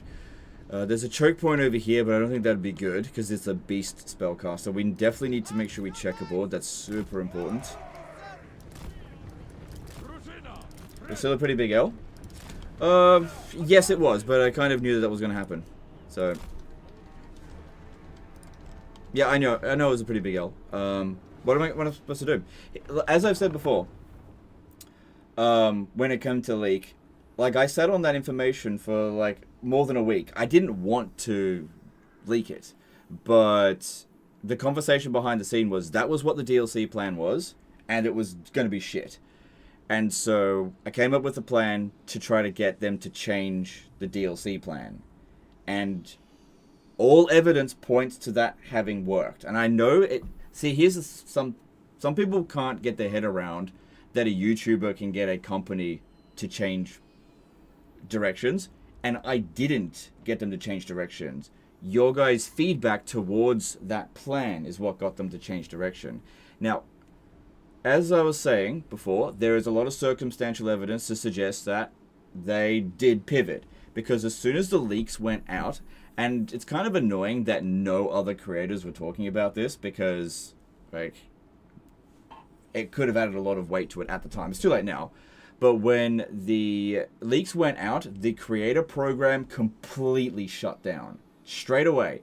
No information in and out. Like, I was speaking to a number of YouTubers, and they couldn't speak to anyone from Creative Assembly. It was like a complete blackout. And then 2 weeks later, they just opened up shop again, and they just said, next DLC, Khorne, Ogres, Greenskin. And that's all they said. And then everyone went, oh my god, the leaks were fake. And people said that, oh, they couldn't possibly change the plan in 2 weeks. Yeah, they can. Yeah, they can. Because they just changed the plan. They still have to make the DLC. And don't forget, from the time that they announced it, it's still like 7 fucking months until it comes out. That is loads of time for them to actually make it. That's why we're only getting 2 DLC this year, sort of thing. So, I mean, like I said, believe what you want.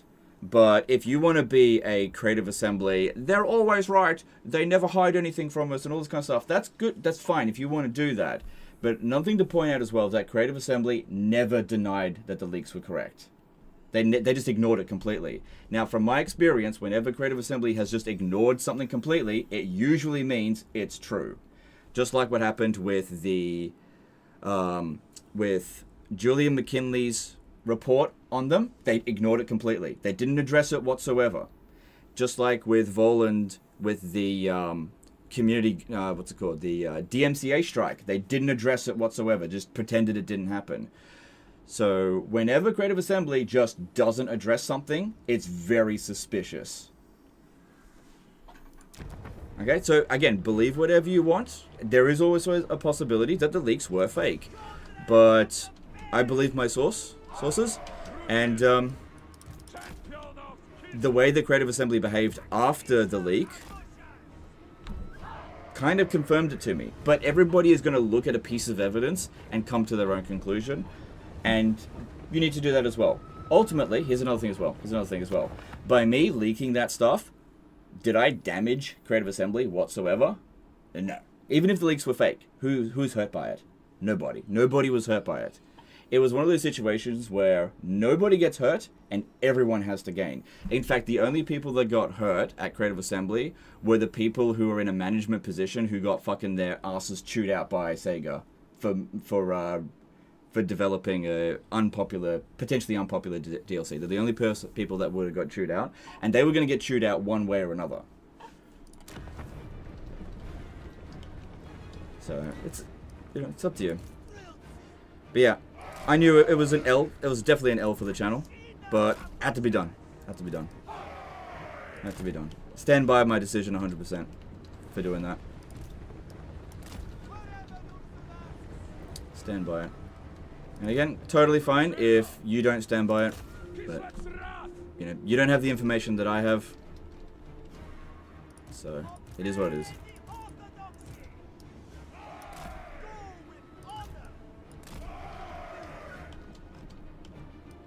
Spoken to a number of Total War creators who, at the very least, they believe me. So, what are you gonna do? Some people aren't. It is what it is.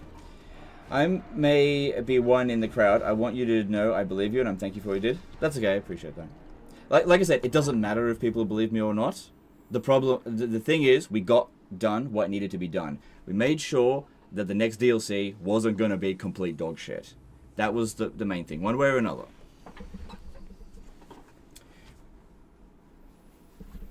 Did your sources say anything about the pivot from CA, or are you not in contact? Yes, they did, but okay, so here's the thing.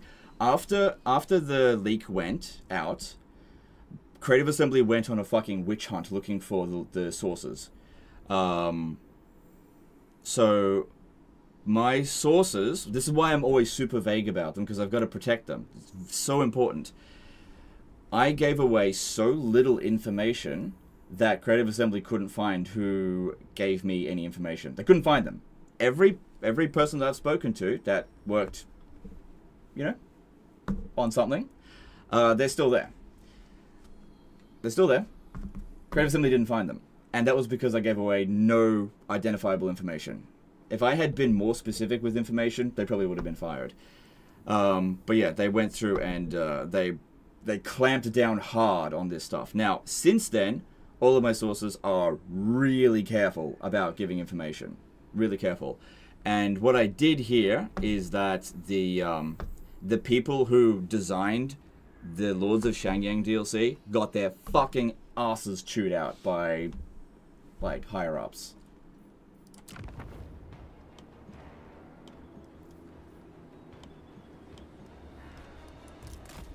Anyway, that's up to you guys. You don't have to believe it, whatever. Doesn't matter. Because don't forget, as well, Creative Assembly said they weren't going to do any more 3 Lord Pack DLCs. They were going to do smaller packs. They said that in a blog. And then what do we get next? A 3-pack.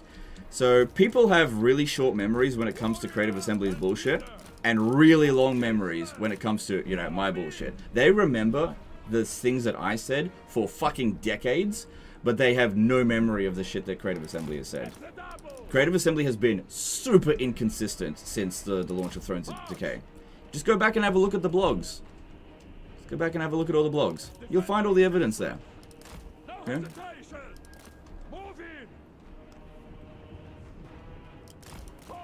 Okay, they've got a Waywatcher, Waystalker shooting at us. I need to move that one back. Because you can't dodge their shots, they're homing. Okay, it's good that they're spreading out their forces. This is why I wanted them to come in from this location. You gotta love how their archers got pinned down. This guy's job is to try to take out that lord, if possible.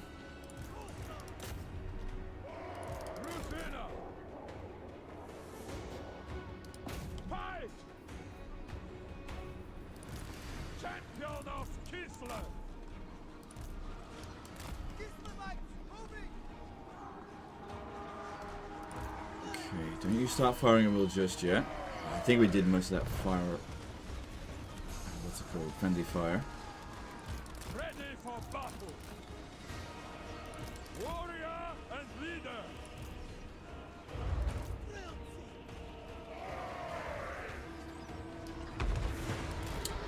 Like I said, this guy here, we gotta snipe him, and that's what this one here is for.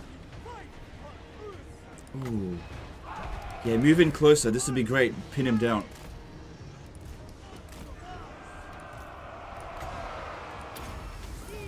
Oh, it's only for 10 seconds. Get out of the way, out of the way.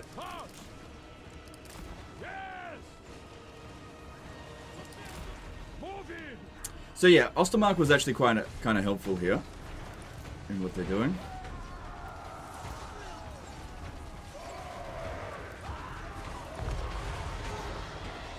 Come on, keep shooting. Hold them back. Come on, almost got him.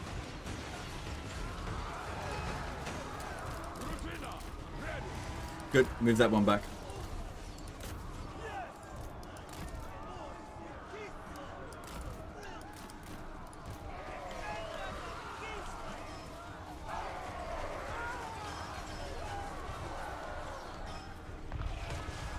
All in all, it's good they adjusted their course thanks to the efforts. Yeah, absolutely. Everything worked out great. But, you know, some people just love to, like, drag me down or, like, make me take an L. Which, like I said, we took an L with that. Knew it was going to. Like, okay, so in hindsight, this is what I should have done in hindsight if I wanted to not take an L, but I thought it was a higher risk. You you know, you can only make the decision based on the information that you've got at the time. And this is the things that were going on, right? The longer I had left it before leaking, the more likely that the stuff had been set in stone. Now, the conversation that I was having with, you know, the people that I was talking to was that, is this DLC set in stone? And they said, it is very unlikely that it is not set in stone. However, you know, certain things you could potentially do to get them to adjust things, right? I'm not going to go into specifics, right? So that's the conversation that's going on. You know, then I get other information from other sources that Creative Assembly is getting close to, like, announcing. You know how they, like, trickle information with breadcrumbs? They would have, like, hinted at what the next DLC was going to be. And I had heard it was going to be that night. And I thought to myself, if I wait until after they announce, like, hint towards it, like, if they had been like, next DLC, Cathay, something like that, and then I had leaked the stuff, they probably would have, I don't know what they would have done, but there's a chance that they would have stayed the course, because it would have looked really silly if they had said, next DLC, Cathay, and then I leaked the contents of the DLC, and then they changed course straight away. Maybe that's what I should have done. I'm not sure, but like I said, I made a decision that it was more important for them to change course than it was for people to believe me. But in hindsight, I probably should have done that.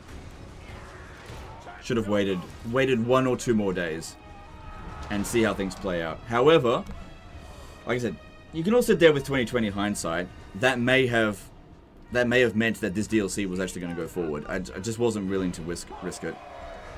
Because it looked like such an awful idea.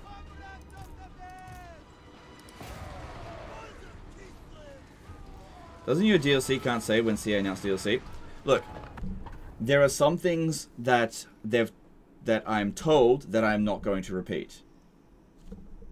Okay, there's some things I'm just not going to leak. I have more information than what I have let on. I gave you guys the minimum that I was willing to do. So that is why I think a lot of people don't believe me, because I've withheld a lot of information with that stuff. I had to do it. I had to withhold this stuff. I'm just not willing to talk about stuff that just isn't that important.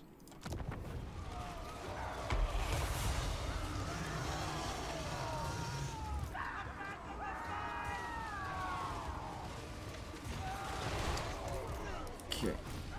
Going back a little bit. Ready for battle!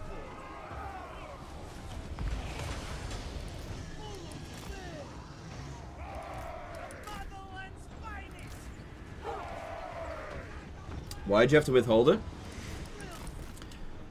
Okay, so if I reveal all the information that I've got, the people who give me information will be identified by Creative Assembly, and they'll lose their jobs. The information that, if I reveal all the information to you, some of it's just not interesting. It's just not going to make any difference. And also, it doesn't matter if you find out now or find out in 6, 12, 18 months. It doesn't matter when you find out, right? So it's like, information can end up hurting people a lot more. And I understand that as viewers, you think that it'd just be good to know everything. But unfortunately, that's just not the case. Unfortunately, people will get hurt if I reveal too much information.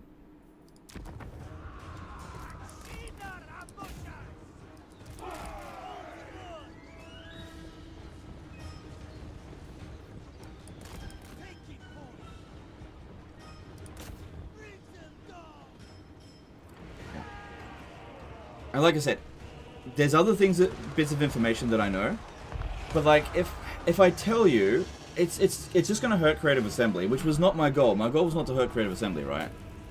It's just gonna hurt Creative Assembly, and it's not gonna achieve anything. Like, just what does it matter if you find out, like, what all of the DLC plans are for Warhammer 3 currently? Whether you find it out now or when Creative Assembly actually intends for you to find out. It doesn't matter. The only important thing is, if things need to be changed, if I feel like shit's going to hit the fan, then I'll take action. Short of that, I'm happy for things to play out as Creative Assembly intends. Because like I said so many times before, it is not my intention to deliberately hurt them. I'll only step in when they are basically, which is, you know, fairly often. But let me just say this: for the foreseeable future, from what I can see, there is nothing to be worried about for the foreseeable future. The plan that I have seen going forward, I don't know everything, there is nothing to be worried about. Now, that doesn't mean everything's going to be rosy, but there's nothing like Lords of Shangyang coming anytime soon, as far as I'm aware. Nothing to be worried about. So just chill, have fun, you know, and there's nothing else that we need to do. Don't worry about it. Weird that people are still talking about it. Overall, it's an absolute win for everybody. Yeah, but a lot of people don't see it that way.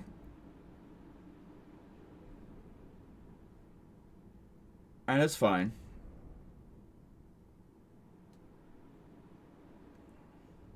I respectfully disagree with you on the waiting, though. That DLC could potentially be worse than the Champions of Chaos, and we know what shit show came from that. Okay, well, you've got your information wrong, that's for sure, because the Champions of Chaos was not a shit show. What are you talking about? It was not a shit show.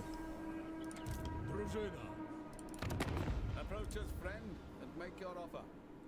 Give me this back, now that we're into it. Alright, we have basically beaten Dryka. Basically. Cost us 1 unit, but at least our guy here survived. Now, we don't have this region, and they're unlikely to lose it. She's willing to have peace. But it would be good if we...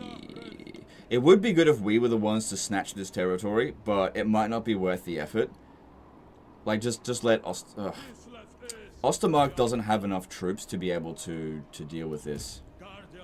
I was supposed to transfer that to the army as well. I thought they would occupy it. I definitely don't want to get ally with someone like them. Alright, here's what I think. I think we should take Essen and Mordheim and sell it to them.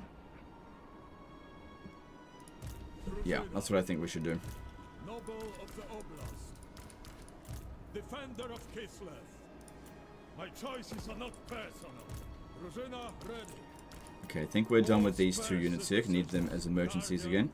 Get rid of that because I'm not replenishing. Transfer all of these guys here. Good, full stack. And this one can go away. A symbol of my power. Got sponsor for Empire tier list? No, sponsors are pretty quiet at the moment.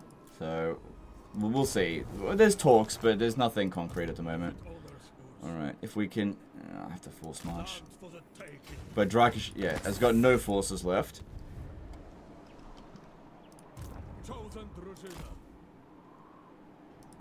Just keep an eye on her. See if you'll join in. That'd be good if you would. No. My bet, main Shadows of Change. Yep, all good. Shadows of Change, yep, you're absolutely right. Yeah, that was the thing, right? Because of Shadows of Change... Yeah. Look, I've had access to information well in advance before that Creative Assembly didn't officially give me. So I'll use an example. Do you remember the trailer for Total War Pharaoh? Well, one of my sources actually provided me with the trailer for Total War Pharaoh, like, before it was announced. So I actually had the trailer on my hard drive. Now, because Creative Assembly didn't involve me with Total War Pharaoh officially, I was actually not under any NDA. I could have, if I wanted to, leaked the trailer for Total War Pharaoh, but I didn't. Do you know why I didn't? There's nothing to gain by doing that. I just would have pissed everyone off. Wouldn't have done anything. So I didn't do it. So there have been times where I've had access to information, and I just didn't act on it. Because it didn't... There's nothing I could have done to change anything. It just would have pissed people off. And I think that's something that Creative Assembly doesn't realize. I think sometimes they just think I'm trying to piss them off, and it's just not true. I'm not trying to piss them off. I'm trying to make sure the fucking Total War is actually good. Alright, well, we can't auto-resolve it, but it honestly doesn't look too bad. I mean, it's mostly just goblins. Should be fine. Azag's there, but he's not on any... he'll have a lot of spirit leeches. How the hell did he generate this much magic so quickly? This is a fresh army. He came out of nowhere. He's got 100 winds of magic already. Like, this army was freshly recruited 2 turns ago. Well, they're gaining 20... Oh, okay, they're gaining 20 winds of magic a turn. Okay, well, I gotta fight it manually. There's no 2 ways about it.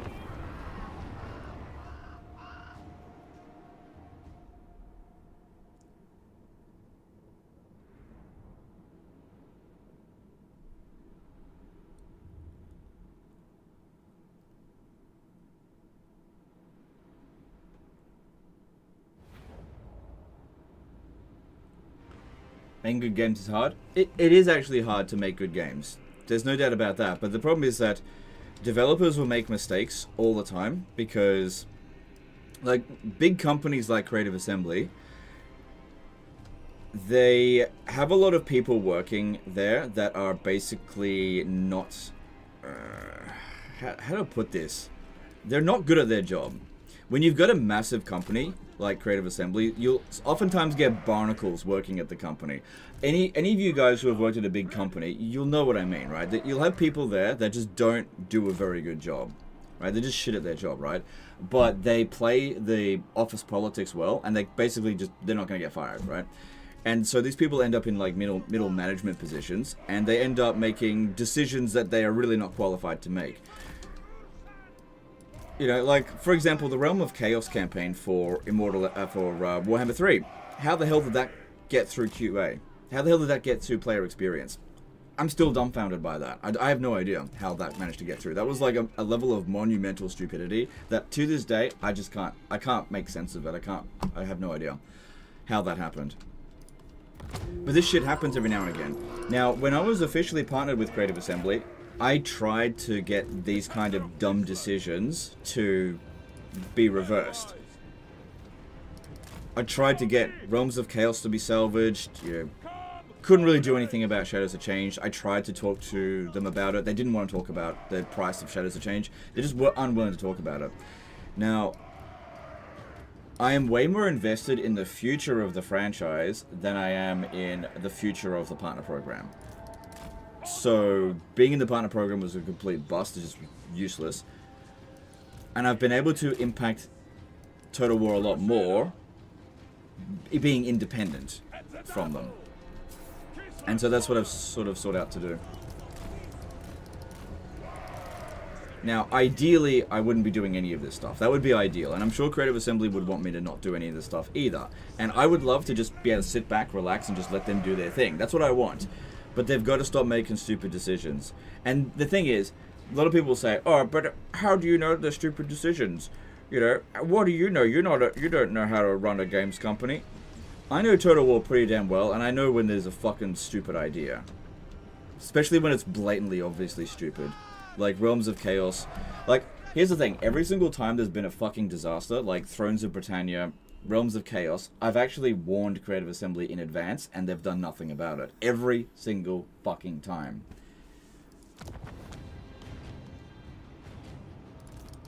Tzarina, advancing!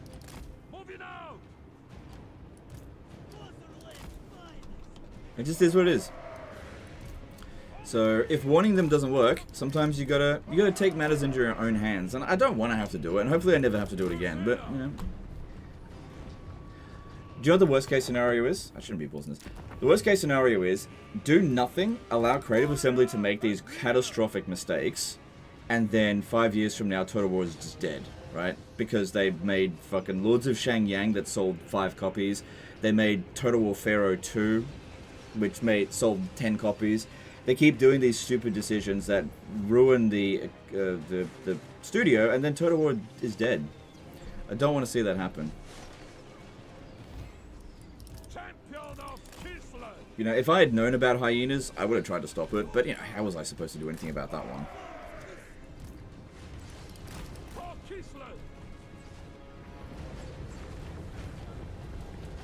Legend lost the war against the barnacles. Oh yeah, the fucking barnacles of Creative Assembly. Holy crap. There's so many of them.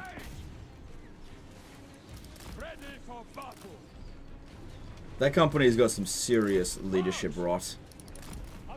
All you can really hope to do is just try to battle against them as best you can, and just hope that common sense eventually prevails. Hopefully.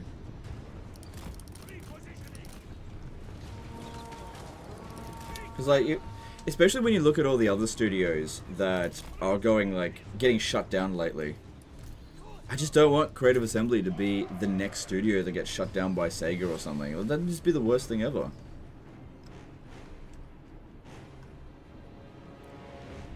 And I'll forever regret not doing anything if I don't, you know. If I just sit back, let it happen, and then Creative Assembly gets shut down, I'll forever regret not doing something. So, do what I can. And sometimes I gotta take an L. Sometimes you gotta take a short L to get a big win. So, with the case of this leak, took an L. There's no doubt about it. Took an L. Yeah, definitely took an L. But do you know what would have been a bigger L? Like, I'll explain this. Do you know when I had early access to Shadows of Change, right? And do you know that that month of Shadows of Change was actually worse than the surrounding months around it, before and after, for the channel? But Thrones of Decay, which I didn't get early access to, was like a huge boost. Huge boost. It was like 60% extra views because of Thrones of Decay. And that lasted for more than 2 months. So it is better for me, better for everyone, if I am not partnered with Creative Assembly, but they do a good job, than being partnered with Creative Assembly and they do a bad job. That's way more important.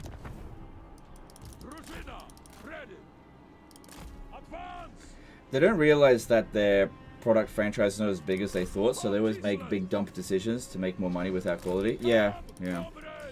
And they keep this is the thing that bothers me the most, is like, I'm fine with people making mistakes, but they make the same mistakes over and over again. So, you look at Pharaoh, right? And I don't really want to shit on Pharaoh too much, because people are enjoying it, and they did kind of recover it a little bit. Pharaoh is just Thrones of Britannia. It's just repeating history again. Thrones of Britannia again. Because it's a reskinned game of a previously not popular game that's overpriced with wasn't enough content. Obviously they've added a lot of content now. Because imagine if they had, with Thrones of Britannia, basically did what they did with Dynasties, right? They added France and like the Holy Roman Empire, added in a whole bunch of more factions, added Scandinavia, made it like a really big expansion to Thrones of Britannia. You know, that would have been just as well received, I think. Nameless became a new member. Thanks, dude. Appreciate that. Oh shit, we need to be shooting this.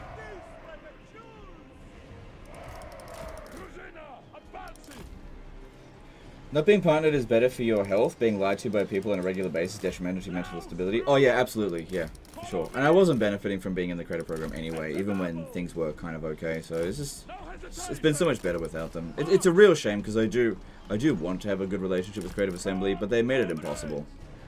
They made it absolutely impossible. There was just nothing I could do to make it work. Morningstar94 became a member for 48 months. What do you mean by saying I took an L? Do leaks actually backfired on your channel? I'm not up to date, so sorry if you answered that already. Cheers. Okay, yeah, I'll explain it. Sorry, stop pausing this. So after the... Okay, so when I did the leaks, it didn't gain me any subscribers, right? It wasn't a boost for the channel. A lot of people say, oh, but you profited off it. No, I didn't. Especially because I gave away all the money from that video anyway. So when Creative Assembly revealed that the next DLC was going to be Khorne Ogre's Greenskins, shitloads of backlash. More than what I usually get on a regular basis. So dislikes on the videos within that week were like 3 times higher than normal, which meant it was like 95%. 95% like to dislike ratio, which I usually get 98, 99%, so that's significantly higher. There was also a fairly significant reduction in the number of subscribers I was gaining. So, and that has lasted pretty much up until now. So it's an L, but it's not like a huge L. Whereas the L from Shadows of Change was way bigger than this. So, like I said, it's a short-term L but long-term win. That's what I think anyway. As long as the next DLC, the corn one, is actually good, which, from everything I've heard so far, I'm not worried.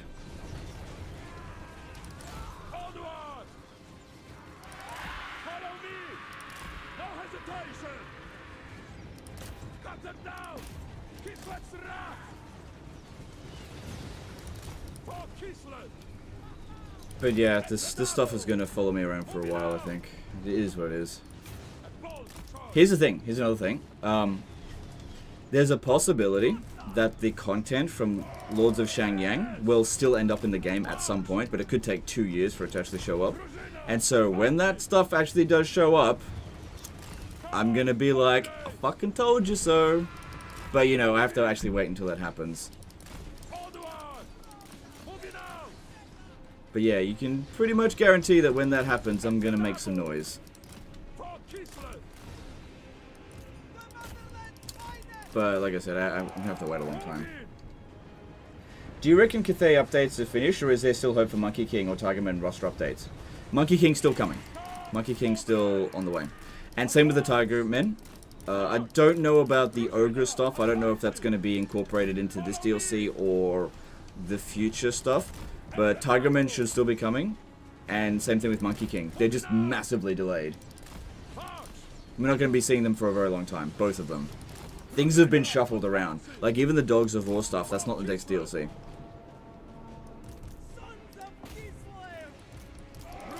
And Dogs of War was like the least problematic of the DLC. But yeah, that's not next. Apparently. We'll see. All I can do is update you guys as the information comes out, if I feel like I need to. But like I said, there is nothing that anyone needs to be stressed about for the time being. And if there is, I'll let you know.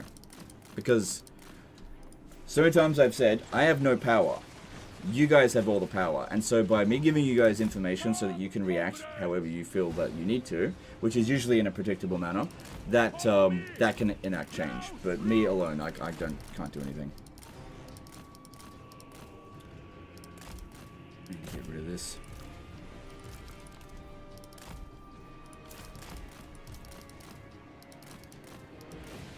I'm worried that I've been wasting too much ammunition. Like, look at this one here. It's only got 21 kills. I don't think I'm being particularly efficient, and we need to be more efficient. So, problem here is I'm trying to converse and fight a battle at the same time against an AI that is dodging my shots, and I'm not really paying enough attention to it.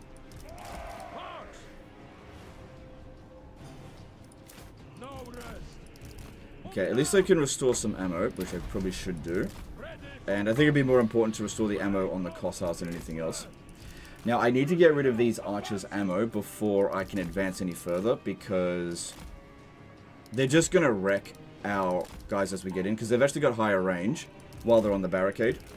They just can't replenish their ammo, that's all.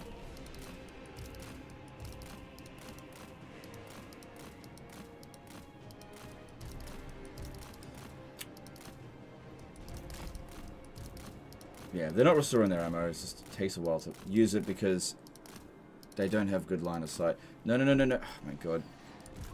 They all need to just stop firing at will. Yep.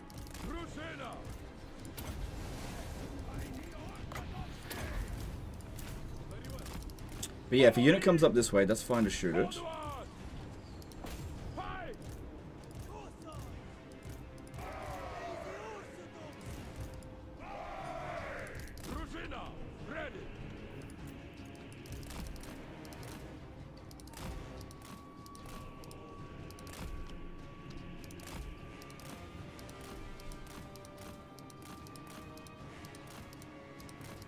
Does the AI not rebuild towers? You can't rebuild towers anymore. A lot's changed since the game first came out. A lot's changed. So they can't restore their ammunition. They can't rebuild towers once they've been destroyed. I do want to destroy this one here, but I'm not sure if I want to use this one's ammo. If I have a look, with a single shot... Yeah, that's not... That takes 60 shots. It's not worth it. Okay, that one's out of ammo. That's good. And these are just goblin archers. We can actually kind of outrange them. Just, Okay, he's coming over this way, and he's casting spells. And he's probably going to use Spirit Leech. It doesn't look like he's put much points into his magic, though. I'm looking at this. Oh, that's a bounce spell. Okay. Be good if I could get him to waste another one.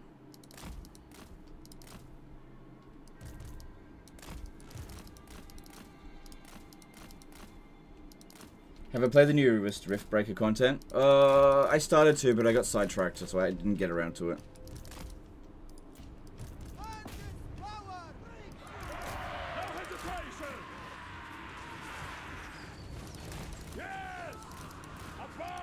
Get them to turn around so we don't shoot into their shields.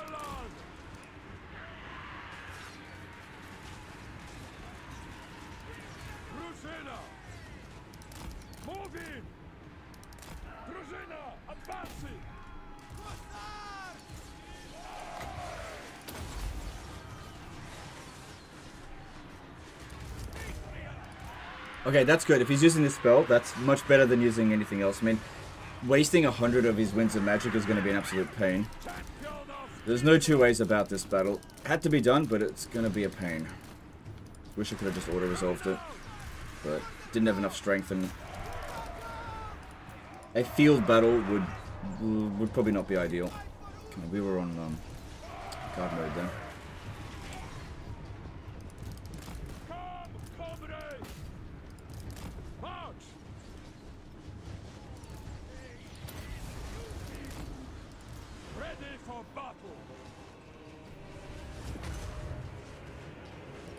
Oh my god, this guy only got 4 kills, used up all of his ammo. Oh my god.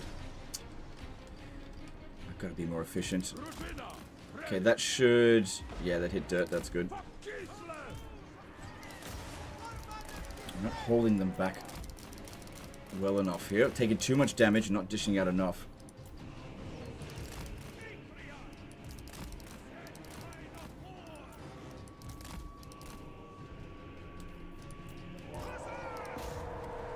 Problem is, every single one of the units that they've got have got shields.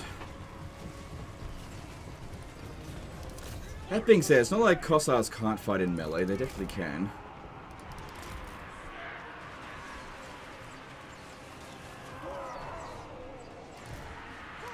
So I feel like I've done a very good job so far in this battle.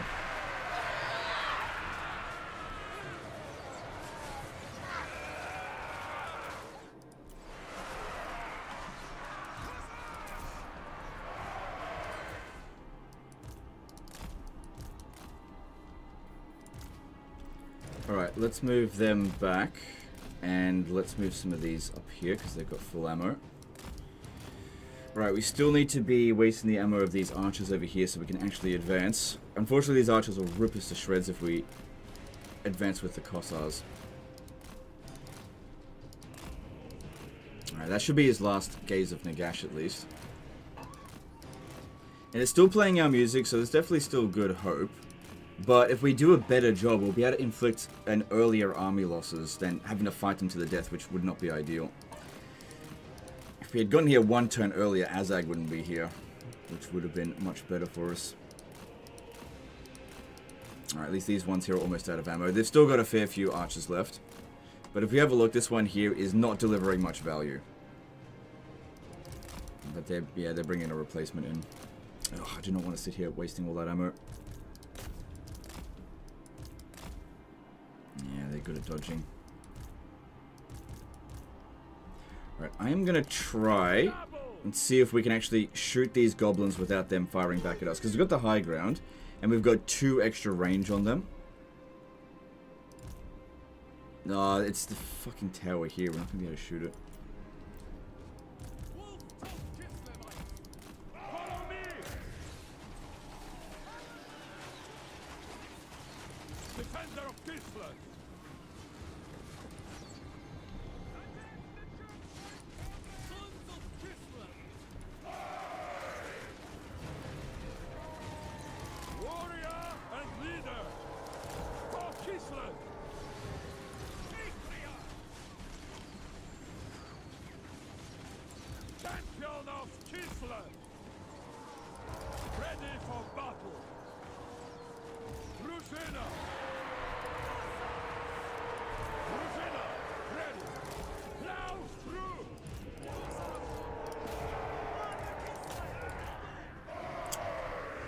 Move this one back. That's not doing so well there. No hesitation! Throw away. Move in! Defender of Kislev!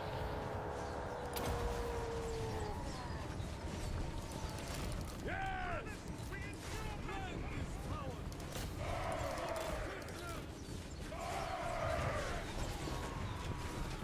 I think things have been going a bit better since I've actually started concentrating, Advance! but it is going a bit slower. Just got to make sure that these shots aren't just going to complete waste, which is what was happening at the beginning.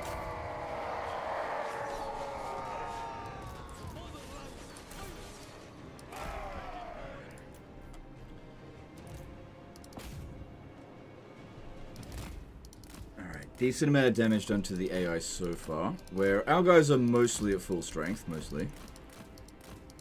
Still so many of them, because we're badly outnumbered. Come, comrades! Follow the man!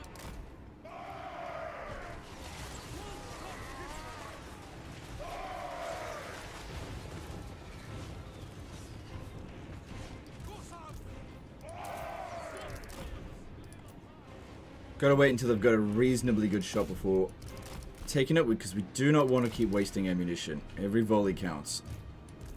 I think that was overall pretty good, especially if we're shooting them in the back. Just bypass those shields. Good, keep shooting them, because shooting them in the back and they'll just rally otherwise. And it's good they keep luring, having guys come up over here so we can shoot them. That is definitely good for us.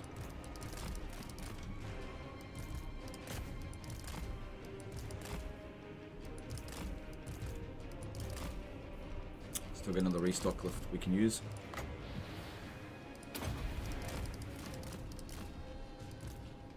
I've still got a few more.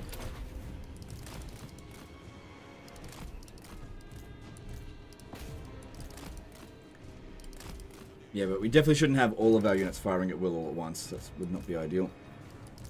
That's it, just keep luring the units over here one at a time.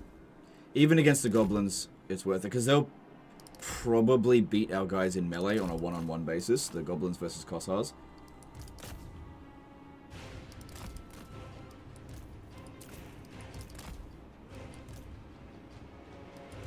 Orc boys will definitely beat them.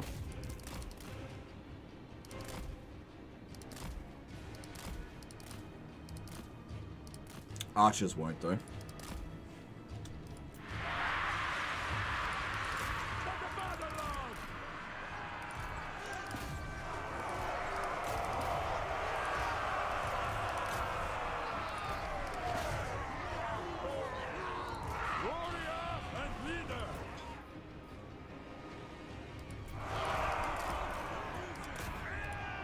Don't waste ammo on these guys here. This is goblin archers. They got super low stats. We'll fight them in melee.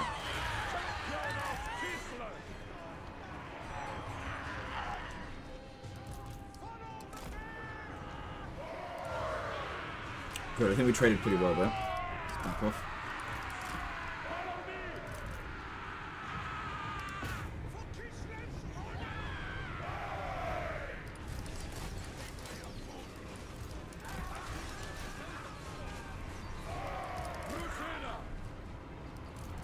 It's actually really good for us that they're charging in like this.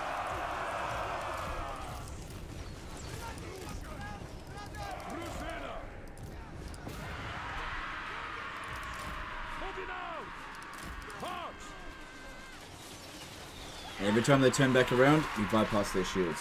Awesome.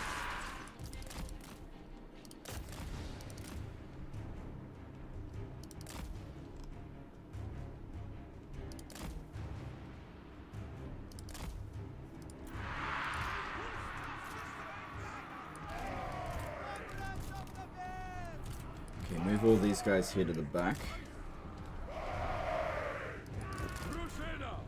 Actually, you can charge in on that, that's fine, I guess.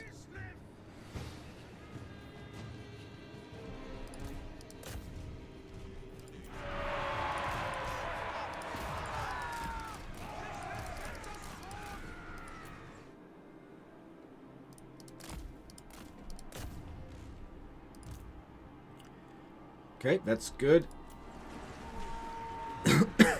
Excuse me. Taking a fair bit of damage though. But if you have a look at how much damage they've done, next to nothing. That's awesome. Really, really good. Keep shooting them. Another one out of ammo. Move it out of the way. Bring some reserves up. I thought of Strong Nakari as Lewin and was like, what the bloody hell? We were having an alright rib snorter right here and all of a sudden this guy shows up and it's good night. What the fuck? I feel like I've heard that from somewhere before. Onward! Move in!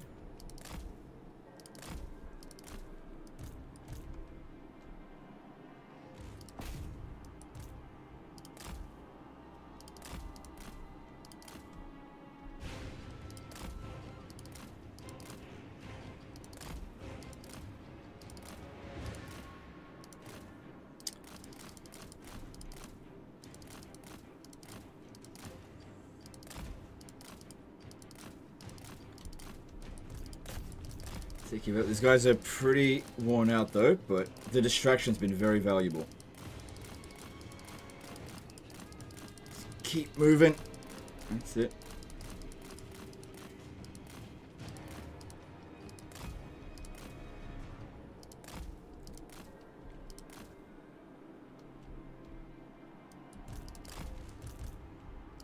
I don't know how much more value I can get out of this guy now.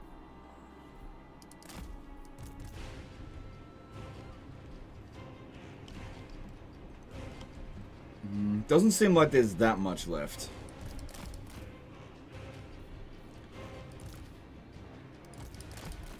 Okay, these guys here. Okay, you can just fire at will at anything, just use up the last of your ammo. And we still got some restocks left, so might as well do that.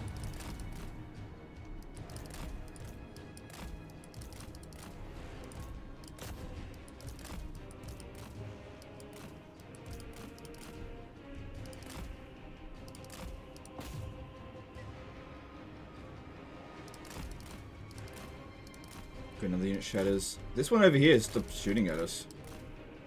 Same as this one, I think.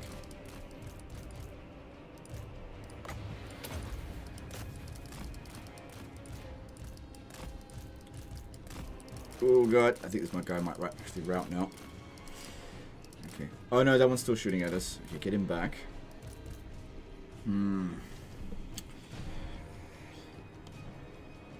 Part of the problem as well is that Azag could be worth a lot of balance of power, and he is not going to bring himself up here.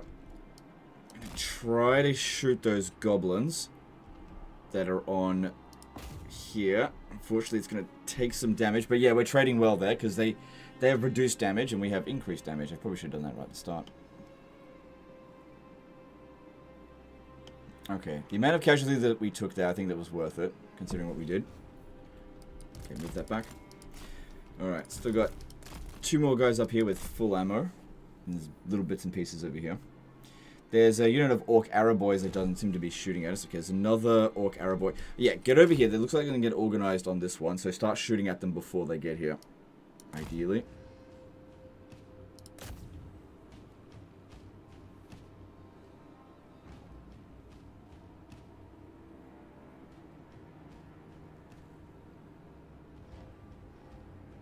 Good. So in terms of unit worth, that one's worth about the same, I think, as a Kossar. So I think they traded well there. Get these guys back.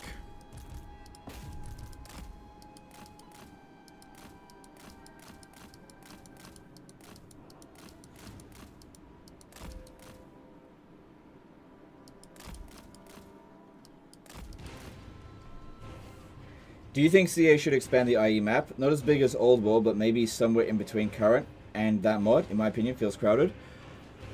I don't know if they can.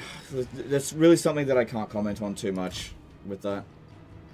I don't know what their capabilities are with expanding the IE map. I don't think it matters all that much, to be honest. But yeah, everyone's going to have a different opinion on that kind of stuff. To some people, it's like the most important thing ever to make sure that the map is just fucking gigantic. But to me, it's just not that big of a deal.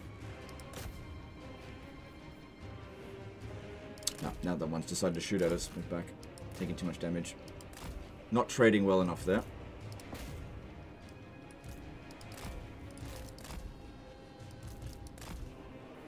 Alright, we need you to get back over here, maybe waste their ammo.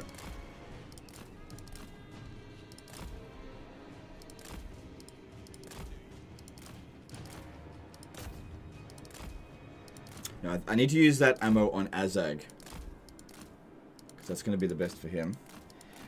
Yuan say did a membership for 11 months. Hey Legend, excited for the upcoming DLC. Which faction are you looking forward to play? I am looking forward to the DLC, yep.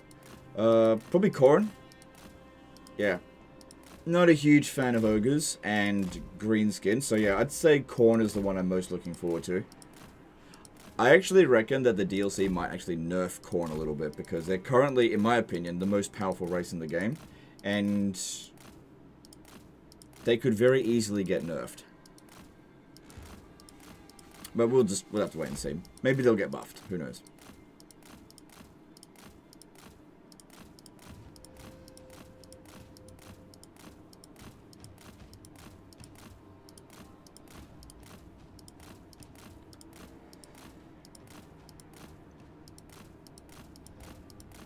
Okay, almost running them out of ammo.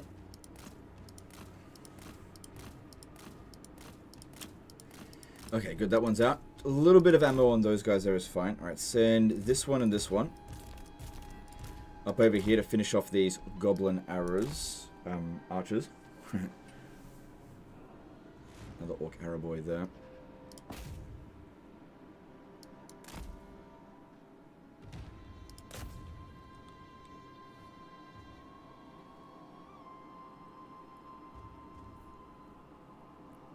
Come on, hurry up. No, don't fight the goblins, just move back.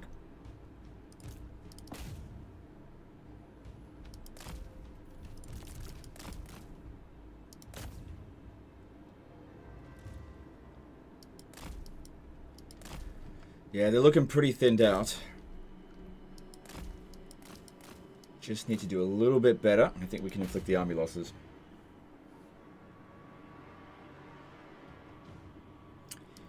Tempted to shoot at this one here as well, but it's just out of range.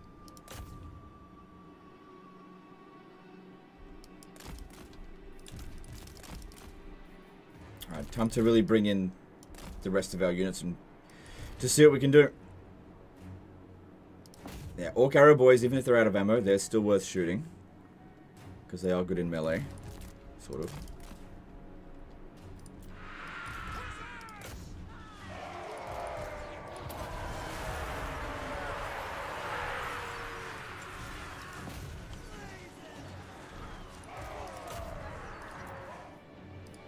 God, these guys are really worn out.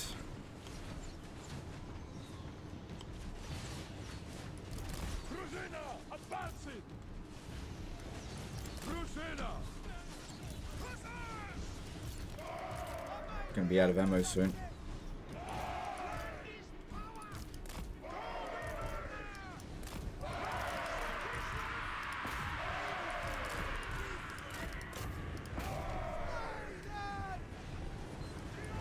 Ready for battle.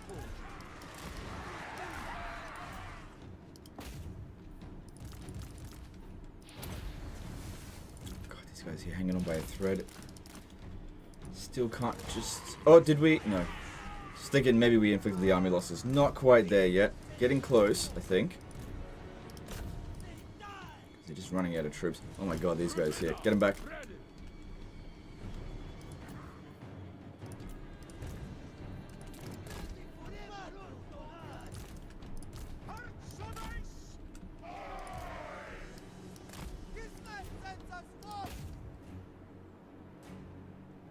This tower here has done a lot of damage to us, but I just can't really justify shooting it. It takes a lot of ammo to kill it. Because even losing our troops here, just it's worth it.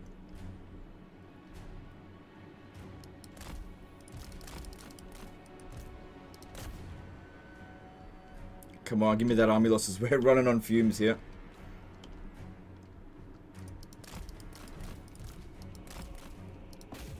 So bringing this guy up here will hopefully draw their fire so that the towers stop shooting at our troops a little bit.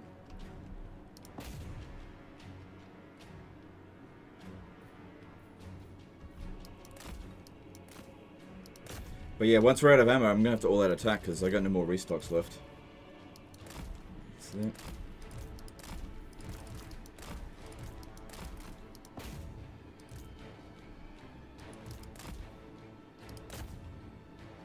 And there's a fucking cavalry unit over here. Oh, it's only at half health. It shouldn't matter too much.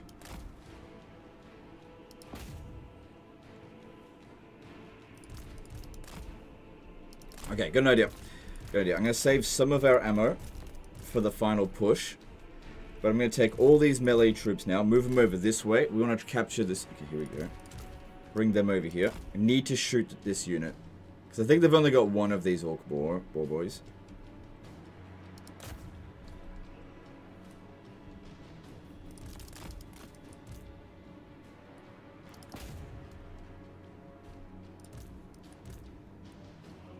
Okay, that one is nowhere near as much of a threat now. That's good.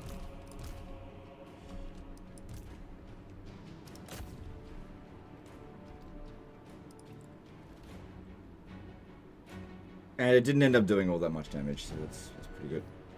Good, good. Azag's still sitting around over here. This guy's running on fumes. Come on, over here. Let's get rid of this capture point. Now let's start actually properly advancing.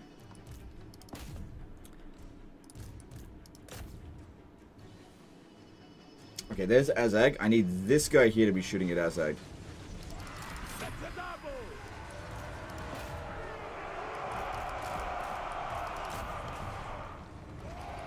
Him using Spirit Leech on these guys here is a really poor use of his magic. He should be using it against our single entities, considering how bloody damaged they are. I don't think he can overcast it, though. Azag's pretty good in melee, so let's see how this goes. Just going to try to run right through him.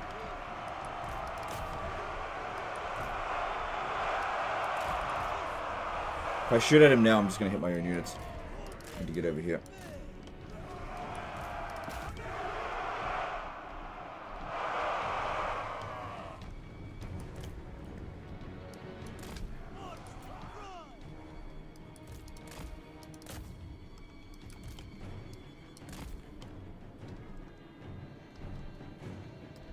So I think all their melee infantry has been beaten. All that's left are archers, for the most part.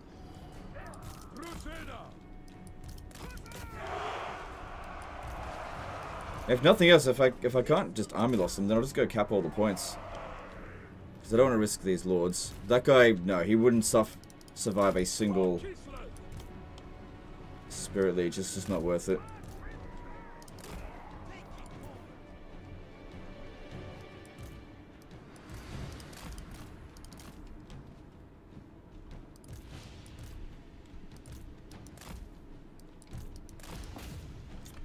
Don't bother standing and fighting against him. It is not worth it. Okay, just 2 more points to go, and we've won.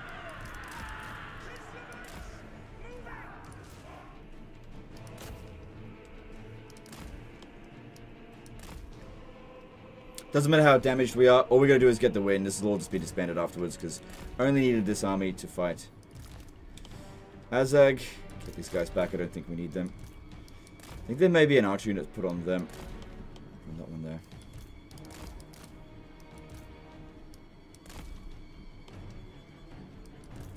Yeah, how we didn't army lost these guys. All they've got left is Azag.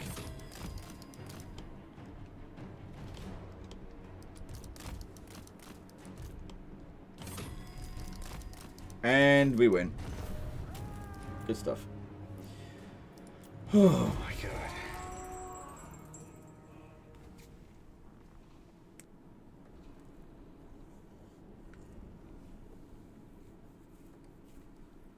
Does the AI use its tech tree? Yes, it does.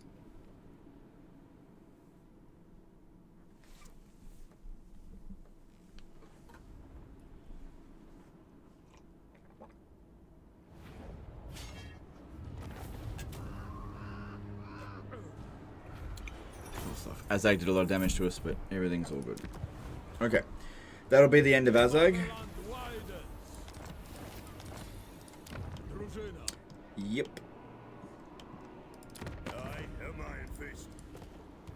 Now, if we want to get a military alliance with them, I need to build like this kind of stuff. I might be able to actually swap it for Khazad Irkalaz if I move quickly and build military barracks in here as well. Because there's only a tier 1 building. Like, if I have a look. It'd have to be sold for quite a bit. My choices are not personal.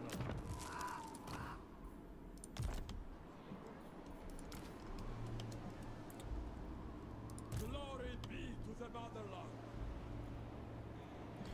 So yeah, I could bring this additional army down over here. Let's move. Get rid of you. Hang on. Got any equipment? Yep. Get rid of it. Almost in the green. Oh yeah, don't forget we've got beastmen coming over here. So that's great. Tzarina Katarin of Kislev.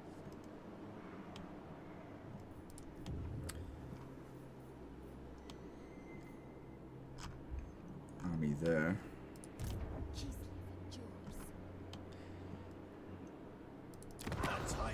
There's no army sitting in that region. It's just a ruin.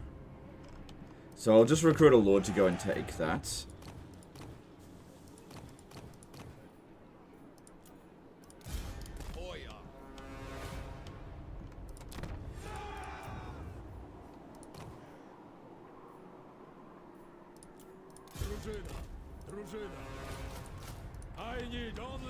And then instead, maybe have Katarin come around this way. Maybe I can get the Temple of Heimkill before they do.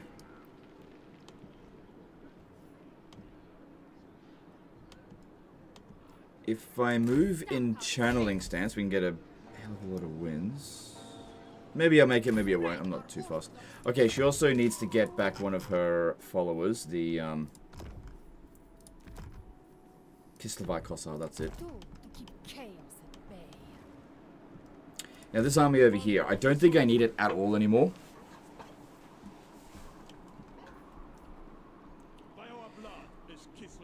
Because yeah, I can get out of this war here with Dryka easily enough, but I wanted to take these territories here and give them back to Ostermark and just let that play out for a bit longer. Just so I'm not on the border with Vlad while I'm still up here over here. So, this one, there's nothing too special about this guy's trait.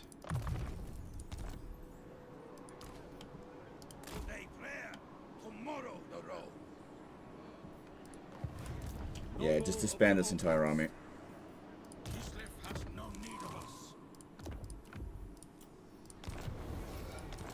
Okay, cool. That saves us a lot of money. It's good because we need it. And we'll work towards selling this one over to here. Strongholder.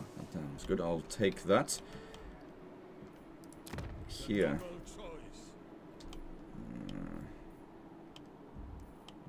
Hang on.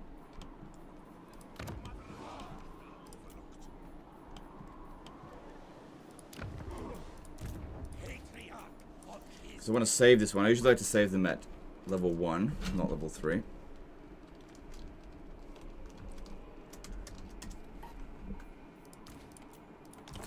And we'll recruit just one of these guys here.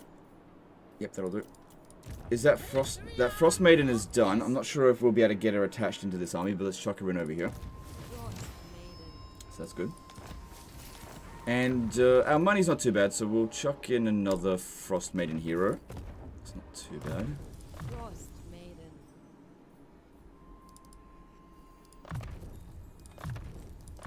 Okay, hopefully we get a chance to attach this, but I'm not super confident on that. Because yeah, beastmen are on their way.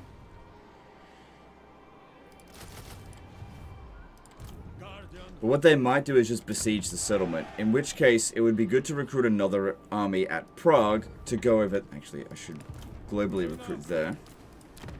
Just in case they intend to starve us out. And then with whatever we have left over here, we go up against... thingy.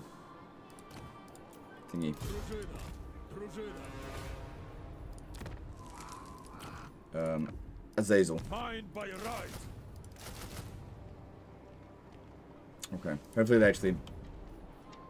Well, we'll just have to wait and see what happens here.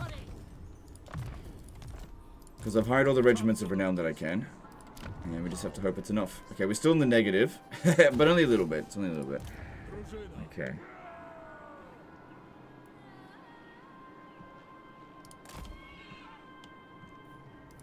Defender of Kislev.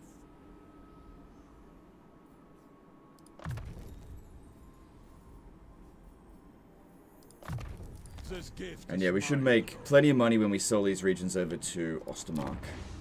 Maybe even swap Essen for Nagenhof. That'd be good. The orthodoxy sees all. Oh, shit. I've actually got a lot of stuff here I need to construct. And I definitely don't have enough money to do it all. Have you ever done a Total War with the Ice Court? No, I don't think that that would be very fun. I don't know if it's worth doing that. Griffin Legion worth recruiting, do you reckon? Yeah, maybe. Not right now. Not when the economy's this bad. But later down the track, yeah. They're pretty good units. Campaign movement range is good. I'll take that. With this, we stand against chaos. Yeah, if I build that... Let me see.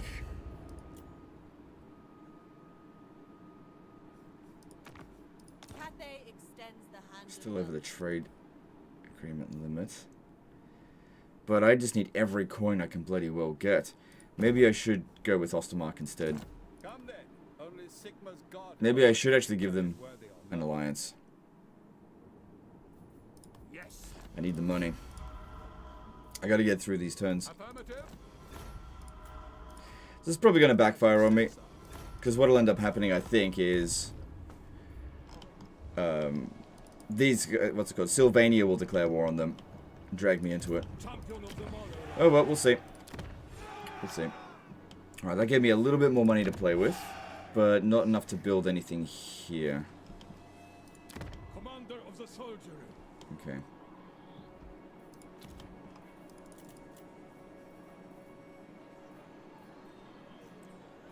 That'd be good to get. That'd be... This one here would be good as well. Because that'd give us the Golden Knight. Oh, wait.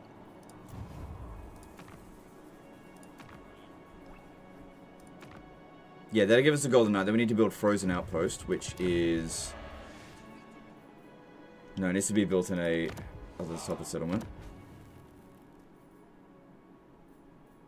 Yeah, that building there. So maybe that can actually be built here. Yeah, it can. I just don't have enough money. That's weird. This building here costs more than that one. Whatever. It's all good. Alright, I don't think there's anything more I can do. Let's move on. Oh, how's Boris been doing? Let's have a look at him. Oh, he gained another settlement. He's hanging on. Good. Good for him. Alright, let's move on. Powell Prabbrookie did a PLN 25 super chat. Keep up. Good job, legend. No worries, dude. Thank you for the super chat. I will do that.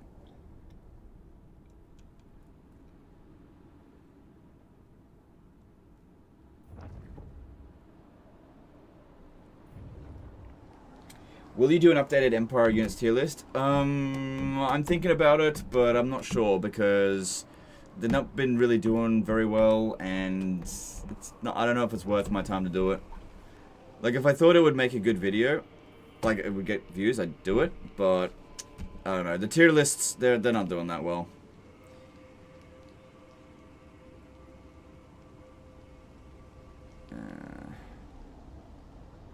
And I don't have a sponsorship lined up for it, so I don't know if I can justify it. Like, I'll think about it, but I just don't know. Yeah, well, let's see. Let's do that.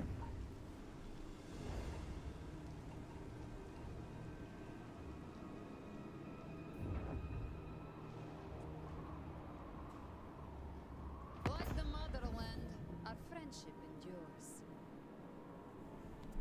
Nope.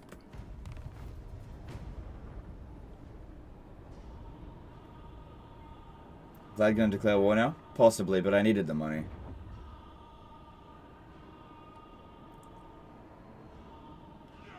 Well, he didn't declare war, so you're wrong. None shall Ooh, good. Just enough movement to get to him. Awesome.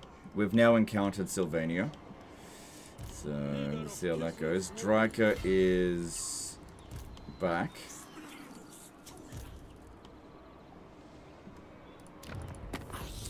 She big time wants peace.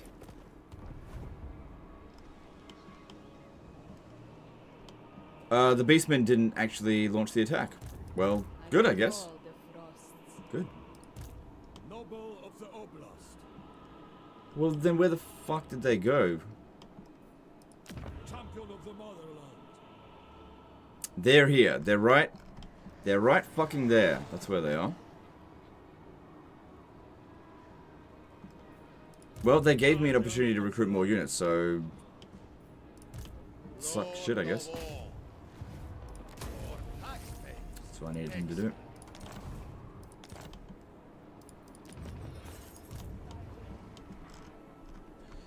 Ostrogoth is still just sitting there. I'm worried that he is going to immediately declare war on us and strike at Novchozi straight away. It does take more than a full turn to move from here to there, though.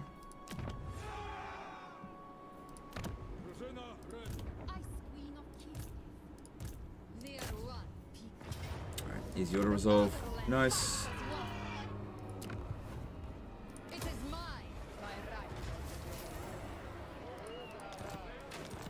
How are we going over here? Yeah, he's under a lot of stress at the moment. This always happens with the Great Orthodoxy. They always get fucked up. But we've almost got a military alliance with him, so that's great.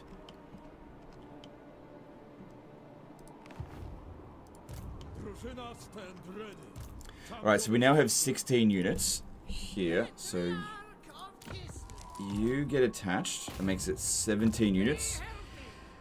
The problem here is like really bad amounts of winds of magic. Whereas we got good winds of magic in this army here. So maybe...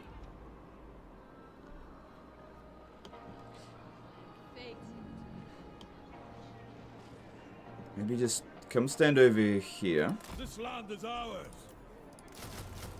And we'll see if they besiege the settlement. If they besiege it, this guy comes and reinforces and everything's okay. Should be. There's no way they can reach us from this distance. Actually, let's confirm that. Yeah, there's no hope. No way that they would be able to reach us. No, I don't want that. What the...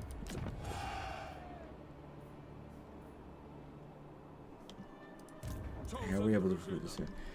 Nat Birch did a £2 super chat. Will you ever do more Legendary Lord Power comparison videos? Probably not. Probably not. Thanks for super chat, though. Maybe sell Ostrogoth the Temple? Why? No, I don't think so. Nope. I'll just fight him. There's only one region left here. Temple of Heimkill is really good for us because it's got iron, so I'm not giving that up. Okay, let's upgrade Novchozi and I'll build defensive structure there. Although I'm really low on cash.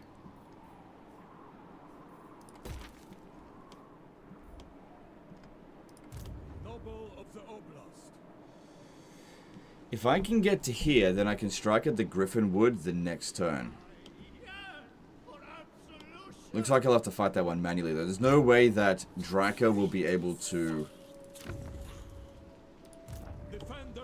She won't be able to stop me with whatever she's recruiting. Depends how many recruits she gets. She's starting to get some pretty good units available.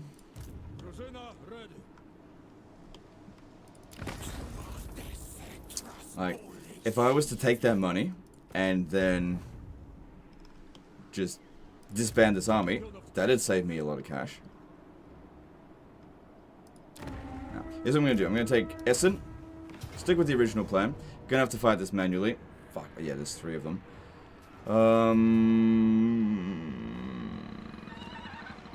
No, I'm not. I'm going to auto it because I'm going to disband this entire army.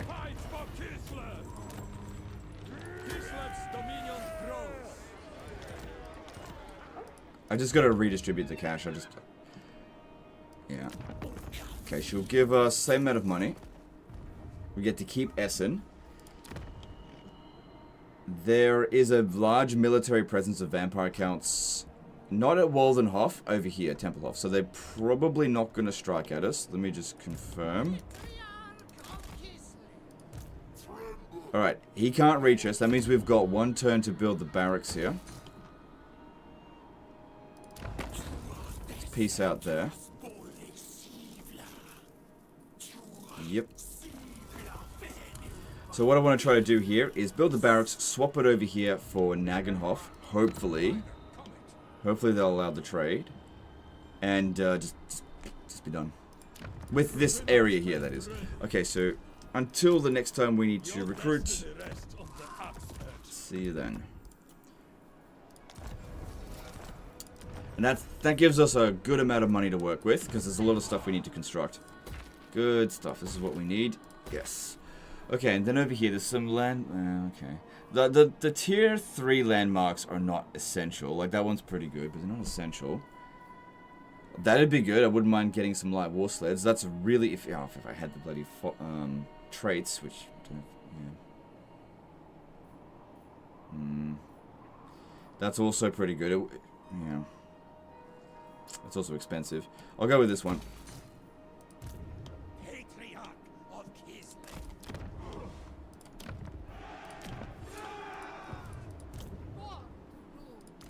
Okay, so now we're just running with 3 armies. Economy's a bit better, which is nice. Very close to Arcane Conduit.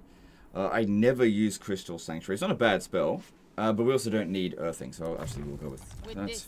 Next turn, well, next level up, we get that from her. Okay, go. Nice. How did you know it was at Tempelhof without being able to see it? There's a little flag above Tempelhof. That means there's an army garrisoned inside the city.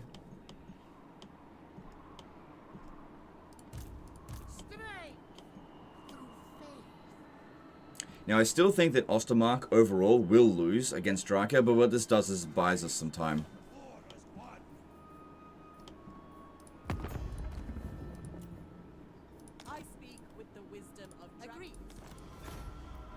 If we have a look here, we now have 2 trade limits over our limit. Because you can go over the limit, it's just weighted heavier in the diplomacy there. But I need the money. Alright, then over here, Karak Raziak. Let me see if we can make this trade. You no doubt have a request, I'll hear it now.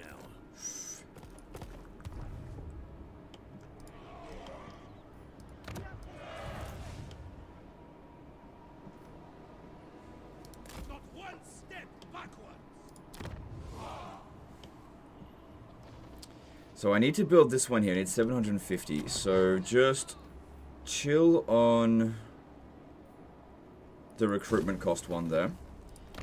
Get this built.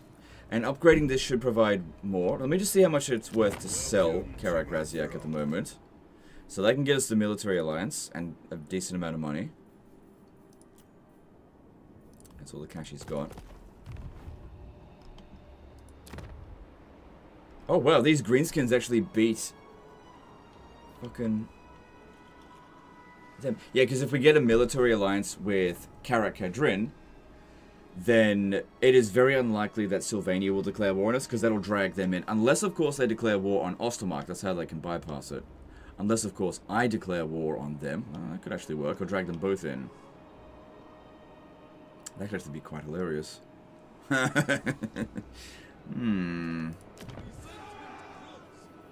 Oh, that takes 2 turns, so yeah, let's not do that.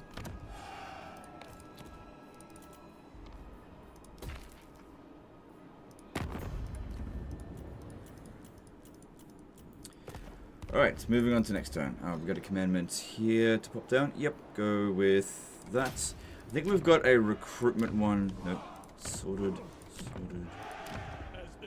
All good. We can switch this one now back to relief columns. No, go with money. And Leader of Kislev's warriors. Chosen Tzarina. if they were to attack us, I'm pretty confident that we would win. So we'll see how we go. Let's move on.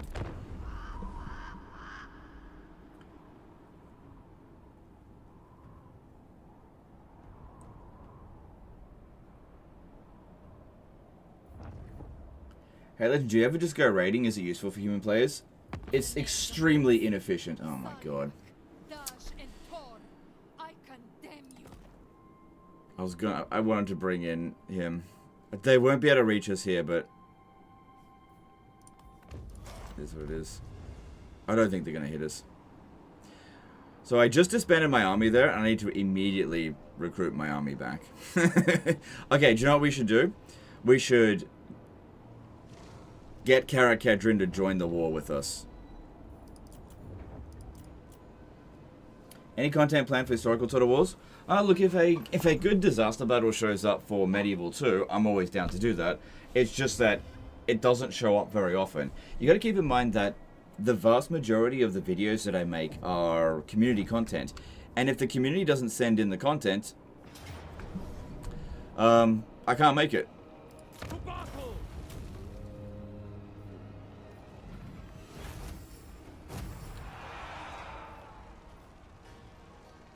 Did we not get loot money from that? Your fate lies with your master.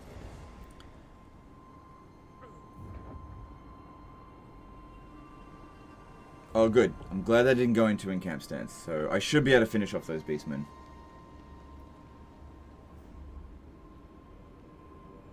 Oh man, it is not looking good for for Castalton right now. I need to get in there and help his ass. Alright, well, let's hope that this is now worth enough to do this. So, Karak Raziak for Kazid... Oh, good, we can actually make the trade. Good, good, good. Only just. Because that settlement would be worth more. It does put us on a border with these greenskins, but they tend to be quite... I don't know. Let me just see what else I can get for this. So, if I go Karak Raziak... Offer, I want you to join war against Sylvania. Yeah, they'll do that. In fact, they'll do that really cheap anyway. Okay.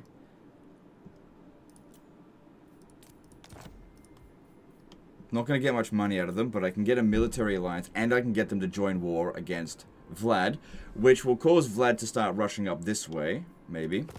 Because, yeah, I'm not going to be bordering him. Especially because Essen is going to be switched over here. Approach us, friend, and make your offer.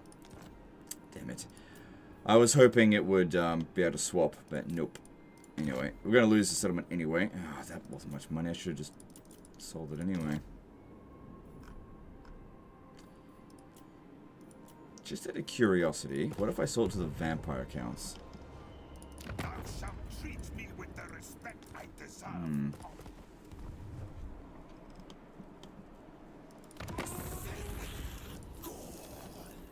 She's got a bit of money. Well, all those options kind of suck, so might as well sell it to Ostermark. I mean, they'll just lose it straight away, but that's fine. I don't care if this makes them go broke. Of course. Anyway, even if I did swap it for this, I'd have to raise an army straight away. Whereas right now, I don't think I'm going to have to raise an army straight away. Alright, so with this one over here, with Karak Raziak.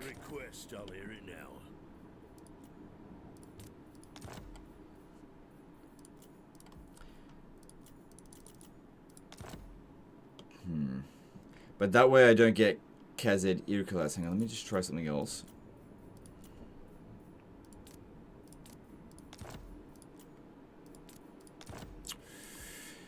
Ooh. So I could basically not lose a settlement, drag him into the war against them, but pay them 2,500. I don't get the military alliance, but I could always trade Kazid Irkulas for that money back. Because there's probably a military building in there. If shit hits the fan. This way we... what else could I...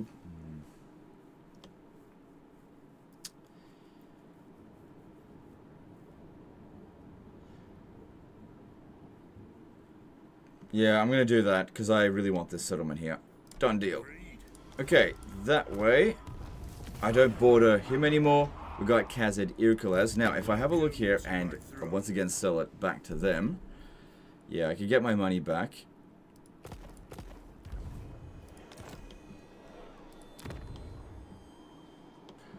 Let's just see how things play out. Because I've got some growth here. Let's develop this. Let's get rid of this. I'm not going to sell it to them at this stage. Let's just see how we go.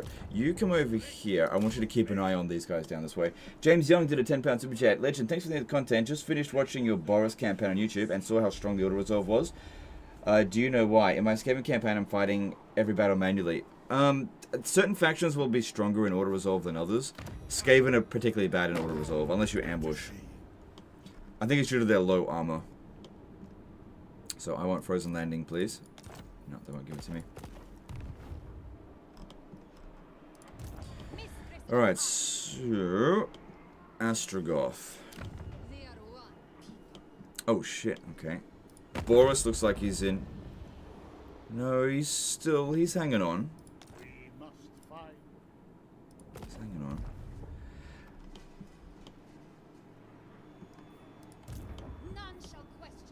Alright, yeah, we should definitely go and fight Astrogoth. Should be able to handle it with this Katarin's army. Obviously, I would like it to have a better army, but this is just what I got for the time being. Gonna have to move down in camp stance. This will be back up to 100 Winds of Magic. Hopefully, we can reach Karak Vlag next turn. And it's so good they didn't build walls here. Like, they didn't build a tower. No siege battle. Doesn't look like it's a huge army there either. It actually looks like they're sending their army down this way to fight them. So we could actually, like, roll them up this way a little bit. That could be good. Defender of Kislev.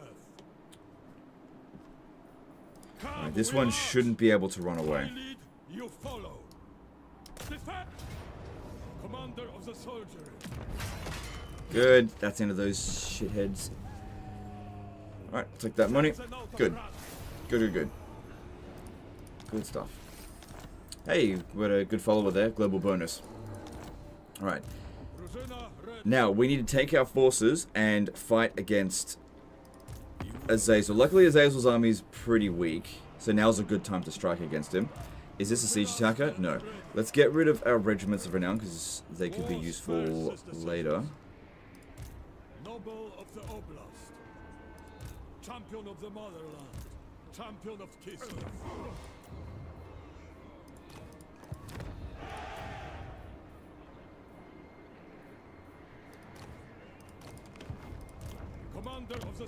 So we strike at Fort Ostrosk. Next turn, they've got a small military presence there. Looks like they're starting to buff up a little bit, but he's a bit stressed. Luckily, he's still got that other backup settlement here. And is this Wulfric? No.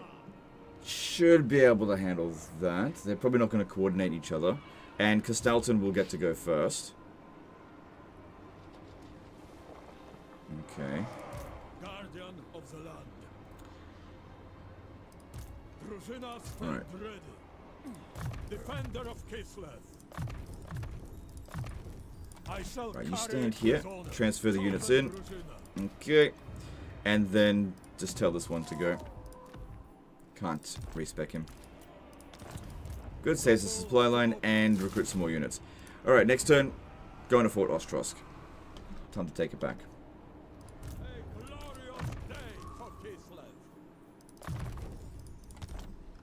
Good stuff.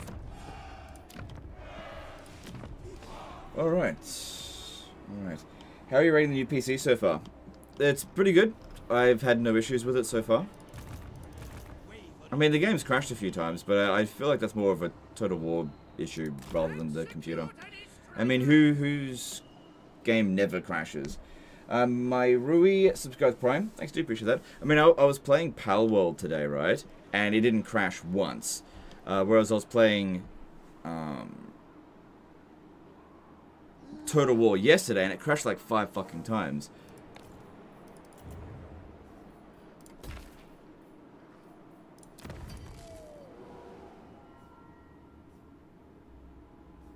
Like in really weird spots as well. Like the game's not doing anything, just crashes. Okay. That all looks pretty good.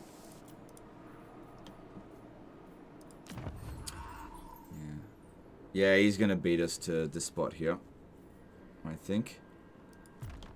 Well, hang on. Sure, he's got 5 more to go, but... And we've got 8, but we've got way more of the buildings required to get just free supporters. I mean, he's probably got some sort of motherhood thing going on. Motherland. Motherhood. Because, yeah, we've got a few of these that are just generating support for us. Maybe we'll actually beat him there. I don't know. We'll see. Moving on. Did you update your GPU driver? I don't know.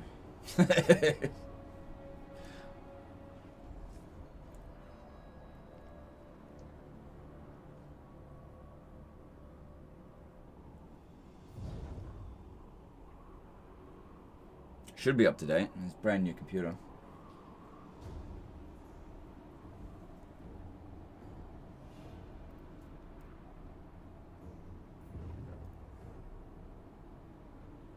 Yeah, that's it.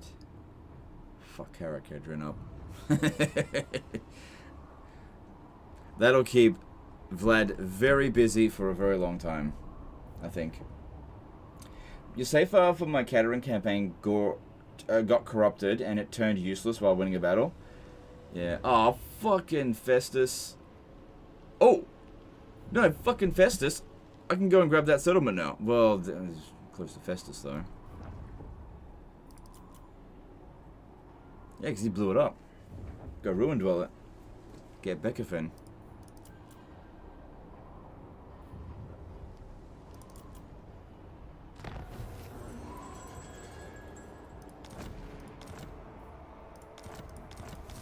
Good. Income is going up. That's what we want to see.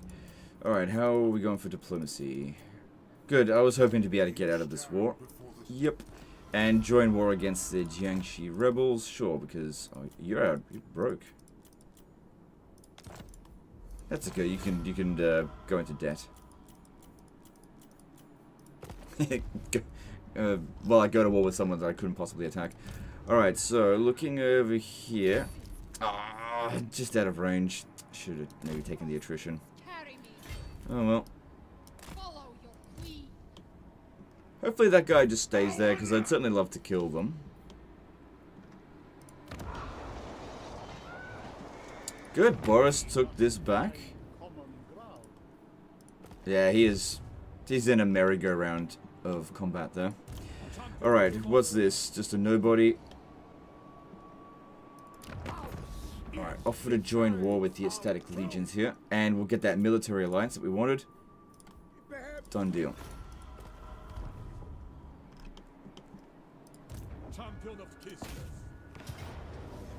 Nah, this will be easy. I gotta fight it manually, but it'll be easy. How do you know the sequence of turns of the factions? Is it alphabetical, or you memorize them? There's an order of operations. It goes like this. Major Warhammer 3 factions go first. So, Kislev, for example, sorry, Ice Court will go before any Warhammer 2 faction, any of them, including Attain. So it goes major major Warhammer 3 factions, then major Warhammer 2 factions, then major Warhammer 1 factions, then minor Warhammer 3 factions, minor Warhammer 2 factions, and then minor Warhammer 1 factions. And then it's just the order. I haven't memorized them, but I've been playing the game long enough. Like, if you said to me which goes first, this faction or this faction, I could pretty much tell you which one is correct, which one goes first. Why don't you guys do that? Put me to the test without, because I'm not able to check. Just yeah, why don't you quiz me? Go, Ledger, which faction goes first, this one or this one? And I'll tell you. And you can let me know if I'm right or wrong.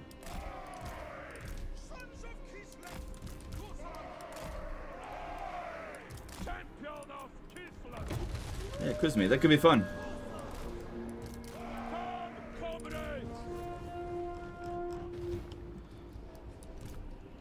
Oh, it's really getting tired. Oh, about time to start getting into a rant because I'm cranky. Kislevite Cossars or on the Patriarch? What?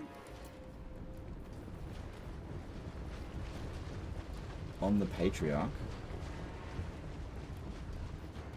I'm not sure what I mean, dude. Sorry. Festus or Sisters of Twilight? Festus goes... Oh, shit, hang on. No, they're both Warhammer 1 factions. Which goes first, Warriors of Chaos or Wood Elves?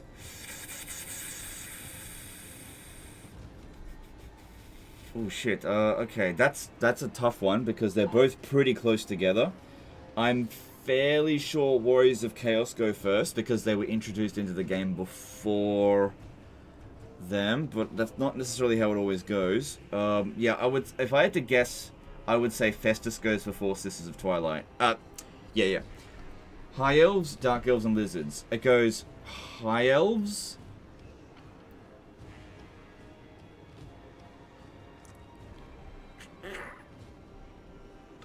I think it then goes Lizards and then Dark Elves, but I'm not entirely sure.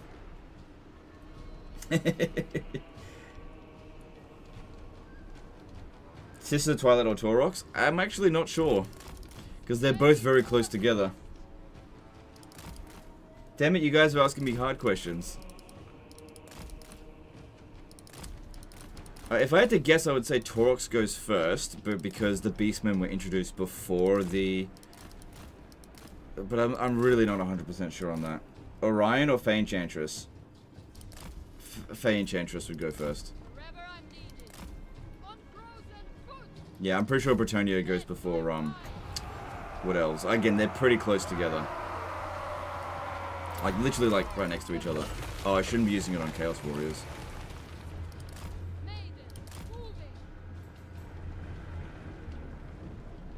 High Elves, Dark Elves, Lizard, Skaven? Right. Thanks, I was wrong. Reichland or Lothern? Easy, Lothern. That's an easy one. Lothern goes before Reichland.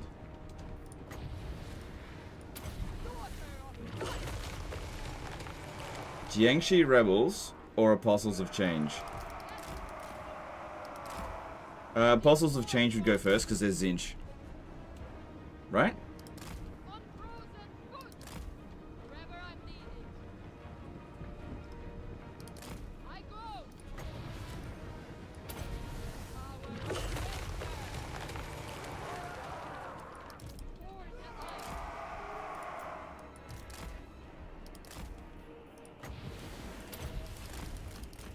Grant Clark did a $50 super chat. Hey Legend, I wanted to stop by and thank you for your advice on playing easy mode. I had almost 200 hours on easy campaigns. Thought it was terrible, felt like crap. Just finished my first legendary campaign and haven't ever had more fun. Thanks.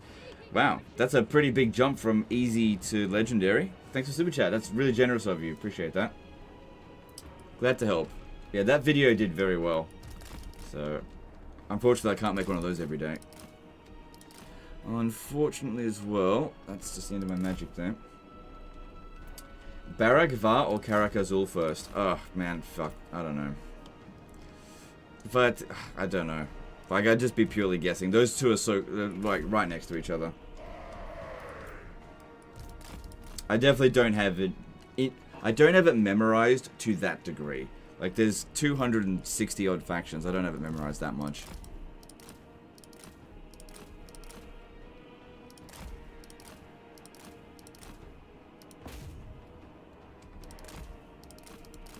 Like,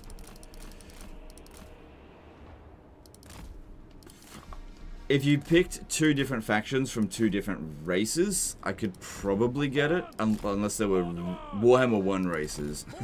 Probably. What about battle difficulty on medium video? No, there's no need to do that because it's not really a problem on normal difficulty.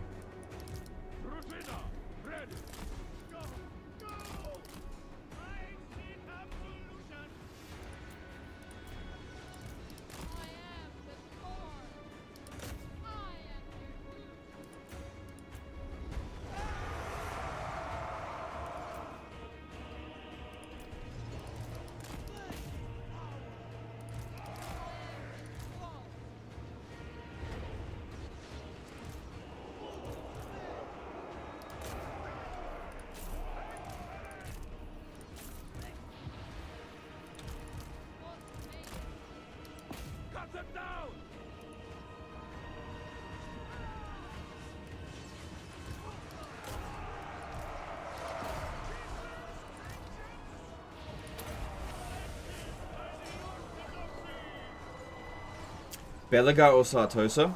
Sartosa would go first because it's a Warhammer 2 faction and Belagar is a Warhammer 1 faction. That one's easy.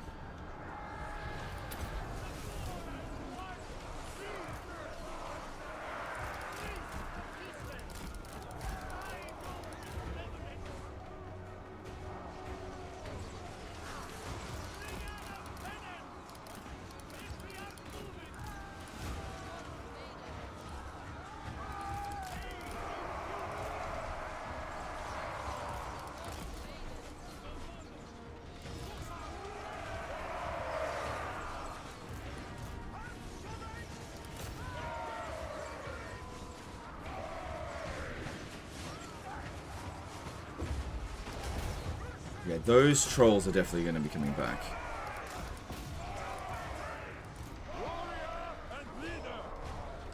Your take on Burning Chariot of Zinch, please? Okay. I don't play Zinch. That's kind of my take. I don't use them because I don't play Zinch. So I don't really... Like, they seem okay. My biggest problem with the Burning Chariot of Zinch is their low ammunition can make it sometimes hard for them to deliver a lot of value in a battle. Like, they'll take out 1 or 2 units and then that's about it, just because they run out of ammo. So, they're hardly my favorite. Like, super high damage output, but they're extremely low amount of ammo.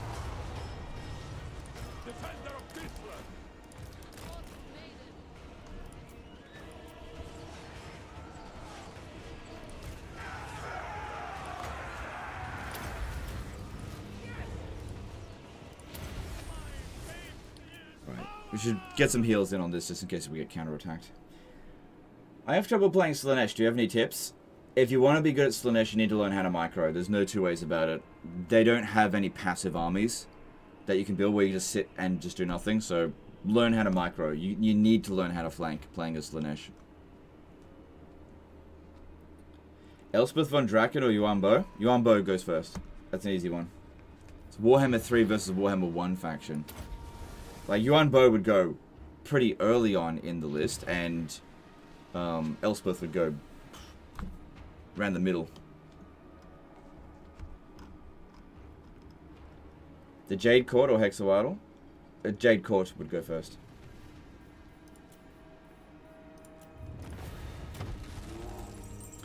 Nakari or Kairos? Oh, that's a close one. Because they're right next to each other.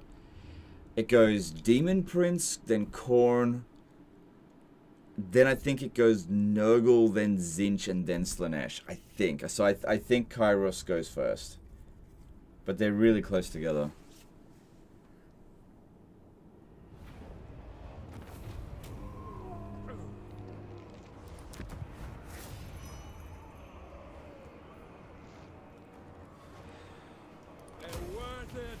Oh, excuse me.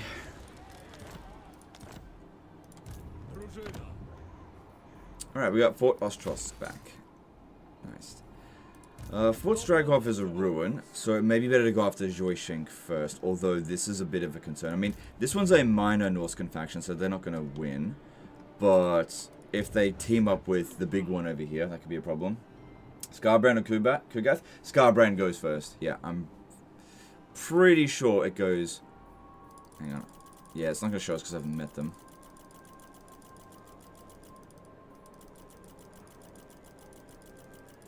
God, there's so many factions. Yeah, Legion of Chaos, and then that would be Scarbrand. Champion of Kislev. Okay, we need some more troops. Tzarina Katarin.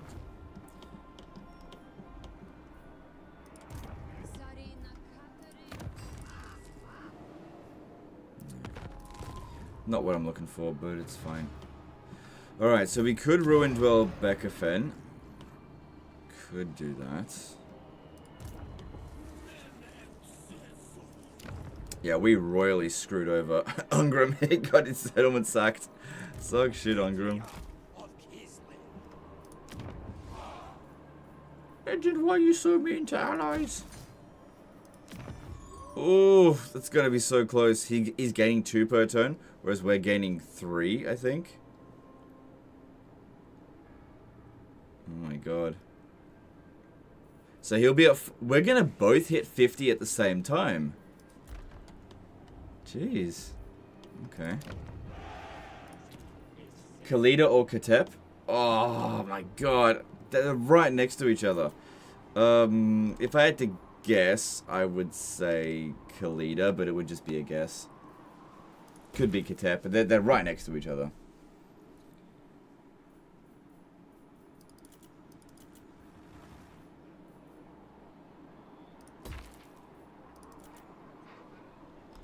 I know of the Tomb Kings, it definitely goes Cetra first, and then after that I can't remember the order. Ah, crap. Well, we should build that one, need the money. Hey, Legend, will there be any first 20-turn Legendary difficulty videos? Nope. No plans to do them at this stage. Alright.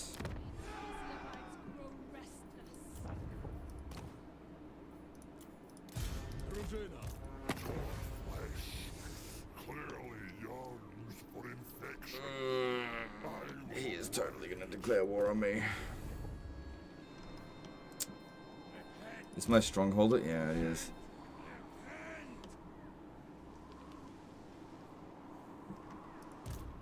Well, he can't hit Vitevo, but he can hit Zavastra. I could sell Zavastra over to them. If I, I haven't suffered a defeat yet, and I would say it's pretty likely that they're going to declare war on us. Pretty bloody likely.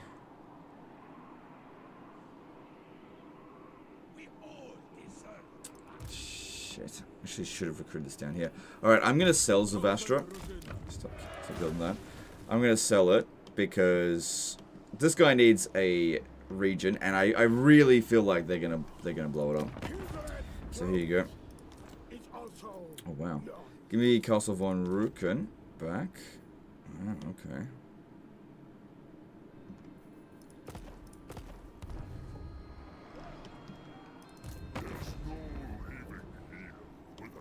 Because yeah, the AI loves to attack your minor settlements like this. They love it. And if we have a look, he is not struggling enough. Yeah, we should get rid of this guy again. It's silly to bring him in.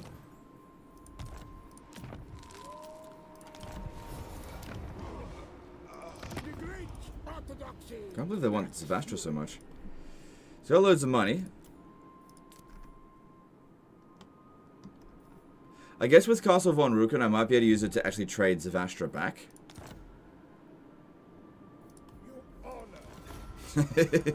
And all I have to do... Hang on, let me just have a look over here. There's no military presence there.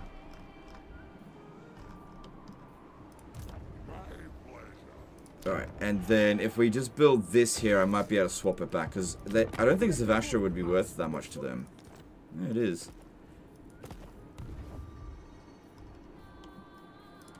But yeah, I think we should get ready to recruit again.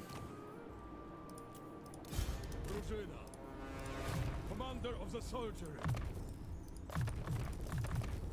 Mine by right.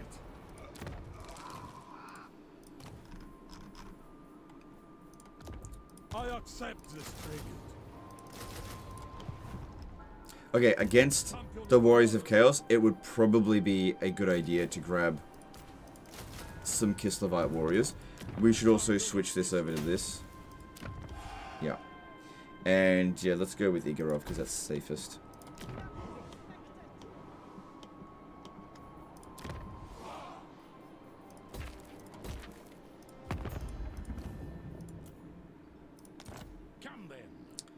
We're only one trade agreement over our limit.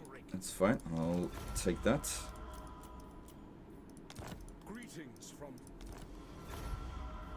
Okay, hang on. Let me just speak with Reichland again. If I can get a defensive alliance with them, that might prevent them from declaring war on us. In order to do that, I'd have to declare war on... Yeah, we're not going to be able to make that.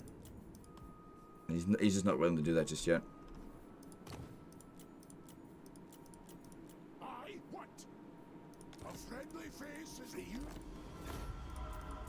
Okay, that's fine. Are supporters added pre-turn or post-turn? Or does it not matter because check for who one runs on your turn? I actually don't know. I don't know. I mean, they're added in various different ways. So you can actually gain supporters during your turn if you've got a invocation going on. But we don't have one of those going on at the moment. And I'm not sure if they do either. Then the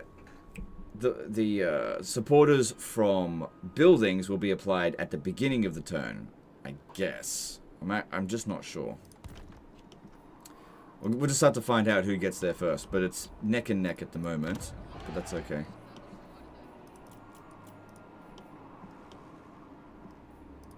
Guardian of the land. A symbol of my power.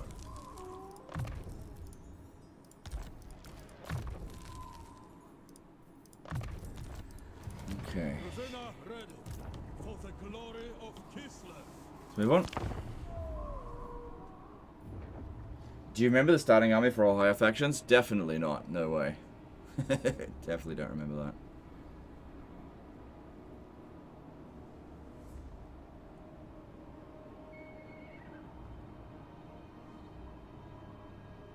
If Castelton is dead when you finish the supporter race, does he revive? I don't think so, no. He has to be alive. Grombrindle or Crone Hellebron? Hellebron would go first because she's a Warhammer 2 faction compared to Grombrindle, who is a Warhammer 1 faction. Actually, Grombrindle isn't actually a Warhammer 1 faction. He's actually a Warhammer 3 faction, but he's part of a Warhammer 1 race. Yeah, so they didn't attack it, but...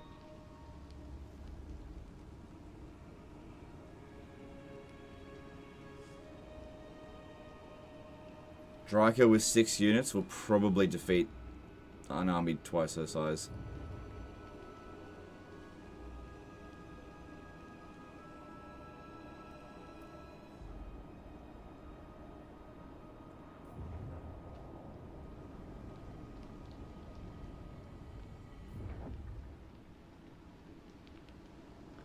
Could you please tell me which campaign overall is harder now? Guilt, Karl Franz, or Elspeth? Also, which is funnier? Can't decide between them. Well, fun is subjective, so that's hard to answer. But in terms of which is most difficult, I'd say Karl Franz. He just has a lot of enemies to deal with. But it could also be random. Like, you could have a Karl Franz campaign and things just not go to shit. That could happen. Alright, I'm going to speak to them and join war against them. Thank you for the money, because I need money, and I want their territory. The Chaos Dwarfs could jump over Irkulaz after you declare war on them. You're right, they could do that. So, one way that we could just send this guy to go and, like, check. Because they'd have to get to about here if they want to jump in. But you are correct, they could do that. Easy to resolve here. Cool, I'll take it.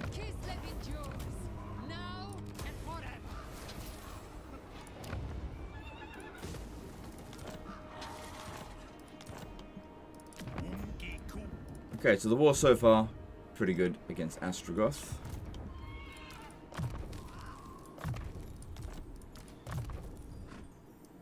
Good, we get Arcane Conduit for Katarin. Very nice.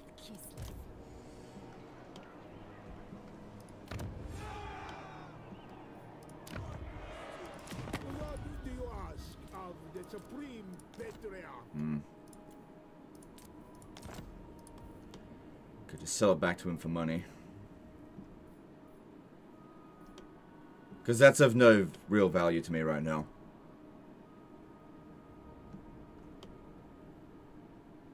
Yeah, just sell it back to him. He probably needs the territory more than I do. Alright. Could Ruin dwell this over here? I'm not expecting a counterattack, although Throg is in the area here. They've only got 21 units in total. And it looks like they've got a fair few wizards that can't really make use of their spellcasting. That being said, this is not exactly the greatest army ever either. And if... What's going on here? Yeah, they should have their hands full fighting him. What I could do, though, take Lair of the Troll King and try to swap it for Frozen Landing.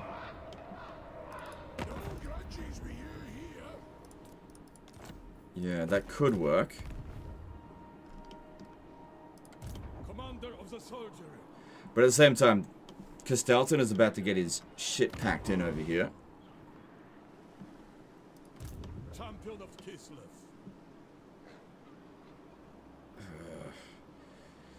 See, I can go to Fort Stragov and then go to Joyshank. I mean, they probably will sack that if he doesn't go somewhere else, that is. Yeah. Noble of the Oblast. Yeah, alright. It's not going to cost me that much to ruin dwell. Let's just do that. Drużyna stand ready. And then we'll see how we go. That's good. I don't think we've got any adamant administrators, do we? No, I haven't had a single one this campaign. Oh well. Lucky in some areas, unlucky in others. So Vlad's got all of his armies hanging around over here. How strong is he in total? Not that strong.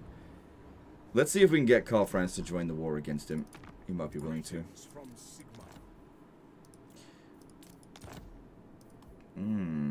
Not worth it right now, but maybe in future. Maybe.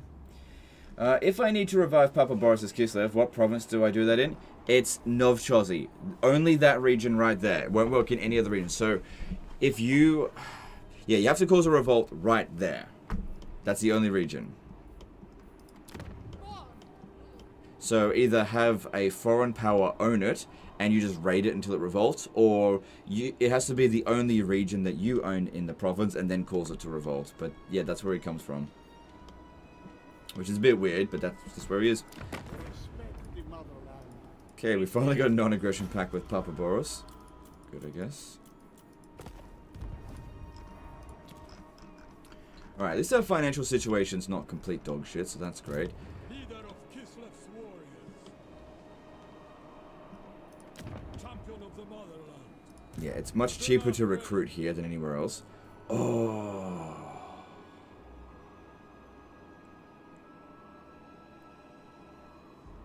I don't have any heroes that I can attach. But this is a fucking good army. I don't have enough money to be able to recruit a full stack of it, though.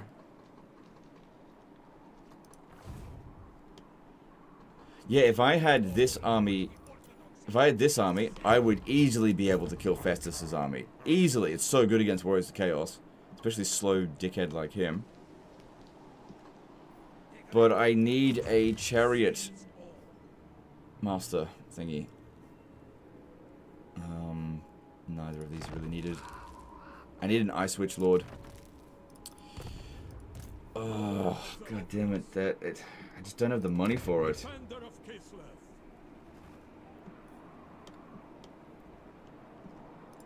Chosen Drużyna.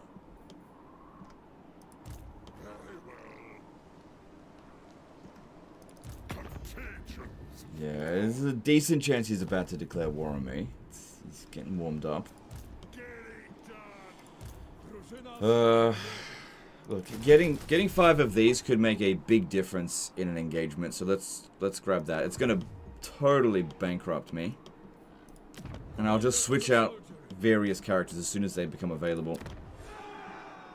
At least this will save us some cash and make us some cash.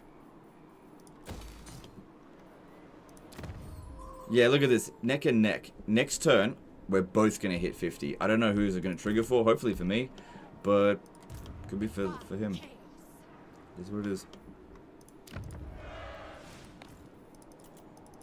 Yeah, I need to make money. As much as I possibly can.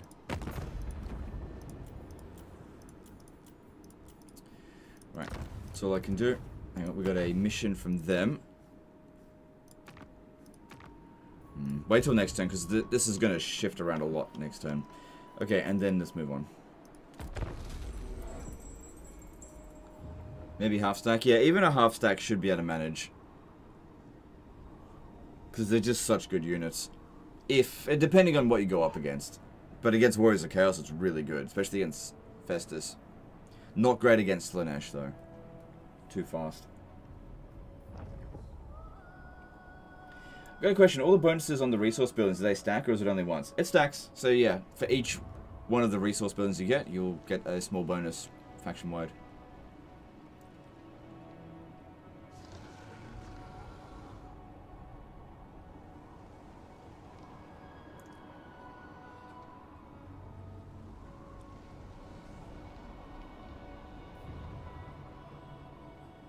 Would you have been able to sell to Carl France? You can't sell a region to someone that doesn't border it. It's got to be connected.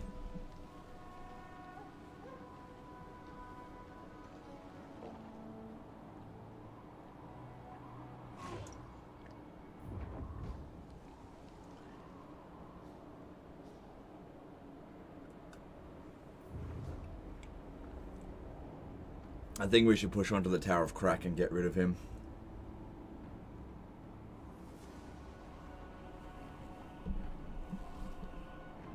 Yeah, problem is our army's trash with no siege attacker.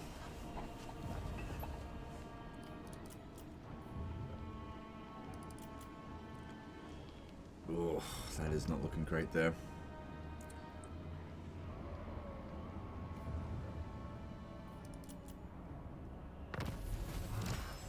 That's good. Ah, they got... We both have it exactly the same, but unfortunately the game gives it to them. What a load of shit.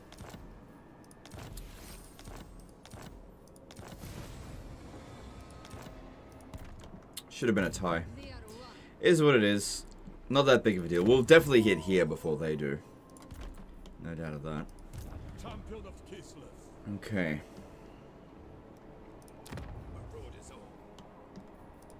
Champion of the motherland. No! If I'm at Joyshenk, I'll be able to... Hang on, let's look here. Yeah, he's in really bad shape. There are 4 units in there, so 18 in total. Guardian of the land. Noble of the oblast. Very tempting to just march over to here. I could besiege it and they'll probably sally out. Defender of Kislev. It's just not a very good army. That's the biggest problem there. None shall question me. So what's going on with Clan Ferric? Now that we've met them, what are they doing? How likely will they declare war on us? I think there's a possibility, but they're pretty weak. One leg.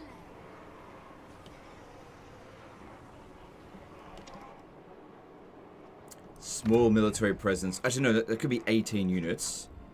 And it's not at Uzkalak, it's here, so we can march up there fairly safely, I think. Move. I command it. I'll go into ambush stance, and we'll just see what they do. Maybe they'll bring the army up, maybe they won't. Just not sure. Yeah, that, these guys here, they're bleeding into my economy. Ooh, they occupied that. That's great. I could take that out. Not with this, though.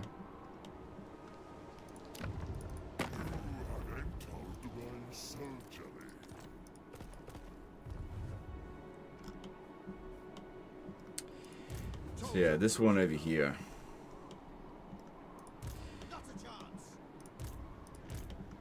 Based on what I'm seeing here, there's a pretty good chance that Castalton will be able to repel this, because he's also got the settlement garrison here.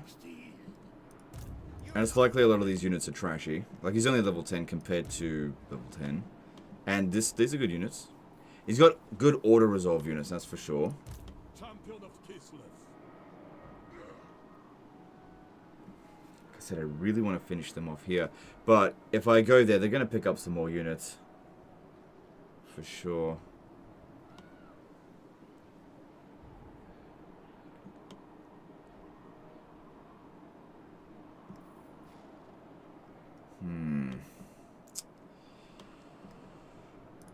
Because this is what, tier 3.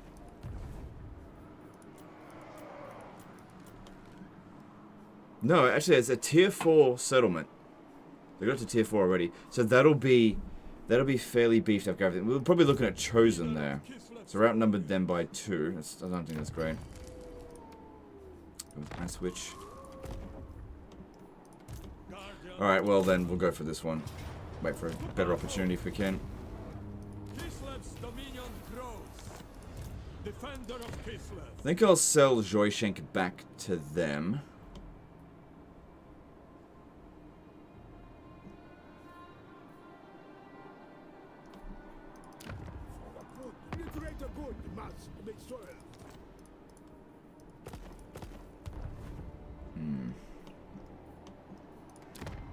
Honorable choice. Yeah, I'll sell Joyshank back to them.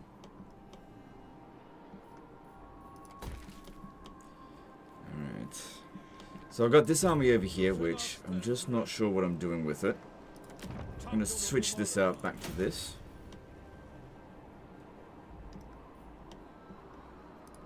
Endless veneration. Okay, it's more troops than I thought, but they are caught between two forces, so I don't think we have too much worry. They might focus on me. They also might focus on the AI. That being said, they could come up this way with this. That could be a problem. A lot of hobgoblins, though. But if we take his capital, that'll really hurt him. Might be best to take Fort... Yeah, it's not worth much.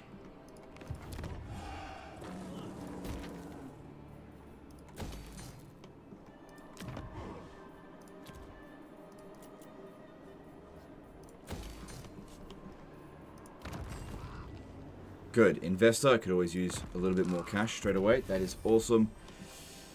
What am I going to do with this army here? Because this is also really good against vampire accounts.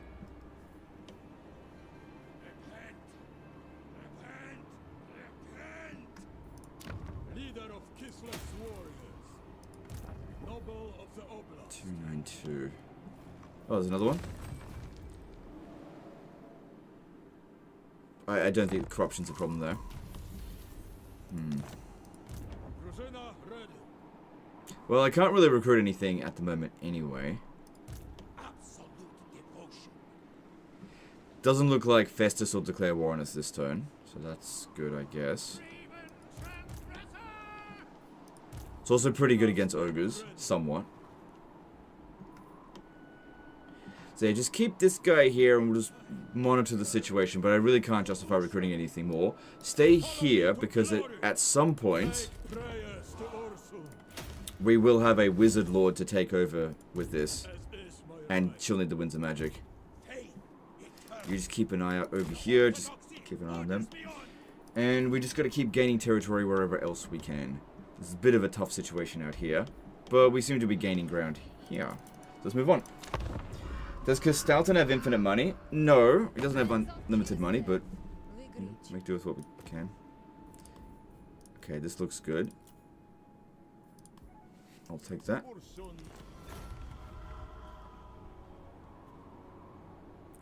Okay, there's some movement going on over here. I can see that they were moving down south. There's Astrogoth. Must not consider us a threat because our forces... Oh, if he goes up this way, that's a problem.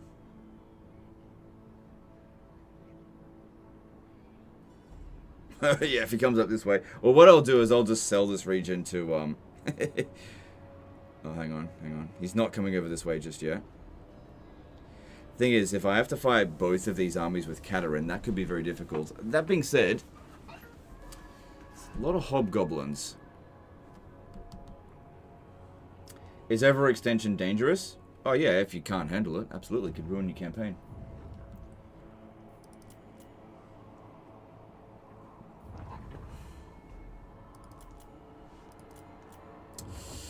Ooh, I'm gonna need to deal with that soon.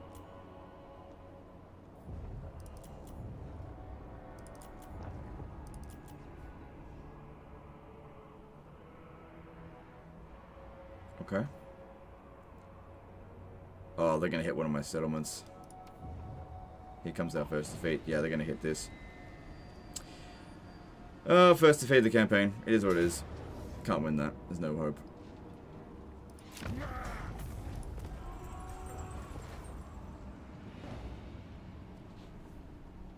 Of all the factions I thought was gonna get me, fucking ogres.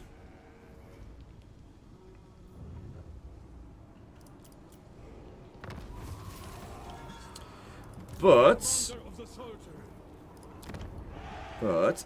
well, I could probably beat their army with this, because while we've only got 13 versus their 18, these guys here, these ones, are really good against these stupid, shitty ogres. Leader of Kislev's warriors. First defeat. It is what it is. I mean, it's super hard to defend your territory against a situation when you're completely surrounded. It's just what's gonna happen. these things. Okay. Alright, well I can't reach Uzkalak anyway, so go for Fort Dwaroslav. The shield of the old world.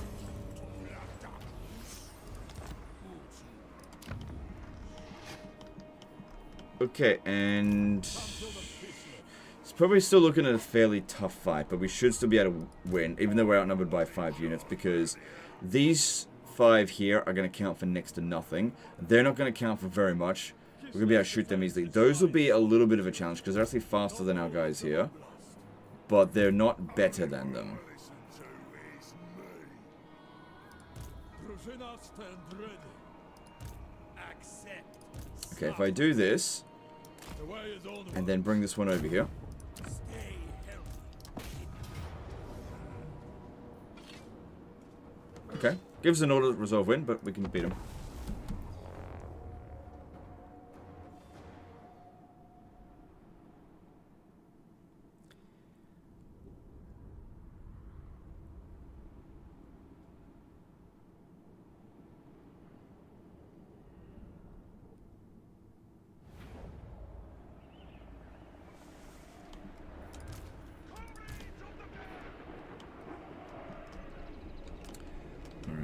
We want to, as much as possible, use our sleds first. So these guys hold that ground. Well, I use these guys first. Right where their regular ogres are. They're taking a defensive position, but they've kind of got low ground over here, so I don't think it's going to work out very well for them. And all we're going to do is just shoot them up a little bit, and then they'll start charging at us. Okay, we got rampaging saber tusks. And while they are faster than us, they're not better than us. Okay, well, they're still here.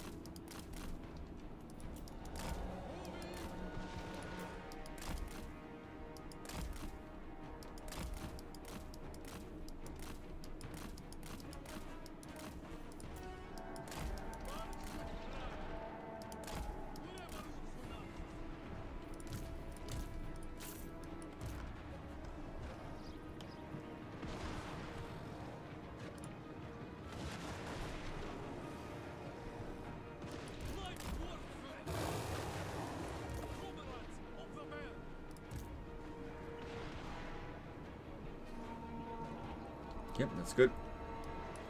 Right, this guy here, regular tyrant. Okay.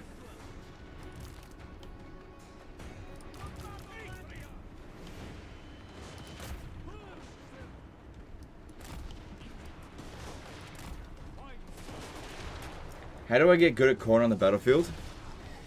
Micro, I guess. Because, yeah, they don't really focus on missile units. You just got to learn to use your melee infantry as best you can.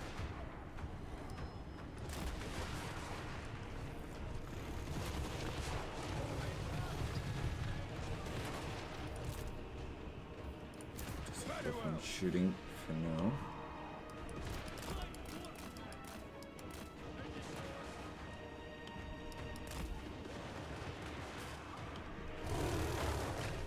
Good. Quite a few ogres are dead already. Very good for us. The saber tusks are eating up my light war sleds here a little bit. Shame I can't heal them.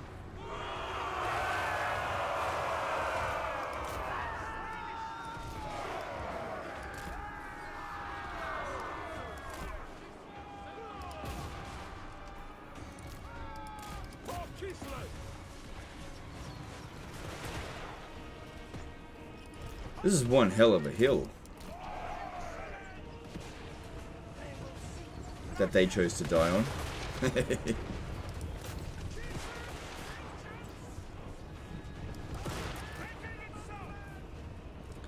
Stupid ogres. Ruined my no defeat campaign by sacking a minor settlement. AI just loves to do that.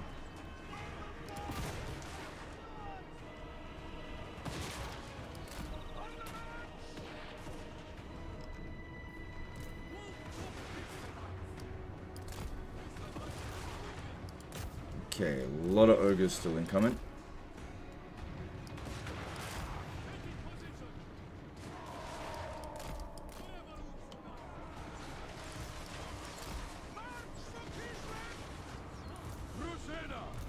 Oh, also, he can restore their ammo.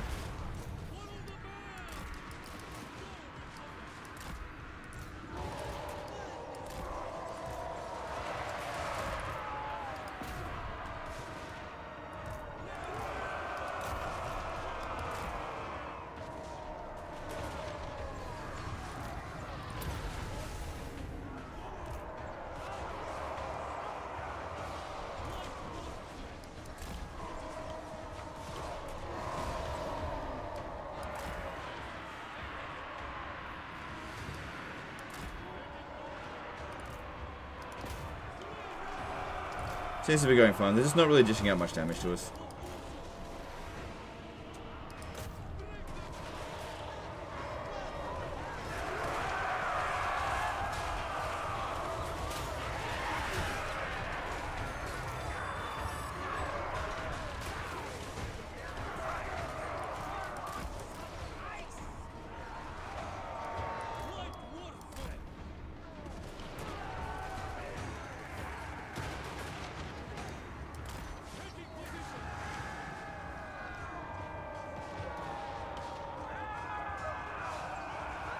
This is the great thing about light war sleds. All the damage that's been done here just completely will recover at the end of the battle.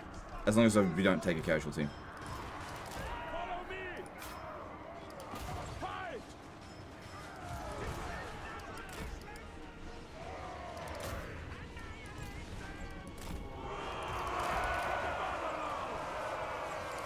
No hesitation!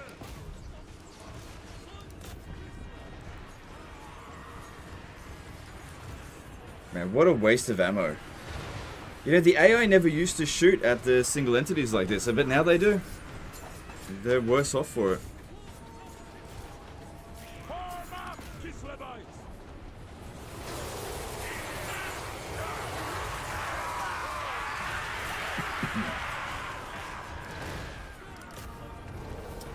Soundscape Music did a £2 super chat. Is magic item drop chance worth it, or nah, you think? I wouldn't focus on it. It just depends if you... Some people absolutely love items in this game. They, like, live for talismans and preservations and everything like that. And they just think that that's, like, the greatest thing ever. I don't think that they make or break a campaign. They're just, like, a little bit of a bonus.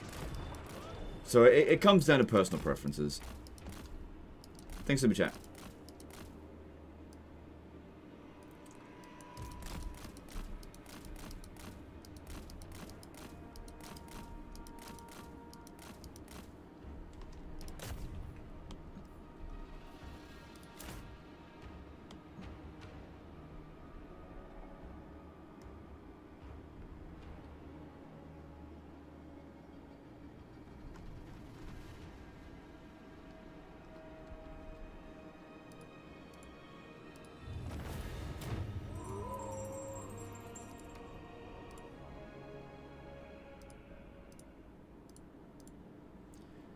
So yeah, way better result than auto-resolve. That's the worst thing about these units though, they're pretty bad in auto-resolve.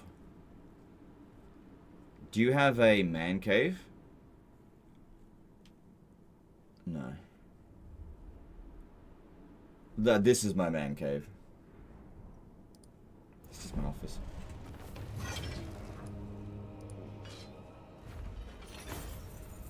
Take the money. Your fate lies with your master.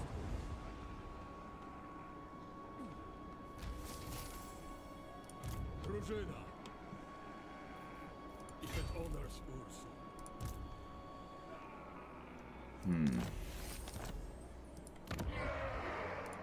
Champion of Kislev. More warriors to defend Kislev. So yeah, we'll try to go for Bekefen. And Vitevo needs to be repaired. Okay.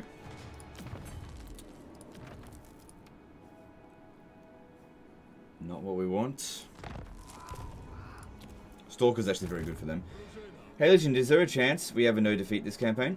So we just had our first defeat, so no. Look, here's the thing. I don't really have any intention of deliberately doing another no defeat campaign because honestly, the Reichler no defeat campaign, while you might have enjoyed it, was a complete fucking waste of my time.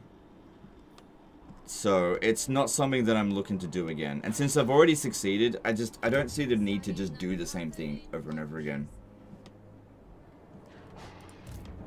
So I really don't have any intention of deliberately doing no defeat campaigns. Like I'll try not to suffer defeats, but specifically no defeat campaigns, not on my to-do list anymore.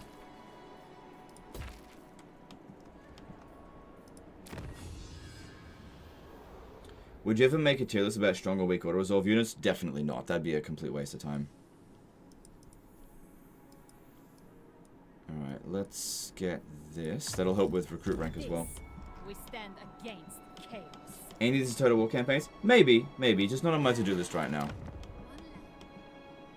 Scores campaign? It was, but like I said, it wasn't good for the channel. It didn't generate subscribers. It got relatively low views. Like I said, those who enjoyed it, sorry, those who watched it seemed to enjoy it, and that was great. I was happy to do it, but doing it again, I don't see the point.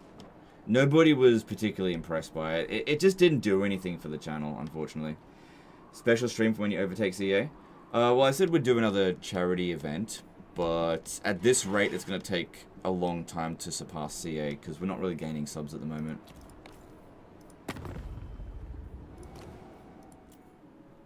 For better or worse, dragons and...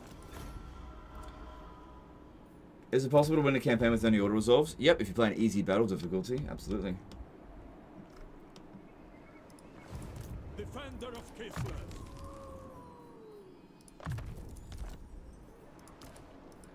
Tzarina ready.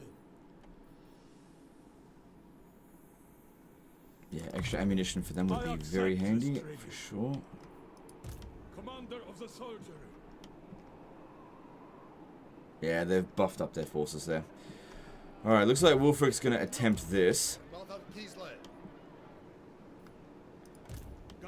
The best thing I think I can do for them is to just try to keep the Sarl off their back. So I'll stand... Oh wait, how strong are they?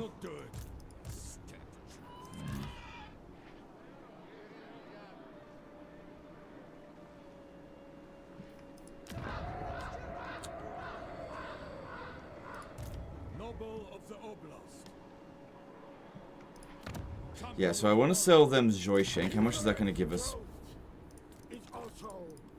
Not heaps.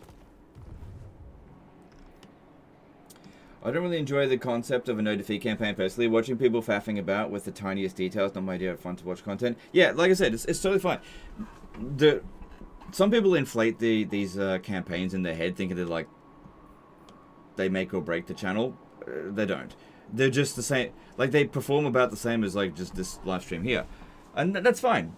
But, like, doing the same thing again is just, there's no, I'm just not really that interested in doing that. It's a lot of effort and energy to do something like that, and like, nobody's impressed by it, and it's like, what's the point? There's just not much point doing it, that's all.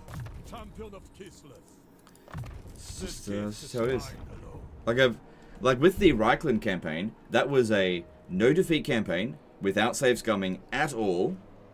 0 defeats. Absolute 0. And anything that I do in future can only ever match that. I can't do it better. So, why do I need to it's like, would I ever do the 1-turn blitz again? What for? Like, what for? See, sometimes once you've done a challenge, there's just no need to do it again.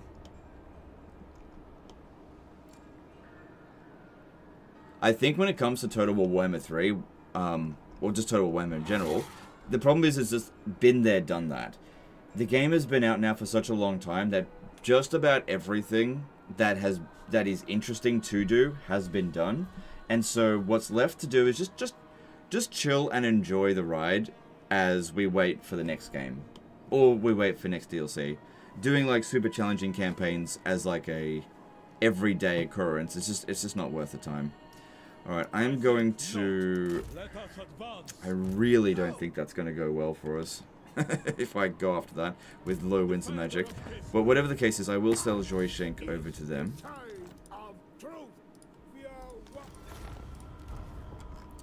And I think what I'll do instead, I'll go into channeling stance. Here. is onwards. That way, I could at least possibly help them out if they get attacked here. We can protect the land without your help. Might sell them this one as well. None shall question me. Patriarch of Kislev. So yeah, just keep an eye on these two here. There's Ostrogoth. They got a few good units. They're not able to attack Silver Pinnacle yet, and money's kind of tight. I don't really want to hit that just yet. Yeah, we're now ahead of them. Let's see.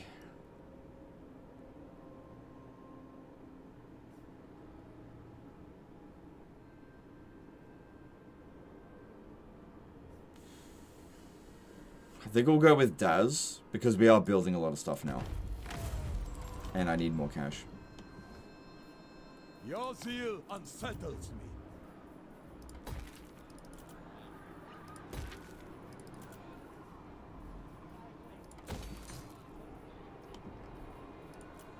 Okay, let's move on. Bunny did a €13 and 13-cent super chat.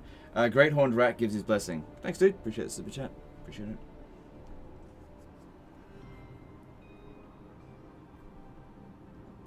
What games do you think are competitors to Total War? Manor Lord seemed a good competitor. It depends on how you look at it. That's a difficult question to answer in a really simple answer. I don't think that Manor Lords is a true competitor to Total War. But really, any game is a competitor to Total War game if it's popular. Because, think of it this way, right?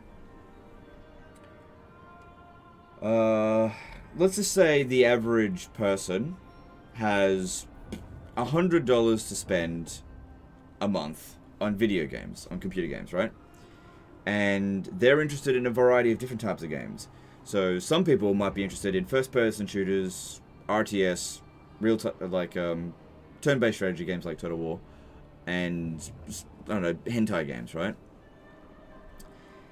And if there's particular innovation happening in one side of their interests, their $100 is probably going to be spent there. And I think one of the problems that Creative Assembly is having now is that innovation within Total War is happening so slowly that other developers that aren't direct competitors to Creative Assembly are actually taking the interest of their audience, of their potential market, just because people have limited amount of budget. The kingdom welcomes all its allies. So it depends. It depends on how you look at it. It's just, but is there another developer making a Total War game ripoff? No, not really.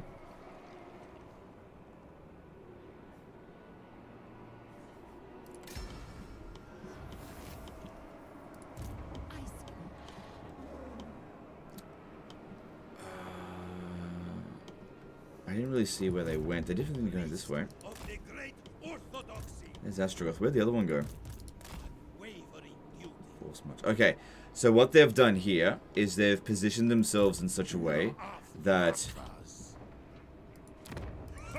they'll be able to... If I capture Uzkalak, they'll besiege it straight away. However, if I besiege Uzkalak, I could deny reinforcements because I'll have a garrison.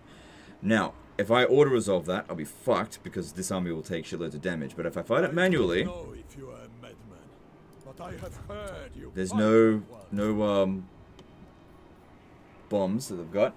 Guts of Rivia did a 50 AED super chat. Hey Legend, in factions with good or decent artillery, is it still worth having them in an army?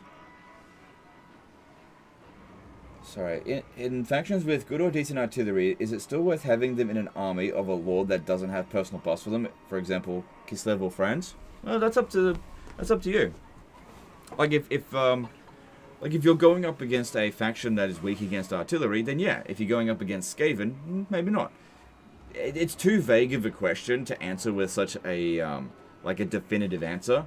It also depends on how skilled the player is. If the player doesn't know how to fucking use artillery, then it's not going to be effective for them. Look, stat buffs are cool and everything, but most units will do just fine without a stat buff.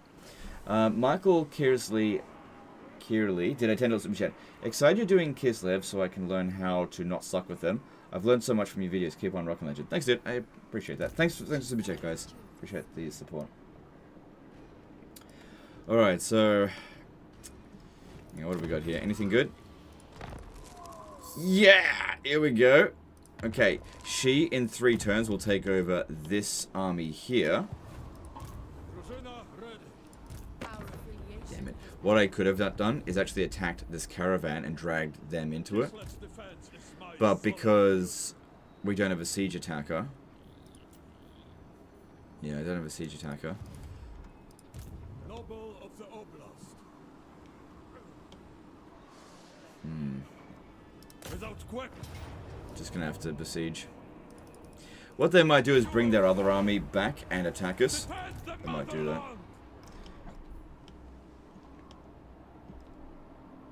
Oh yeah, and then there's these guys here. They're gonna destroy Nagenhof and then they're over here. So we kind of need to hurry back over to Vitevo as quickly as possible. I may need to actually recruit more of these because they're actually quite good against vampire counts as well. But in order to do that, I need money. I might need to loot the settlement. Okay, we need to fight this manually, and I need to take absolutely 0 casualties.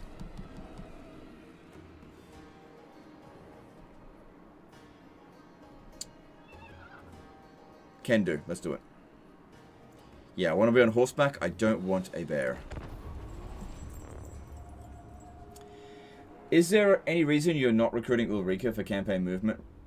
So, I would, but you have to build a bunch of things that are kind of inconvenient and expensive. So I would do it.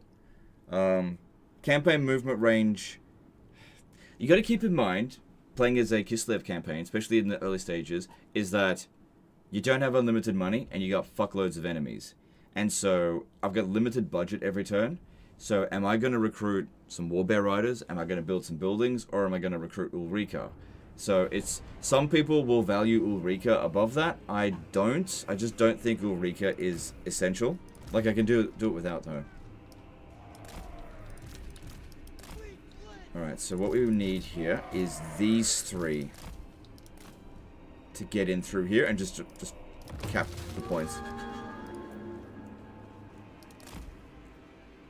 Oh, hang on. We gotta be careful when going through these gates. Did they fix that bug where if you demolish the gate, it fucking kills everyone in the area? Maybe I should just let the snow leopard sort it out just in case. Because if it does, I don't really care that much. It's ogres, no walls, right? No, ogres don't have walls in their own, like, homeland regions, but they've got walls in other regions. You could go back and have a look. I wasn't able to launch the attack.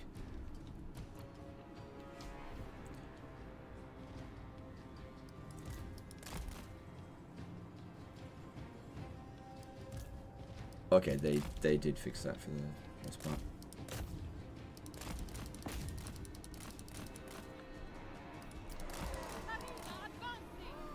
Here, have some Death Frost. If I close.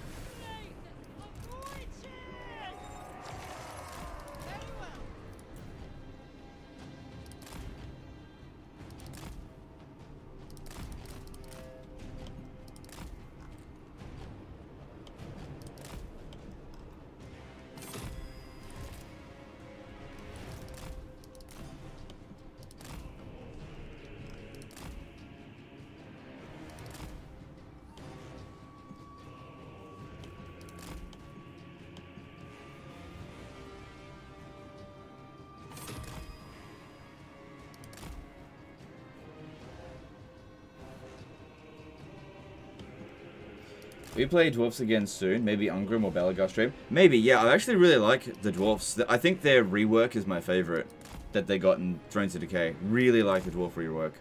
Very happy with it. I really enjoy the Age of Reckoning system. I definitely would make some tweaks, personally. But I love the idea of it. And I'm okay with a mechanic with a great idea being poorly implemented. I'm okay with that.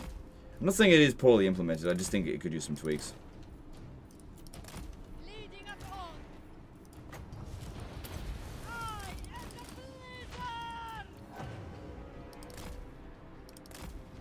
shit.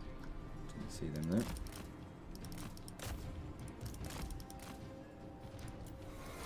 Yes! It is my path. Katarin moving. Repositioning. Follow the breeze. Kislev supreme leader. Come on, you stupid snow leopard. Whatever.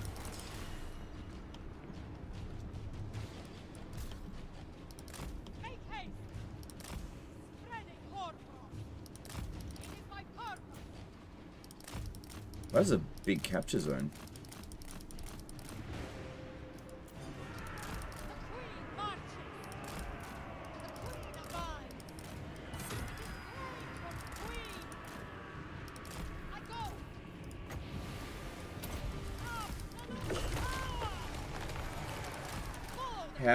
Have you ever considered doing a campaign on small unit scale? Everything is so unbalanced, but at the same time, it's fun how OP some things are. I hate small unit scale, so no. I just end up complaining the whole time. No, there's no way I'm going to do that. I hate small unit scale. Absolutely hate it.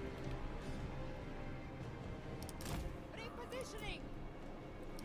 Totally cool if that's what you like. If you want to play on small unit scale, don't let me stop you. But fuck no. No thank you. Not for me.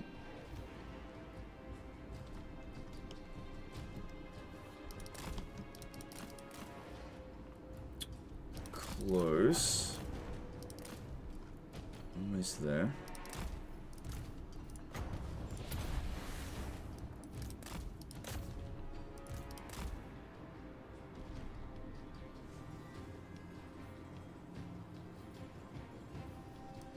Okay, good. Yeah, you gotta love how you can't cast breath attacks, or actually any spells, on bridges. Brother Humayed did a became a member for 23 months. Hi, Legends of the War. Thank you for the stream. Great way to start the week. Would you say Katarin is the most interesting campaign for you now? No, one of the most interesting for sure. I definitely really like Katarin's campaign. The most, probably, I wouldn't go that far.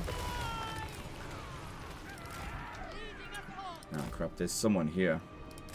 Acceptable.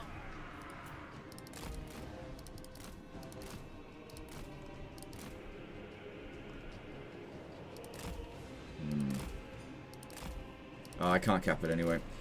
Alright, we'll have to spread out and cap these other zones for a little bit.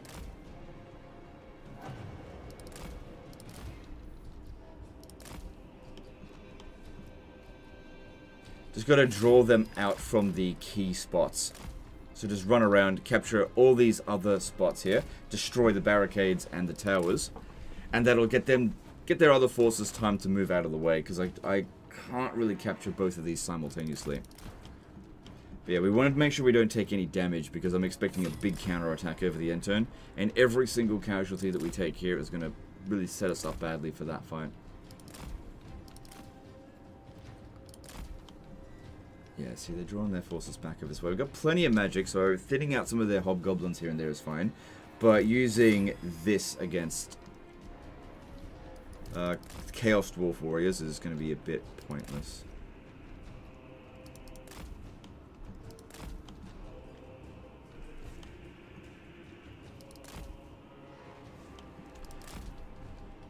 Do you know what they should really do to prevent what I'm doing right now? Even though they've done a pretty good job to make it more difficult. Like, if this was Warhammer 3 when it first came out, we would have won by now.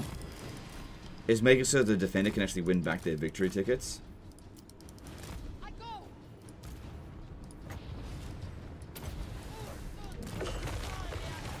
Dodge. Tor.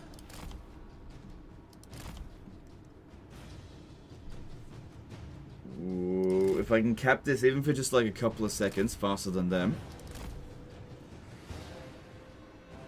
Come on, come on, come on. If we could just get it a bit faster than them. Beat them to it. Can we beat them to it? Can we beat them to it? Yes! Okay, we just get... Probably going to get like a couple of victory tickets, but... That's fine. Then we'll just run back over here. There's no more towers left, I think. As long as I don't run into another Chaos Dwarf Warrior unit. Should be fine. Cap that before they manage to get over here, because we're super fast and they're super slow. Good. Gaining victory tickets again. And suck shit. There we go. Bit of patience.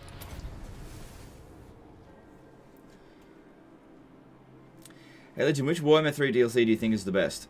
Shadows of Change, man. Actually, Blood Pack. Blood Pack. Blood for the Blood God 3. Definitely the best. Do you know what? I'm actually really disappointed in Creative Assembly for not increasing the price of the Blood Pack. It should be $15.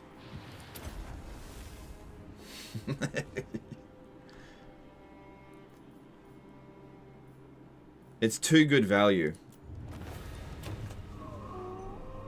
No, in all seriousness, the best DLC I think is Thrones of Decay.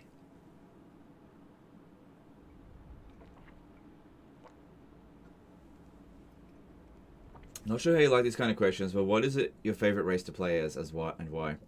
I don't know. I don't really think about what my favorite race is. I don't think I've got like a definitive favorite like I did in Warhammer 2 with like Skaven. Like I kind of like a fair few races that I just cycle through them, and I really can't decide which one's my favorite. And I don't really worry too much about finding out what is my favorite. It's whatever. Yeah,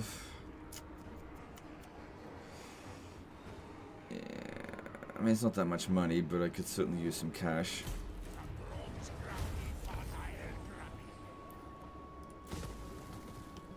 Now, if you take their capital... okay. Yeah, I could get out of this war. That way I end up with 2 regions. And that way we're not in the red here. This shit area. And that way I could maybe go over here and focus on Clan Ferric instead.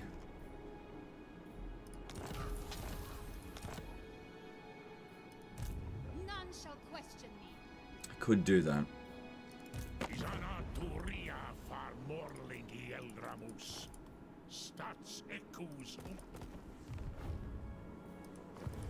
Because we got this building here.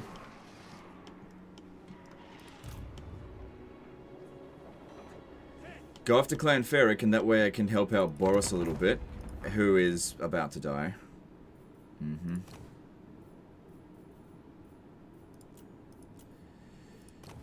Yeah, he is not looking good there, and he's kind of... He would confederate if we had higher relations with him. But look at this. He's about to die, and he just doesn't want... Okay. Alright, if we're gonna do this, I gotta save Boris. We gotta get out of here. We'll take a little bit of attrition this turn, but it'll be fine. Alright, you can have that back. Anyway, I plundered it, so they can suck my ass. Okay, we're on this, which I'd actually still prefer to be on a horse, to be honest. Plus it'd be a little bit cheaper. Alright, and then we move on to Clan Ferric, which are their enemy as well. It's good they've still got the Howling Citadel, although it looks it's under siege. Oh my god. I gotta help him out. He's really in bad shape. Honestly, him surviving until turn 24, it's not too bad. Alright, and then I need to come over here and actually recruit some more of those bear sleds, because I think we're going to be dealing with this fairly soon.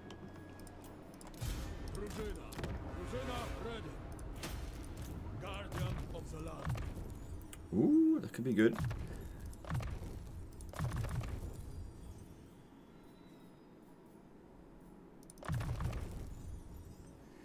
Mine by right. Yep. Defender of Kislev. Defend the motherland. Yeah, we can't do this. There's a siege there. Yeah. Cheapier is better, indeed.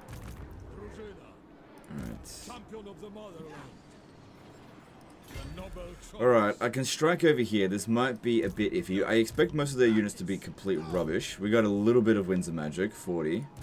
But we are outnumbered basically 2 to 1. So I'd say that the chances of me winning that are pretty fucking low. Zazel's back. Champion of Kislev. And then, of course, these guys here just waiting. Oh, the dog shit armies. But this here isn't exactly amazing. So I'll stand here in channeling stance, just keep defending them, keep generating some winds of magic, while we just wait for things to develop, because no matter what we do, it's not going to work. So might as well do nothing. Do not frustrate me.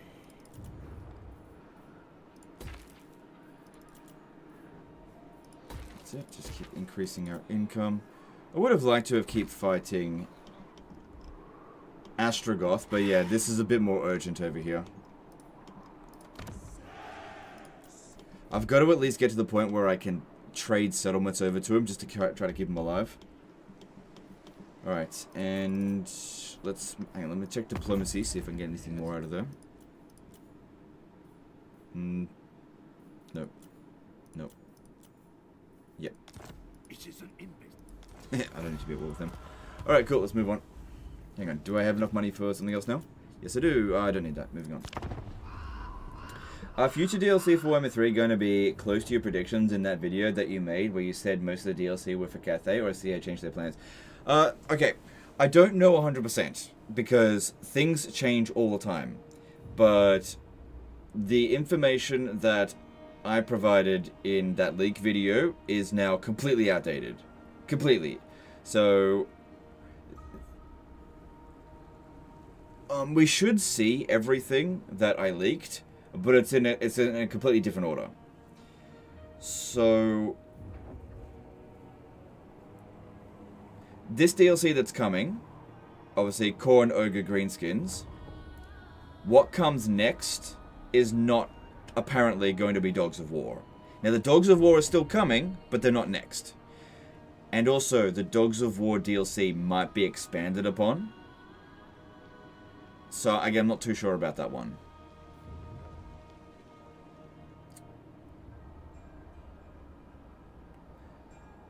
And then, as for the Monkey King, I believe that DLC is being combined with another DLC.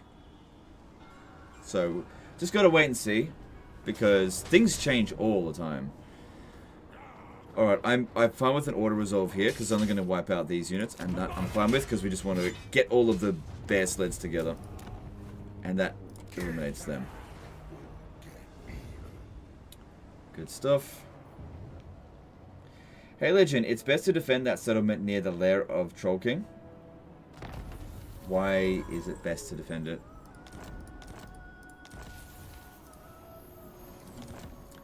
It's in a forest. Okay. Cool. So yeah, in 2 turns, this one here is going to be ready to go. Ooh, yeah, go with that. Build this good. Leader of Kislev's warriors. I had more than that. What happened? Oh, that sometimes happens with these units. They get wiped out and you don't realize it. Yeah. Yeah, they're pretty bad in auto-resolve. Respect my That's alright. We're not under any serious threat at the moment. As for Becca Fen, I might sell this back to... Thou shalt treat me with the respect I deserve, or die. No. I could sell it back to Ostermark. Let me just see. Friend, and make your offer.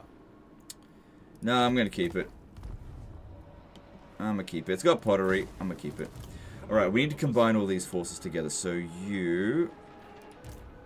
this one here should keep it.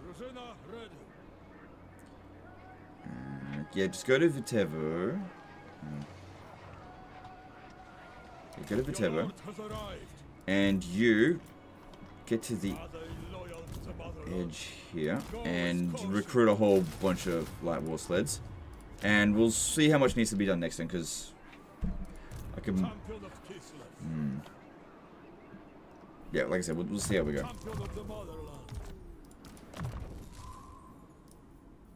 Okay, that's all. That all worked out there. At least those tree hammer fuckers are gone.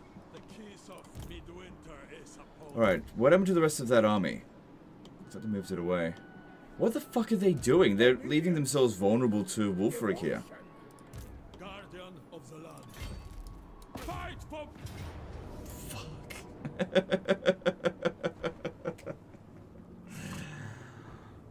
This was the smaller of the 2 armies? I can't believe it. I didn't fucking see them. I can't believe Alright, well, let's just see how no! Okay, look, it'll be fine. It'll be fine. We're probably gonna lose this, but it'll be fine. Because it's still my turn. I'll be able to just retreat back into Castalton's territory. We're gonna hurt them. We're gonna hurt them. I might be even able to We withdraw. are the avalanche. We are the storm. We are the rage of Kislev. Come on, come on. Let me control my units. Fuck, it doesn't let me control them properly.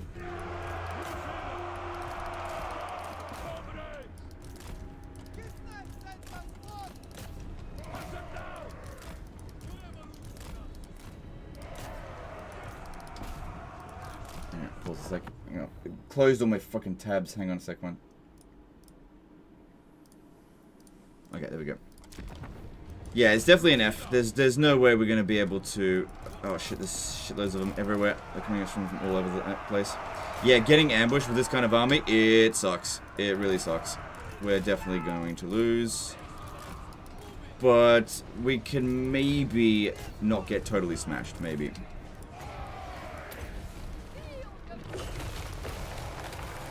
Thing is here, we've got to get organized. Some of our units have to go into melee, and the rest of them need to shoot.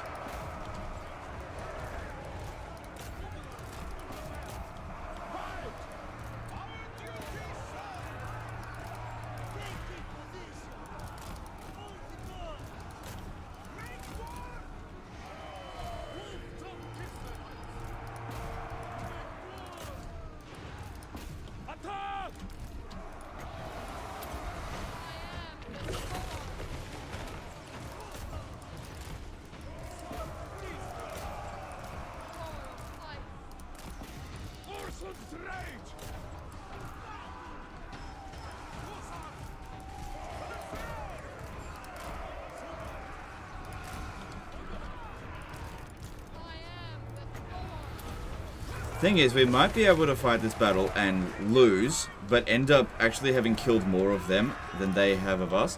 Where's the exit point? Okay, I might actually be able to make it there. So like when we run out of ammunition, we just bail on the battle. And I still might be able to get at them. Maybe.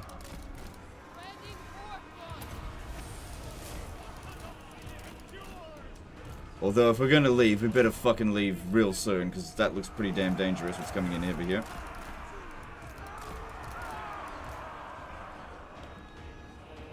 But we've got to finish what we're doing here first.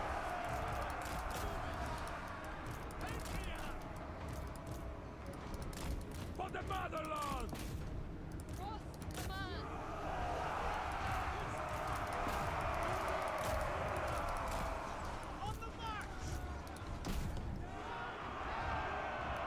Ruzina. Kislev's rat.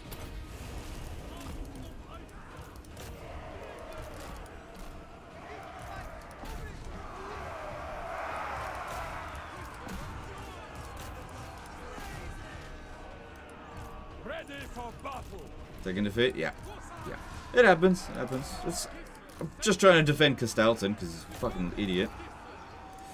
But yeah, they actually set up an ambush for me, and I just didn't see them over the end turn move into this position. This is probably because I was moving it in fast mode. This is why I usually don't do that. Usually watch it, everybody take their movements, but I'm pretty tired, so I'm getting sloppy. It happens. It's not like this is super fucking best army ever. So,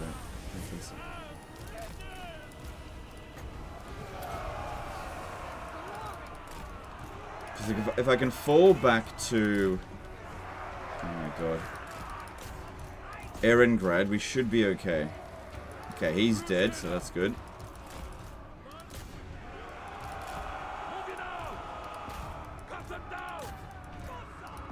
Oh my god.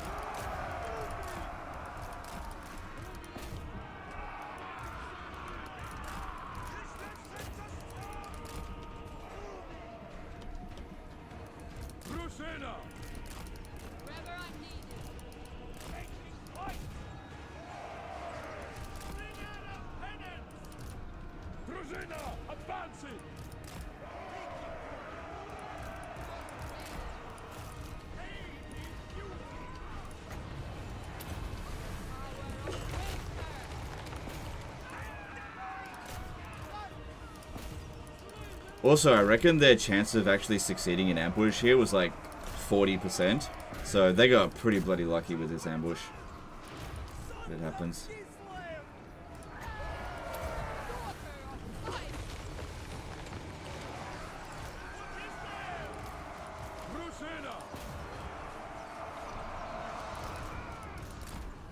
Stay in the front there, hold that back.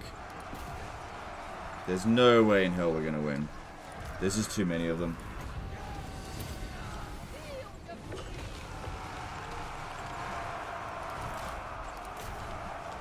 There's no time to get over here. We'll just take too much damage. Best we keep fighting them here and just shit loads of damage. That's all I can really hope to do. Terrible formation, but that's what happens when you get ambushed.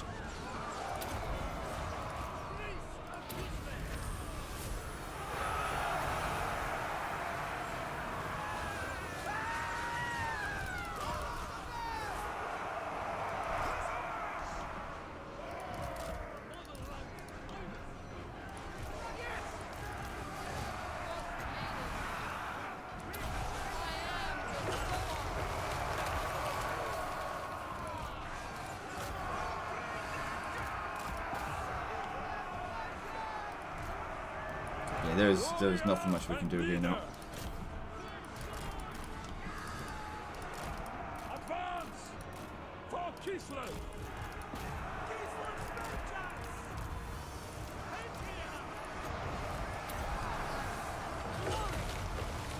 Champion of Kislev. Alright, let's try to get a kind of retreat going. Just make sure that these three characters here get away. The infantry can easily be replaced. But these guys here, not so much.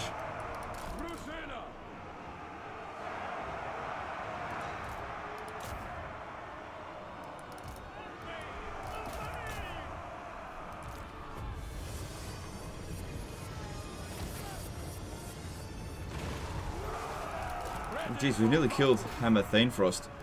Well, he's immortal. But just need a little bit more magic. I could use a Death Frost on him, but I would need 5 extra, which I don't have. Defender of Kislev. Warrior and leader.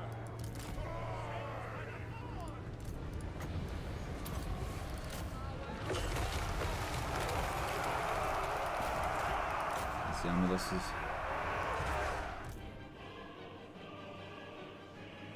Come on, kill him quick! Quick, quick, quick! We got him! Cool. Well, honestly, given what we were going up against, valiant defeats, not too bad. We actually killed more of them than we lost. First army that we went up against was completely shredded. Unfortunately, most of these units will get wiped out, but they're just Kossars. Super easy to replace them. It sucks, but it's okay. Try to save the lords. Yeah, they're fine. They're fine. And the thing is, both of their characters got wiped out in that fight, so they gained no experience from this. Yeah, most of their units got wiped out. So that's very Pyrrhic for them. Hope they enjoyed it. Okay. Well, that sucked. But, you know, they're pretty badly damaged too. Alright.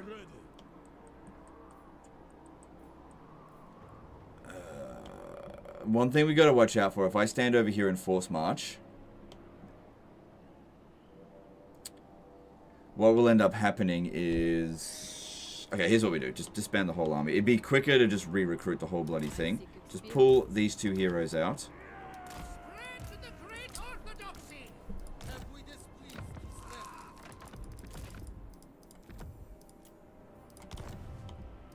And then get to here and just re-recruit the whole bloody thing. Yeah, from Fort Stragov.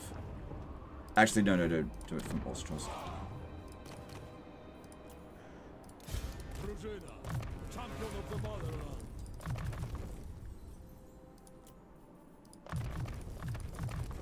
This gift is mine alone.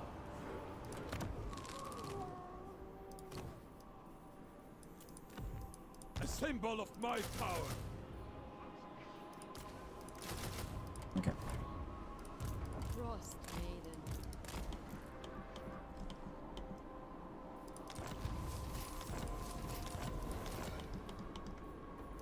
Well, we'll save a little bit of money in the meantime. Bit of a silver lining. Alright. Katarin of So magic line here is done for now at least. Could put another point into this, but I'd much rather get to shield device. That'd be good. with this I guard Kislev. What? Main thing here is I hope that Castalton can actually just hold out a little bit longer before I bring in some more reinforcements. Because these ones here probably won't do anything to him unless Wulfric launches the attack. And Wulfric's probably not going to launch an attack. So I should have enough time to get that army back up and running again pretty quickly. And then we have Vlad coming in through this way. But I should have this army ready to go pretty soon.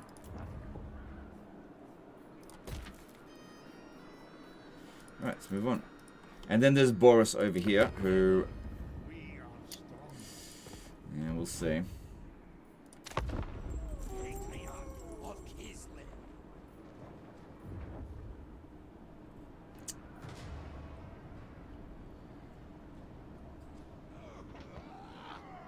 Kislev. Funny thing here, I thinned them out enough that they came in and finished the job. Cool. God, they... Yeah, whatever. I mean, I literally went over there to save their ass, and if it did, then that's great. Even if it cost me a bloody defeat, that's fine. Forgot to move. Move who? Katarin, she was out of movement.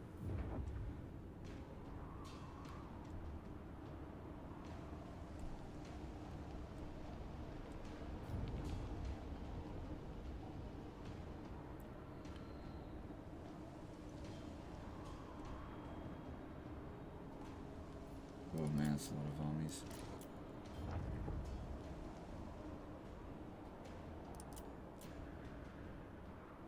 He's getting ready to attack Fort Stragov. So what are they doing? They're going to land? Looks like they lost. Actually, I'm not sure.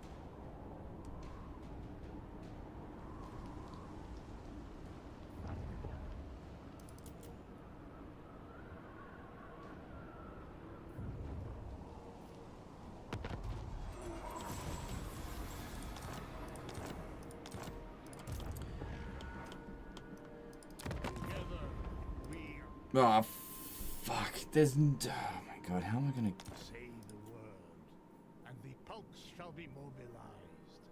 And he doesn't even want an alliance either.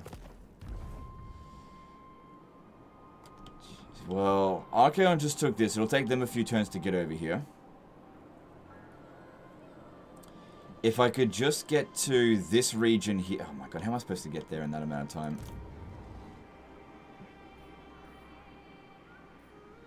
From here I rule.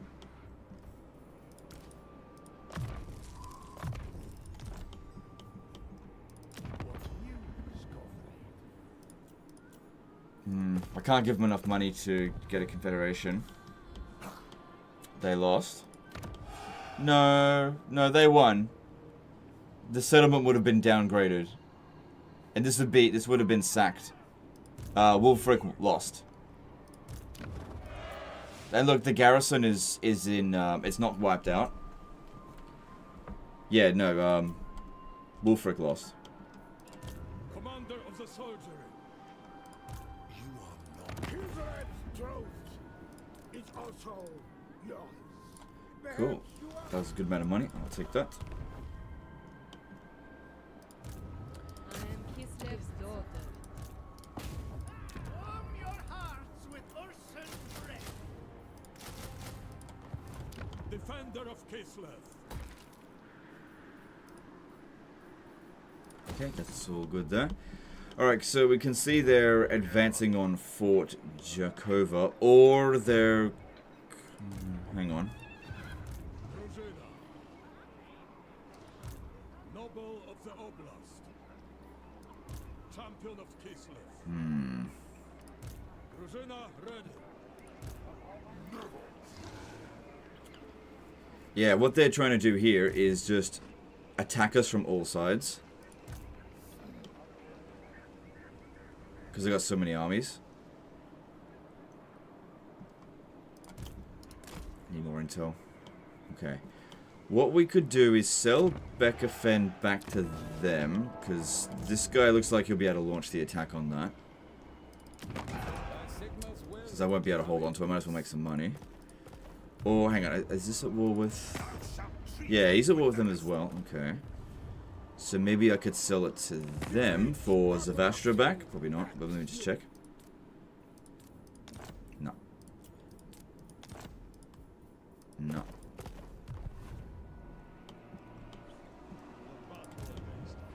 So I could stand here and he wouldn't be able to cross, but maybe he will send all of his forces over here to attack. Lure them into basically bait.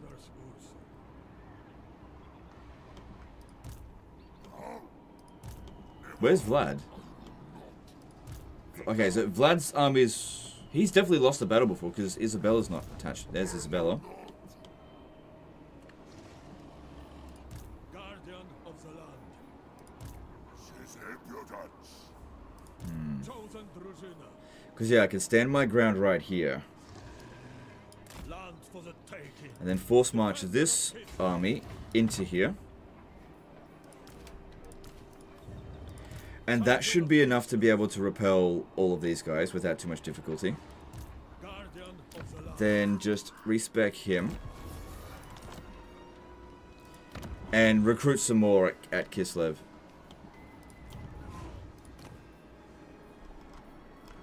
This will have to do. Tzarina, champion of the motherland. Mine by right. Leader of Kislev's warriors.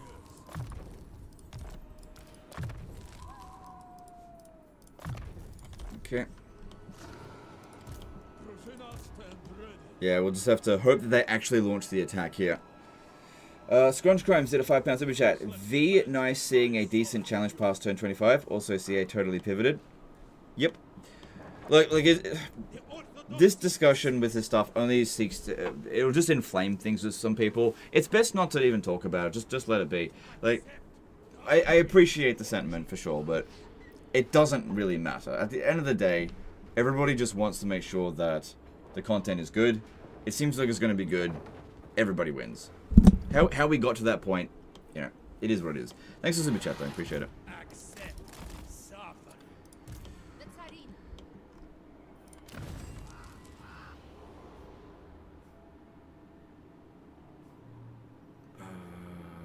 Yeah, we'll go with that. Okay, she'll be available next turn. She'll reduce the upkeep cost on this one significantly. Noble of the Oblast. Commander of the soldiers. Okay. At Igorov, we could build... Oh, I'm out of money.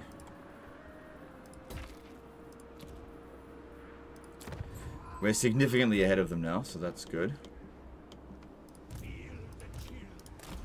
But yeah, my biggest concern here is Boris. I feel like there's no way I'm going to be able to get him to confederate to save his ass here.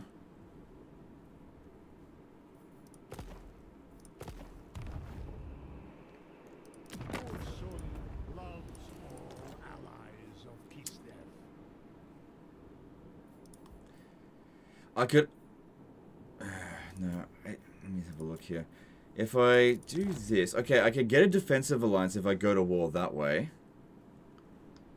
Maybe he might confederate. Maybe. I mean, I was going to go to war with Clan Ferric anyway. Prefer to get the jump on them, though. Kislev. Oh, fuck me. Are you kidding me? God. Okay. Tzarina, ready. Oh my god, Boris. You dipshit, confederate. Well, it doesn't look like the Tower of Torment is going to be lost just yet, so I think he's got another turn before he gets wiped out. Alright, how about you join war against Legion of Chaos? And I'll give you, let's see here. Fort... I should have given you Fort... Oh, I couldn't actually. I could give them Temple of Heinkel. Nah, I don't... No, just leave them be. I'll figure something out with them. Actually, why don't we do a switcheroo? I'll go to war with Wintertooth, and you go to war with Legion of Chaos. Nope. Not enough. Alright. Okay, we've got a little bit of money out of all that, so let's get that going. And I'm out of cash. Okay, moving on.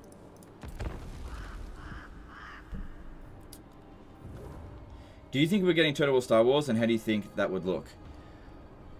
Yes, I do think we're getting Total War Star Wars. Well, let me rephrase that. I think that Total War Star Wars is in development, but I think it's been really early stage. As for how it will look, it'll probably be very similar to Total War Warhammer 40k. So whatever Warhammer 40k is like, it'll just basically be a reskin of that, for the most part. That's what I think it'll be. But I don't have any concrete information about what Star Wars is going to be, because the people that I talked to confirm that it's coming, but there's not much to talk about it.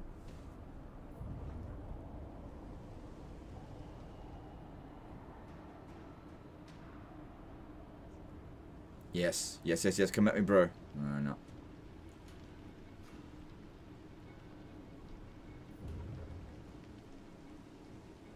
I thought that they would bloody fight me, but nope.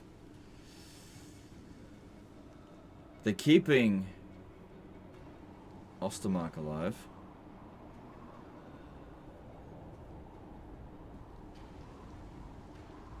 In charity, a tier trait was hero. No, it's the Lord. It's the Lord. So she'll be available next turn. I'll switch her out. Honestly, if Boris was to get wounded, he'd probably confederate.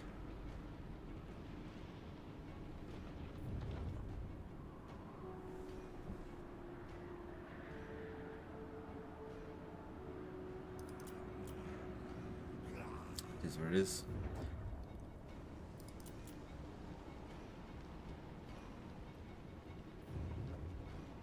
Is Total War World War I dead? From what I've heard, oh shit. I don't know if he'll confederate if he's got no territory. That works for me. We got him. We got Boris. That works for me. We got him. He lost all of his territory, and then he was like, yeah, alright, I'll confederate. Fair enough. He's still got his starting war bear. I wouldn't be able to win that. Good legend, Boris is really strong. Boys, okay. He's actually really strong. Nah, there's no way I would win against that. Not with this. It's too badly damaged.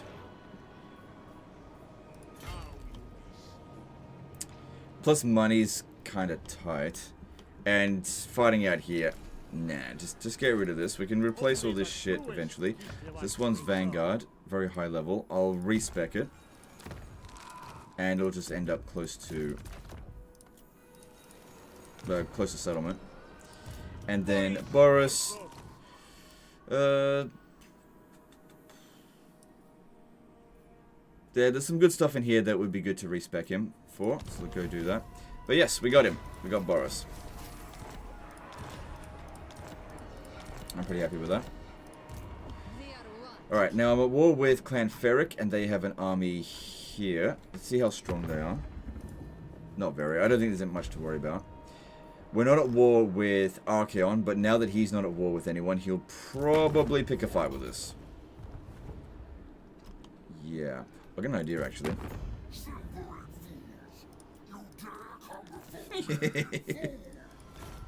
That's funny.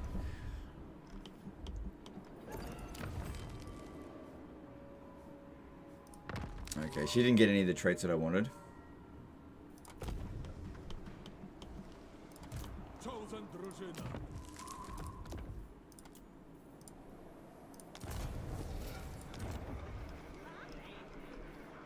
Yeah, here we go. Saving her for another campaign. Cool, so that reduced the upkeep cost on these by 83 each. So that's what the 30% accounts for, 83 gold each. Sister of ice.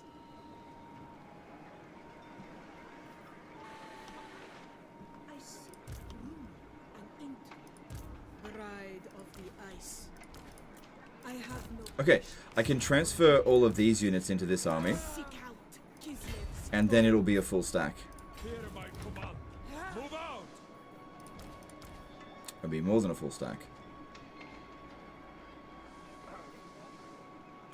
She doesn't need the Patriarch. No, she keep that. The way is Yeah, over. just leave him like bait there. That could be good. winter is our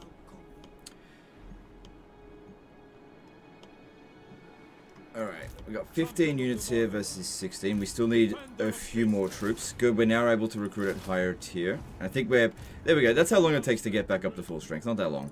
Alright, we need you to have a bit of a scout around. They might be... We'll see. Don't anticipate that being particularly difficult to push through though. But everything's looking alright. It's not too bad. Not too bad. I've definitely seen worse. It's only turn 27. Alright, and then we grab that one. Good. Use this wisely, my people. And we're out of cash, so I can't really get anything good.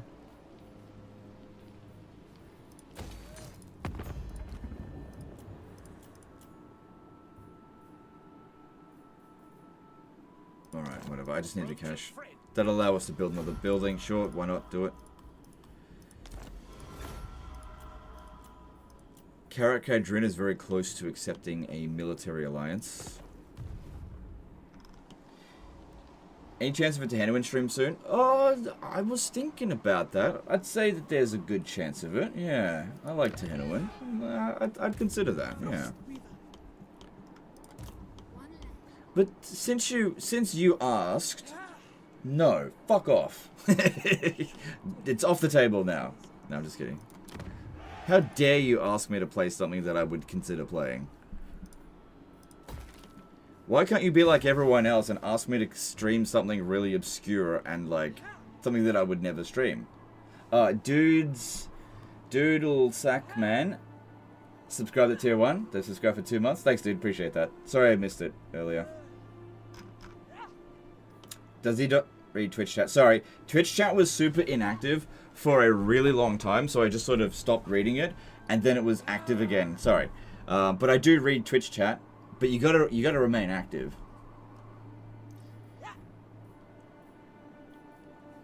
No, I'd seriously consider doing the Tehenuin campaign, for sure. I'll think about it.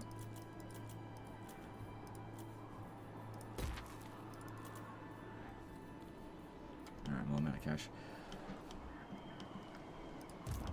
Yeah, the biggest problem we have to worry about with this is just being overwhelmed by way too many vampires.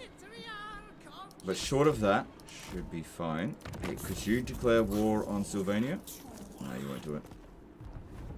Please play Throg. Throg is less likely because Norska doesn't really... Norska's not popular, basically. And it's also quite easy. They're very strong. Any chance of a Kateb stream? Low chance of that. Tomb Kings hasn't been doing so well lately.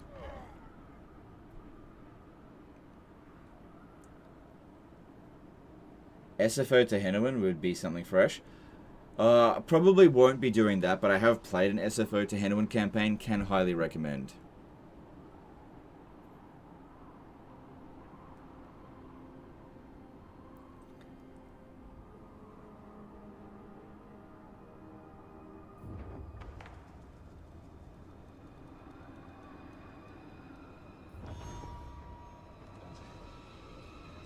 Oh my god, so many freaking armies.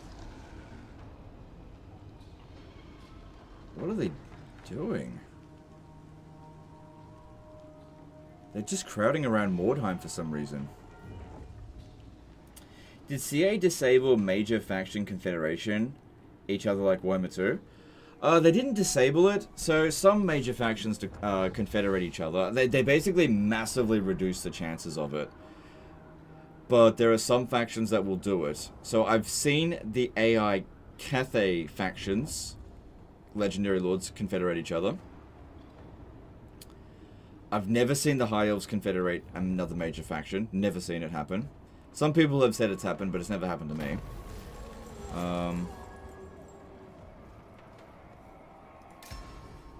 Greenskins will confederate each other. Same thing with Norsca, just because of the way that they confederate. So yeah, it just depends.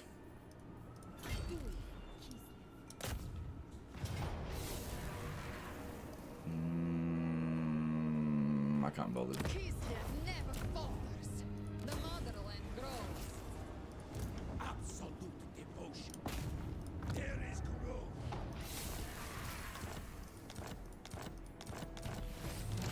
Field battle, I'm willing to fight. Siege battle, not right now.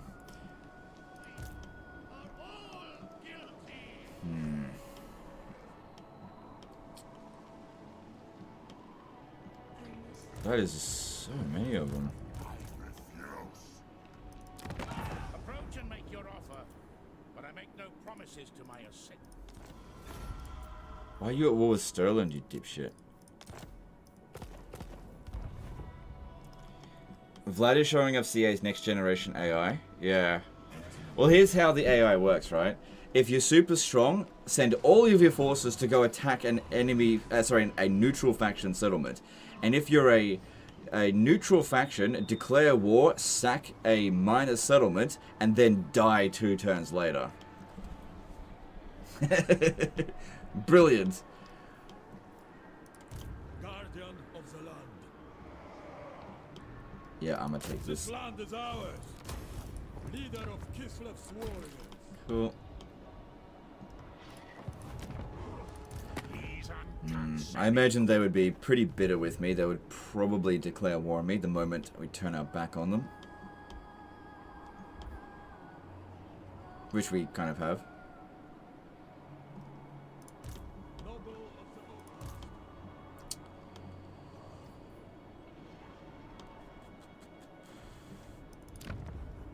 the Getting very close to military alliance with them.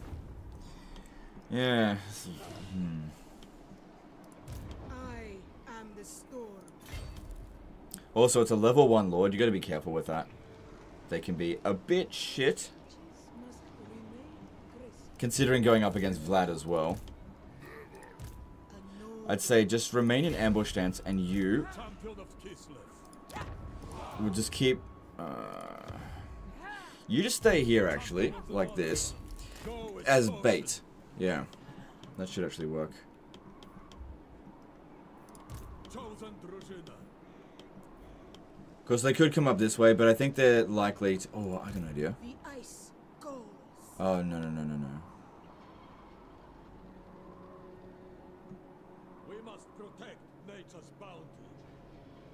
Yeah, go into encamp stance, and we'll stand right here with both of them. Tzarina, And we'll reinforce when these guys here get attacked.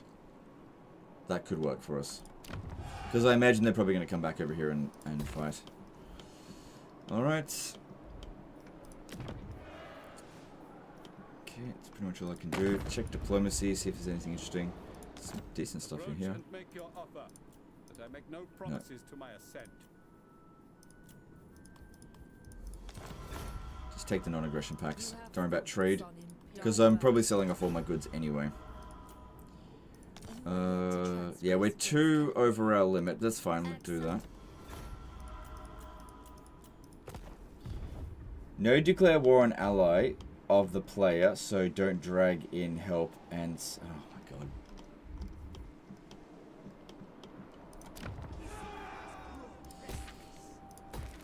Sorry, I'm too tired to read that. I'm sure English isn't your first language. I'm just too tired. Like, I've been live streaming for 7 hours. I'm really quite worn out. It's not your fault.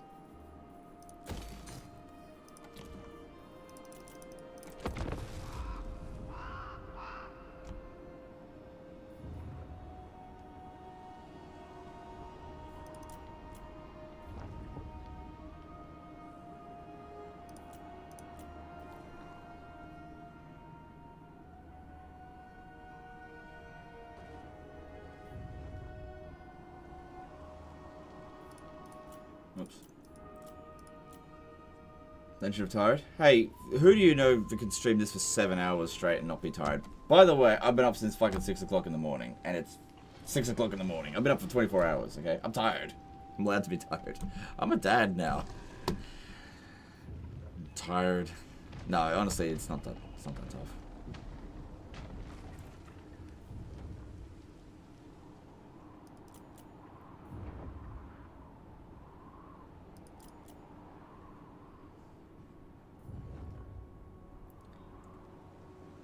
Hey, listen, seems like the game is in a good place now. Love the new PC's performance. Hey, underrated entertainment. Let me make you a moderator, dude. So that it actually pop up. It's good to see you. Yeah, I think the game's in it. It's definitely in a better place than it was before, for sure. Yeah, baby steps. They're getting there. They're getting there. Alright, so chase after that army, although it'll probably... Oh, look, there's their main army.